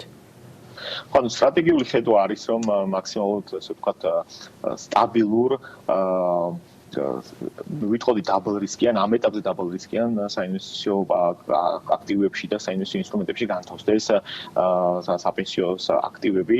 რატომ? იმიტომ რომ დღეს ვართ საკმაოდ ესეთ турბულენტურ გლობალურ ეკონომიკურ გარემოში, როგორც გლობალურად საქართველოში, რეგიონში, ასე რომ ამ ეტაპზე და უკვე მოკლევადიან პერსპექტივაში რისკიან ფასიან ხალხებს და რისკიან საინვესტიციო აქტივებს ბუნებრივი არ განვიხილავთ. საშუალოვადიან პერიოდში, გრძელვადიან პერიოდში, როცა ბევრი რამე შეიძლება გლობალურად, შემდეგ კიდე ესე ვთქვათ, ზუსტად საინვესტიციო პოლიტიკის პასუხისმგებლობის დოკუმენტი გვაძლევს იმის სიუცეს და რომ განვიხილოთ სხვადასხვა აქტივები, თუმცა ამ ეტაპზე ცალსახად საუბარი არის, ესე ვთქვათ, კი ბატონო, და რისკის შეფასება როგორ მოხდება? ეს მოხდება ინვესტირების გადაწყვეტილებამდე თუ მას შემდეგ? ესეც ერთ-ერთი საკამათო თემა იყო ბოლო პერიოდში. ვერ გავიგეთ რისკის შეფასების კომპონენტი სად რჩებოდა დოკუმენტის მიხედვით. კი, ანუ ბაქარმაც კარგად გამართა თქვენ ეთერში.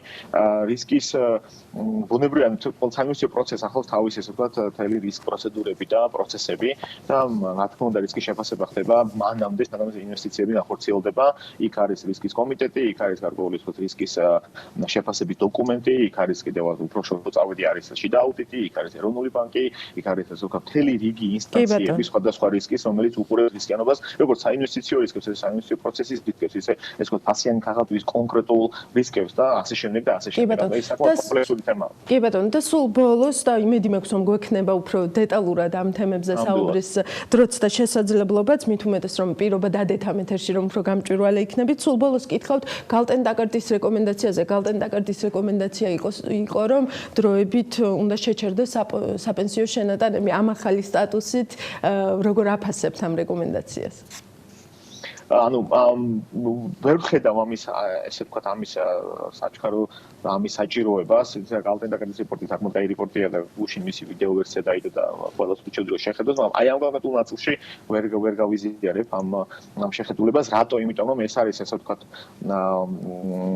ამ შეფეთ საკმაოდ პატარა ეფექტი მოგვწევს ეს კომპანიების დონეზე, თუმცა მეორეს მხრივ ვაჩერებთ ესე ვთქვათ ლარის საინვესტიციო კაპიტალს, რომელიც ლიკვიდურობასათვის ეკონომიკას და გვაძლევს მის მოკლევადიან მინიმუმ მოკლევადიან მნიშვნელოვან მდგრადობას ეკონომიკაში, ასე რომ ამის გაჩერების საჭიროებას ნამდვილად ვხედავ. დიდი მადლობა გოგა, ეს იყო გოგა მელიქიძე, დღეს უკვე ახალი სტატუსით საპენსიო სააგენტოს უფროსი საინვესტიციო ოფიცერი. მადლობა მას რომ დრო გამონახა და პრაქტიკულად გამჭვირვალობის პირობაც დადო საქმიანი დილის ანალიტიკას ეთერში. რეკლამის დროა, რეკლამის შემდეგ დავბრუნდებით.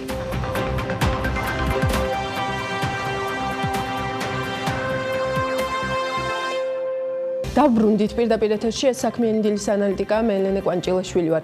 COVID-19-თან ბრძოლისთვის ბიუჯეტიდან 351 მილიონი ლარი გამოიყოფა. ამის შესახებ საქართველოს პრემიერ-მინისტრმა გიორგი გახარიამ განაცხადა. მისი თქმით, ეს თანხა არის ცალკე გამოყოფილი და არ შედის იმ 2 მილიარდ ლარიან დაფინანსებაში, რომელიც უშუალოდ ეკონომიკის პირდაპირი დახმარებისთვის არის გამოყოფილი. ეს არის თანხა, რომელიც კრიზისულ ბიუჯეტში არის დღის მდგომარეობით რეზერვირებული, რათა ჩვენ ვიბრძოლოთ ჩვენი მოქალაქეების ჯანმრთელობისთვის და ყველაფერი გავაკეთოთ, რომ ხელი შევუშალოთ ინფექციის როგორც მასშტაბის, ასევე გეოგრაფიული გავრცელების სწრაფ ზრდას. ეს თანხა უნდა იყოს გამოყენებული უაღრესად რაციონალურად, თქვა გიორგი გახარიამ. რაც შეეხება 2 მილიარდ ლარს, როგორც გიორგი გახარია ამბობს, ეს არის ის თანხა, რომელიც მიმართული იქნება როგორც სამუშაო ადგილების შესანარჩუნებლად, ასევე კომპანიების მიმდინარე წარმოების, მიმდინარე ბიზნესების შესანარჩუნებლად. ეს უკიდურესად მნიშვნელოვანია ჩვენთვის, რამე თუ კრიზისის დაძლევის ფაზისთანავე ქართული ეკონომიკა იყოს მზად სწრაფად განვითარდეს და აღადგინოს ის სასტარტო პოზიციები, რომელიც ჩვენს ეკონომიკას ჰქონდა წლის დასაწყისში. ამ მიმართულებით ჩვენი გადაწყვეტილებაა, რომ მაქსიმალურად ყველაფერს გავაკეთებთ, რომ ჯანმრთელობის დაცვასთან ერთად შევინარჩუნოთ მსხვილი ინფრასტრუქტურული პროექტები, ისევე როგორც მაქსიმალურად შევუწყოთ ხელი სისტემურ წარმოებებს, შევუწყოთ ხელი ეკონომიკის სისტემურ დარგებს. ამ მიმართულებით დღის მდგომარეობით მოვახდინეთ ბიუჯეტში 2 მილიარდი ლარის მობილიზება და ეს არის მხოლოდ პირველი ეტაპი. ჩვენ გვესმის, რომ გარკვეული დროის შემდეგ შეიძლება აღმოჩნდეთ ისეთ ეტაპზე, რომ ეს დახმარება იყოს კიდევ უფრო გასაზრდელი, ეს თქვა პრემიერ-მინისტრმა. კიდევ ერთი საინტერესო გზავნილი, რაც ამ კვირაში მოვისმინეთ, იყო ის, რომ მთავრობა იმ ადამიანების იდენტიფიცირებას მოახდენს, ვინც სამსახური დაკარგა და დაეხმარება. ეს პროგრამა უკვე კარგა ხანია დაანონსებულია, თუმცა მთავრობა ჯერ ვერ ჩამოყალიბდა რა კონკრეტულ ღონისძიებებს გაატარებს იმ პირებისთვის, რომლებმაც კორონავირუსის პანდემიისა და ქვეყანაში საგანგებო მდგომარეობის გამოცხადების გამო სამსახური დაკარგეს. ცნობილია მხოლოდ ის, რომ მთავრობა მოქალაქეების რიგ კატეგორიას კომუნალურ გადასახადებს სამითვე დაუფარავს. ეს არის თითოეულ მოქალაქეზე მიმართული დახმარება, რისი გადაწყვეტილებაც მთავრობის ფარგლებში მივიღეთ. რა თქმა უნდა, გვესმის, რომ ეს არ იქნება საკმარისი, გვესმის, რომ უნდა მოვახდინოთ თითოეული იმ მოქალაქის იდენტიფიცირება, რომელმაც დაკარგა სამსახური და მას შემდეგ, რაც მოვახდენთ მათ იდენტიფიცირებას, გვექნება სპეციალური ღონისძიებები მათი პირდაპირი დახმარებისთვის, თქვა გიორგი გახარიამ. ჩვენ დავიწყეთ ოპოზიციური პარტიებისგან მათი ანტიკრიზისული ხედვების, გეგმების და პროგრამების მოკითხვა. რომან გოცირიძესთან თან ინტერვიუ მანამდე ჩავწერეთ, სანამ პრემიერის მხრიდან ეს ნაბიჯები დაანონსდებოდა, თუმცა ინტერვიუს ძირითადი არსი ამ დარიცულება, მთავარი, რასაც ერთიანი ნაციონალური მოძრაობა ამ დროისთვის ელოდება, რომ საკუთარი გეგმა დაასრულოს, ეს არის იმ დახმარებების ზუსტი რაოდენობა, რასაც მთავრობა სხვადასხვა პარტნიორებისგან და საფინანსო ინსტიტუტებისგან მოიზიდავს. გამარჯობა, რომანდე, დიდი მადლობა, რომ პასუხობთ ჩვენს კითხვებს. პირველ რიგში, ანტიკრიზისული გეგმა ჯერ არ გაქვთ ესე გაწერილი და ჩამოყალიბებული. რას ელოდებით, ან ვის ელოდებით? ანტიკრიზისული გეგმის პირველი ნაწილი ჩვენ გვაქვს შემუშავებული და ჩვენ ეს გავაცანით ჩვენს მოქალაქეებს და ამავე დროს მოუწოდეთ მთავრობას, რომ იმოქმედოს სასწრაფოდ იმ აუცილებლობიდან გამომდინარე, რაც შეიქმნა დღეს ქვეყანაში. ხოლო რაც შეეხება უკვე შეკრულ პაკეტს ანტიკრიზისული გეგმისა, ეს მხოლოდ მაშინ იქნება შესაძლებელი, რომ წარმოადგინოთ უკვე გვეცოდინება რა რაოდენობის დახმარება იქნება წელს გამოყოფილი საერთაშორისო საფინანსო და საკრედიტო ორგანიზაციების მხრიდან და ჩვენი მეგობარი სახელმწიფოებიდან. თორემ რომ თქვათ, რომ ახლა დააყალდა ჩვენს საგადამხდელო იმას აქვია ბალანს 2 მილიარდი, რაც 6 მილიარდი ლარია და შემდეგ ეს 6 მილიარდი ლარი გავანაწილოთ. და ეს არ არის ამის განაწილება. ძნელი და აღმოჩნდეს, რომ სინამდვილეში ბიუჯეტური დახმარება იქნება თავშოთ 500 მილიონი, ამიტომ ეს ყველაფერი იქნება ჰაერში ჩამოკიდებული და რეალურ საფუძველს მოკლებული. ამიტომ ანტიკრიზისული, ასე ვთქვათ, გეგმის ნაწილი უნდა გაიყოს ორად. პირველი ის, რაც არის დღეს ხელმისაწვდომი ჩვენი ბიუჯეტისათვის და არის უამრავი რესურსი თავისუფალი ვინაიდან აბსოლუტურად სხვა ბიუჯეტი უნდა შეიქმნას. მარტო 100 მილიონი ლარი არის უკვე თავისუფალი მივლებებისა და წარმოადგენლობითი ხარჯების. აგერ გაჩერდა ყველაფერი მეტრო, ავტობუსი და ასე შემდეგ, არ მოიხმარება ელექტროენერგია, არ ასხამენ საწვავს მანქანებში. დაიკეტა სახელმწიფო დაწესებულებები, ანუ საკანცელარიო მომსახურებაში უკი წყალი არაფერი არ იხარჯება და უკვე ბუნებრივად გაჩნდა იმდენი ეკონომია, რომ ამ ეკონომიის საფუძველზე და ბევრი უსარგებლო სახსრების ბიუჯეტიდან ამოყრის საფუძველზე უნდა იყოს პირველი გადარჩენის პროგრამა შემუშავებული. ანუ იმ ადამიანების ხარდაჭერა, რომელიც ერთიარო დარჩა უმუშევარი, მაგრამ მეორე უკვე ადმინისტრაციული და ბრძანებლური წესით ფაქტობრივად ჩაიკეტა სახში და უჭერთ ჩვენ ხარს. ამ ღონისძიებას, ასე ვთქვათ, როგორც ხორციელდება ხარვეზით თუ არა ხარვეზით, ეს სხვა საკითხია. და რატომ გაკეთდა, ესე შეიძლება სხვა საუბრის თემა იყოს, როდესაც იგივე ჩვენი მოქალაქეების ერთ ჯგუფს ვერ მოერია მთავრობა. და ფაქტობრივად გამოვიდა, რომ საგანგებო მდგომარეობა იყო ადამიანთა ერთი კატეგორიისათვის და მე გაჩნდა ხელშეუხებლთა კატეგორია და ვნახოთ ახლა თუ როგორ გაართმევს ამას თავს მთავრობა, მაგრამ რა თქმა უნდა ეკლესიას. დღეს 1000 სავალუტო ჯიხური დახურეს. რატომ? კი, მათ არ ექნებოდათ იმ რაოდენობის შემოსავალი, მაგრამ სავალუტო ჯიხურზე იზოლირებული რა იყოს ის ადამიანი სარკის მიღმა, შუშის მიღმა და ერთი ადამიანი დგას აქედან ღია სივრცეში ყველაზე დაცული ბიზნესი. და ეხლა ამ ხალხს, ვისაც ვალუტის კონვერტირება უნდა, ვერ ეკებით ბანკებში, დახურულ სივრცეში. და პლუს ბანკებში როგორი კურსია ვიცით ჩვენ და კონკურენციის არარსებობის პირობებში ფაქტობრივად აი ასეთი ცუდი გადასვლის კურსით უნდა მოემსახურონ ადამიანებს. რატომ? რის გამო? გარდა ამისა, ჩვენ ვერსად ვერ გავექცევით უკვე მოსახლეობის მასობრივ ხარდაჭერას ფულის დარიგების სახით. დაახლოებით 1000 ლარის ბარელებში. მე არ ვამბობ, რომ დიდრებს დაურიგოთ. ეს სისტემა უნდა იყოს აწყობილი ისე, რომ მაქსიმალური ეკონომიის ფარგლებში სახელმწიფო მივიდეს ყველაზე გაჭირვებულ და ყველაზე, ასე ვთქვათ, დაზარალებულ ადამიანებთან, იმ ადამიანებთან, რომლებიც დარჩენ უმუშევრები და რომლებსაც სხვა საშუალება გარდა სახელმწიფო მხარდაჭერისა მათ არ გააჩნიათ. ეს პროგრამა არის შესადგენი. გადასახადებთან დაკავშირებით შემცირება გადასახადების თუ გადავადება გადასახადების? რაც შეეხება გადასახადებს, ჯერ კიდევ პირველი, ასე ვთქვათ, ტურისტული, ასე ვთქვათ, ინდუსტრიის გაჩერების დროს ჩვენ გავაკეთეთ შეთავაზებები, ოღონდ ის არ არის უკვე საკმარისი. მაშინ ჩვენ თქვით, რომ მიკრობიზნესი 500.000 ლარამდე ბრუნვა, ვისაც აქვს, უნდა ნულოვანი გადასახადი. არაფერს არ იხდის წელს. შეიძლება ვიღაცას მოეჩვენოს, რომ რა არის 1% სხვა მიხდიდა და 0 რა არის, მაგრამ 500.000 ბრუნვისას 1% არის 5.000. მეორე, აი ამ მიკრობიზნესისათვის DGG-ს ქვედაზღვრის მაღლა აწევა. რაც შეეხება საშუალო ბიზნესს, საშუალო ბიზნესი უნდა განთავისუფლდეს წელს საშემოსავლო გადასახადისგან. ხოლო რაც შეეხება სხვილ ბიზნესს, მას საშემოსავლო გადასახადი უნდა გაუნახებდეს და 20%-ის ნაცვლად უნდა იყოს 10%. აი ეს არის, ასე ვთქვათ, საბაზო მხარდაჭერა ადამიანებს, მხარდაჭერა ბიზნესს. საპენსიო შენატანზე არ კეთდება თქვენ.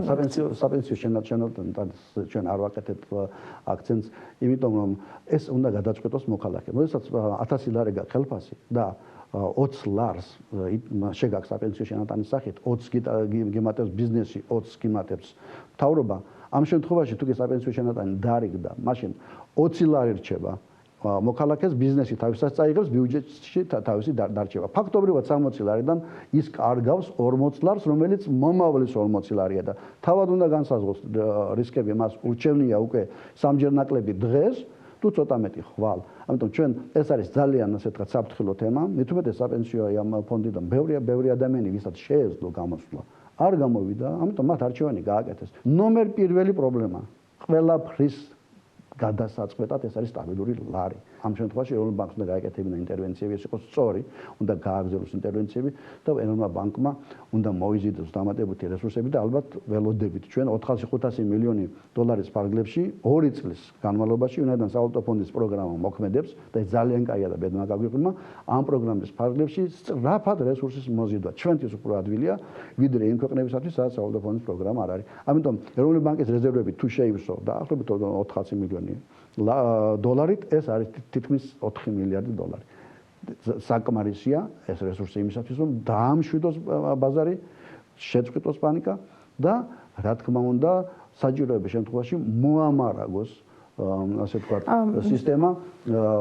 თქვენს ლოგიკას თუ წავყვები, რა გამოდის ისიც, რომ ნორმალურია, რომ ანტიკრიზისულ გეგმას ჯერ ვერ ვხედავთ მათ შორის მთავრობის მხრიდანაც, იმიტომ რომ მათაც არ იციან ჯერ რა რესურსის მოზიდვა არის შესაძლებელი. არ არის, მთავრობა აგვიანებს ძალიან. ყველაზე სწრაფად იქნება ორი კატეგორიის დახმარება. ერთი, რომელიც პირდაპირ წავა სავალუტო ფონდიდან ეროვნულ ბანკში და რეზერვებს გააძლიერებს და ფეხზე დააყენებს ეროვნულ ბანკს. მეორე, ეხლავე ალბათ გვეტყვიან, რომ ჩვენ 2021 წელს ვალებს გადაგვივადებენ, ჩვენ ვალს ვერ გადავიხდით. პიკია.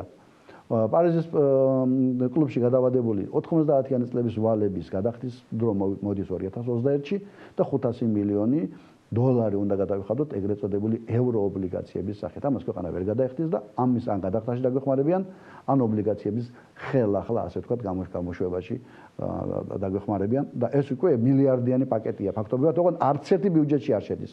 აი ბიუჯეტში შემავალი ფული, ეს არის სოფლიო ბანკის ფული, ევროპის რეკონსტრუქციის ბანკის ფული, ეს არის აზიის განვითარების ბანკის ფული და მცირეოდენი სახელმწიფო დახმარებები, რომლებსაც როგორც წესი არ ეწევიან და გვაითა შეიძლება დავუშვათ ამერიკის მთავრობა, მანაგად ევროკავშირი ამბობს, რომ რაღაც მილიარდიანი ფონდია გამოყოფილი 5 ქვეყნისთვის, მათ შორის უკრაინისთვის. 5-ზე რო გავყოთ 200 მილიონია, მაგრამ ნუ ამდენი არ გვერგება, უკრაინა დიდია და ბევრს წაიღებს, მაგრამ ამიტომ ეს ყველაფერი არის მომავლისათვის.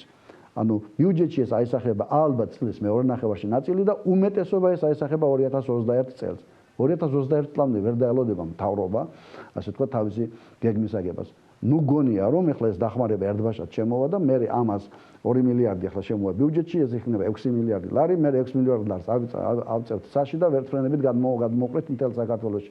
დღეს M2 ფულის მასა 25 წლის განმავლობაში დაწყებული ლარის შემოღებიდან დღეს არის 11 მილიარდი ლარი. 6 მილიარდი ლარი რომ ერთბაშად მიაყარო, რა ექნება ლარს და რა ინფლაციას ხვდებით. ამიტომ ყველაფერი გასაწერია დროში. ისე რომ მან არ იმოქმედოს ლარის კურსზე და ფასებზე და ისე რომ მან მაქსიმალურად დაიცვას მშიერი და უმუშევრად დარჩენილი ადამიანები და რა თქმა უნდა არ ჩამოიშალოს ბიზნესი. ანუ თქვენი სტრატეგია რეალურად არის შეფასება მთავრობის ანტიკრიზისული გეგმის და არა დაუშვათ რეკომენდაციების მომზადება მთავრობისთვის ან მთავრობისთვის ალტერნატიული გეგმის შეთავაზება. დიახ, თუნდაც იმ თვალსაზრისით, რომ აი კარგი არის, რომ მოვიზიდოთ სწორედ 2 მილიარდი. მთავრობას ჩვენ თავაზობთ ჩვენს გეგმას. ჩვენ ვიცით ძალიან კარგად. ამ ბიუჯეტში რა რესურსების გამოთავისუფლება შეიძლება რა მიმართულებით. ანუ იმ ჩარჩოზე ამბობთ, რა ჩარჩოზეც საუბრობთ. ჩვენ ძალიან კარგად ვიცით, რომ ამ ბიუჯეტში რაღაც შემოსავლების ნაწილი დააკლდება, ვინაიდან არ არის ის ბრუნვა, ხო გაჩერდა, ის დეგეგი არ შემოვა და უშუალოდ რაღაც გადასახადების ნაწილი, მაგრამ ამავე დროს ძალიან ბევრი რამე გამოთავისუფლდება, ისევე როგორც თუნდაც იგივე სავაჭრო ბალანსში ჩვენ ექსპორტი შეგმცირდება, მაგრამ ამავე დროს გაჩერდა მთელი იმპორტი, გაჩერდა მაღაზიები დაკეტილი, არავინ არ ყიდულობს ტელეფონებს, ინტერნეტსაცურს, ტელევიზორს, ქარხნები გაჩერებულია, ნედლეული არ შემოაქვთ.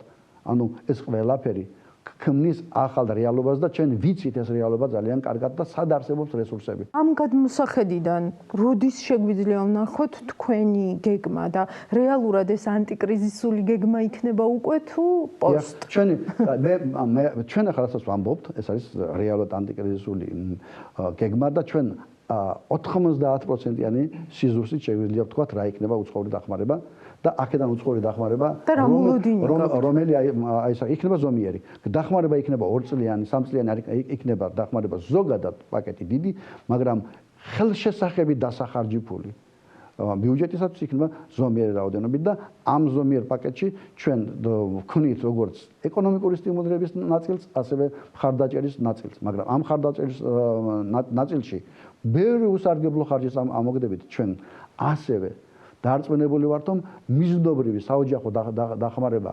დაბალშემოსავლიანი არამდიდარი ნაწილებისათვის ფულადი დახმარება თუნდაც იგივე 1000 ლარის ერთჯერადი გაცემა იქნება შესაძლებელი. შეიძლება ამ ბიუჯეტის მოდიფიკაციით. ამ ბიუჯეტის მოდიფიკაციის შემთხვევაში. კი ბატონო, დიდი მადლობა და მაინც როდისკენ ხედავთ თქვენს გეგმას უკვე გაწერილ სფურცელზე, ისე როგორც ეს დაუშვათ პარტიებს უკვე აქვთ გაკეთებული.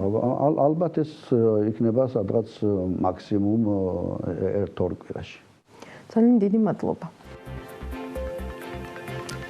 თავისი უშუალო მეზობლებისგან განსხვავებით დანია, ფინეთი და ნორვეგია შვედეთმა არ დაკეტა სკოლები, ყველა ტიპის ბიზნესი და არ აკრძალა 2 ადამიანზე მეტი შეკრება, როგორც ეს თქვათ, გაერთიანებულ სამეფოსა და გერმანიაში ხდება. თუმცა მეორე მხრივ შვედეთს სულ ბოლომდე უარიც არ უთქვამს იმ პრაქტიკების ნაწილზე, რასაც დანარჩენი ევროპა იყენებს. მაგალითად, 50-ზე მეტი ადამიანის შეკრება აკრძალულია შვედეთის მთავრობაც შინ დარჩენაზე და სახლიდან მუშაობაზე აკეთებს აქცენტს, ხოლო ასაკში შესულ მოსახლეობას ურჩევს სოციალური კონტაქტი თავიდან აირიდოს. და რა თქმა უნდა ხელების ხშირად და კარგად დაბანა ესეც ის მთავარი რეკომენდაციაა, რომელიც შვედეთშიც ყველაზე ხშირად ისმის. როგორ ართმევს თავს გლობალურ პანდემიას შვედეთი და რამდენად აქვს ამ არ ჩაკეტვის პოლიტიკას მხარდაჭერა ქვეყნის შიგნით, როგორ აისახება COVID-19-ის დღის წესრიგი ჩვენს მოქალაქეებზე, რომლებიც დღეს შვედეთში ცხოვრობენ და მუშაობენ. სოფო ტაბადაძე, დანსკე ბანკის თანამშრომელი, სტოკჰოლმიდან გამოვიდა ჩვენთან ხაზზე. მე გიტოვებთ ამ სიუჟეტს, მოგიწოდებთ რომ დარჩეთ სახლში, ხშირად დაიბანოთ ხელები და გვიყუროთ. ჩვენ ერთმანეთს უკვე ანალიტიკაში შევხვდებით დროებდე, მანამდე სოფო ტაბატაძე და სტოკჰოლმი. ხიდი The Orsund Bridge ერთ-ერთი ტექნოლოგიური სასწაულია, რომელიც შვედურ ქალაქ მალმოს აკავშირებს კოპენჰაგენთან. ამ ხიდის გამტარ უნარიანობა დღეში 70,000 საჭარბებს. დღეს აქ ასეთი ვითარებაა. ხიდის ერთ მხარეს დანია კორონავირუსის პანდემიას მკაცრი საგანგებო მდგომარეობით ებრძვის, ამიტომ ხიდის ეს მხარე ჩაკეტილია. ხიდის მეორე მხარეს შვედეთში მსგავსი შეზღუდვა არ შეხებია. ამ მხარეს ცხოვრობს და მუშაობს სოფო ტაბატაძეც, რომელიც დღეს ჩვენ დაგვეხმარება ვიგრძნოთ, როგორია შვედეთის ყოველდღიურობა. ცხოვრება ჩვეულებრივად გრძელდება, უბრალოდ ვისაც შესაძლებლობა აქვს სახლიდან მუშაობს, მე მათ შორის აკრძალულია უბრალოდ თავშეყრის ადგილებში ბევრი ხალხის ყოფნა, თორემ ჩვენ ჩვეულებრივად საჯარო ტრანსპორტი ჩვეულებრივად მუშაობს, სკოლები ღია, მხოლოდ მე-12 კლასის აი ეს გიმნაზიის სკოლებია დისტანციურ სწავლებაზე გადასული და უნივერსიტეტები. დანარჩენი სკოლები, ბაღები ჩვეულებრივად გახსნილია. და ძალიან ბევრი ადამიანის ჩემს გარშემო, ვინც სამსახურში დადის, იმიტომ რომ არ აქვს შესაძლებლობა იმისი, რომ სახლიდან იმუშაოს.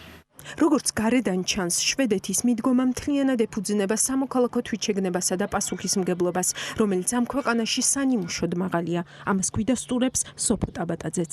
მთავრობა გასცემს რაღაც რეკომენდაციას, ეს საკმარისია ხალხისთვის, რომ თავი შეიზღუდოს და მიყვეს ამ რეკომენდაციას და არ არის საჭირო დამატებითი აღსრულებითი ღონისძიებების გატარება და ამის იმედზეა ძირითადად შვედეთი და ამიტომაც არ არის რაღაც განსაკუთრებული ზომები მიღებული. ისა რასაკვირველია შემცირებულია ხალხი თუ ძალიან არ ჭირდებათ, არ გადიან გარეთ და ცდილობენ რომ შეიზღუდონ ეს საკუთარი რაღაცა გარეთ და საჯარო ადგილებში ყოფნის უფლება. ანდერს სტენელი შვედეთის მთავარი ეპიდემიოლოგია. სწორედ ის არის დღეს წამყვანი ადამიანი, რომელიც მთავრობასთან ერთად კრიზისს მართავს. მიუხედავად იმისა, რომ შვედეთში ფრაზა ჯოგური იმუნიტეტი არსად ისმის, შემთხვევების მართვის სტრატეგია მსგავსია. ვირუსი გავრცელდეს რაც შეიძლება ნელა იმისთვის, რომ ერთი მხრივ მძიმე ტვირთად არ დააწვეს ჯანდაცვის სისტემას და მეორე მხრივ არ მოითხოვოს დრაკონული შეზღუდვების შემოღების აუცილებლობა. ვიცი უკვე ჩემს გარშემო მეგობრებს აქვთ უკვე ეს ვირუსი და საკმაოდ გავრცელებულია, მაგრამ იოლ ფორმებში აქვს ჩვეულებრივი გრიპივით, ასე რომ თუ თქვათ ძალიანაც არ ვერიტები, ანუ საჯარო თავშეყრის ადგილებში არ მივდივარ, მაგრამ თუ დამჭირდა მაღაზიაში გავდივარ, სასეირნოდ გავდივარ, სარბენად გავდივარ, თუ დამჭირდა რაიმე სყიდვა, ასევე მაღაზიაში გავდივარ, ანუ არ ვიზღუდავ ძალიან თავს შეძლების დაგვარად. როგორც ჩანს, ექიმების დიდი ნაწილი მაინც უფრო მკაცრ ხელს ითხოვს. გასულ კვირას 2000-ზე მეტმა ექიმმა, მეცნიერმა და პროფესორმა, რომელთა შორისაც ნობელის ფონდის ხელმძღვანელიც იყო, მთავრობას პეტიციით მიმართეს და უფრო მკაცრი ზომების გატარება მოითხოვეს. მათი შეფასებით, შვედეთში საკმარისი რაოდენობით არ ტარდება ტესტირება, სათანადოდ არ ხდება შემთხვევების იდენტიფიცირება და შემდეგ მათი იზოლირება, რამაც შესაძლოა ვირუსის კატასტროფული აფეთქება გამოიწვიოს. სოფო ტაბატაძე შეშფოთების ამ ხარისხს არ იზიარებს. ძირითადად დებატი იმის გარშემოა, რომ ტესტების რაოდენობა გაზარდეს ამჟამად, მაგრამ მე ვინც ვიცი, ჩემს გარშემო მაგალითად ვირტუალურად ხვდებიან ექიმს და ექიმი ეს რაღაცას ეუბნება, რომ თუ სიმპტომები არ გაგირთულ და არ არის აუცილებელი ტესტირება. თუ სიმპტომები გაგირთულ და მაშინ გამოუწადეს სასწრაფოს და გაიკეთებენ ტესტს. ანუ ეს არის და რაც მიმაჩნია ძალიან მიზანშეწონილად. სვედბანკის პროგნოზით 2020 წელს შვედეთის ეკონომიკა 4%-ით შემცირდება. უმუშევრობა ზაფხულისთვის 10%-ს მიაღწევს და ეს მიუხედავად იმისა, რომ ფისკალური სტიმული, რომელსაც მთავრობა გეგმავს, პრაქტიკულად უპრეცედენტოა. ელოდებიან დაახლოებით 9 მილიონი ადამიანის უმუშევრობა. უკვე აქ პროფკავშირებმა გამოაცხადეს ხალხის შემცირებები, ასე რომ ეს უკვე დაიწყო და ალბათ გავუარესდება. ძირითადად თავდაპირველად რაღაც ისეთ სექტორებს შეეხება, რომლებიც საცალო ვაჭრობა, ტურიზმი და ტრანსპორტი.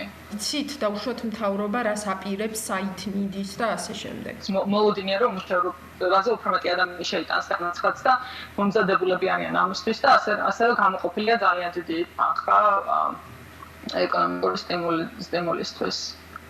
და ეს ყოველდღიურად იცვლება იმის მიხედვით თუ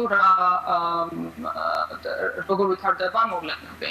გასულ კვირას შვედეთის მთავრობა მცირე და საშუალო ბიზნესებისთვის დახმარების პაკეტი გამოაცხადა, რომლის მიხედვითაც მთავრობა გასცემს 70%-იან გარანტიებს იმ კომპანიებისთვის, რომელთაც კრიზისის შედეგებთან საბრძოლველად შეიძლება ახალი სესხები დასჭირდეთ.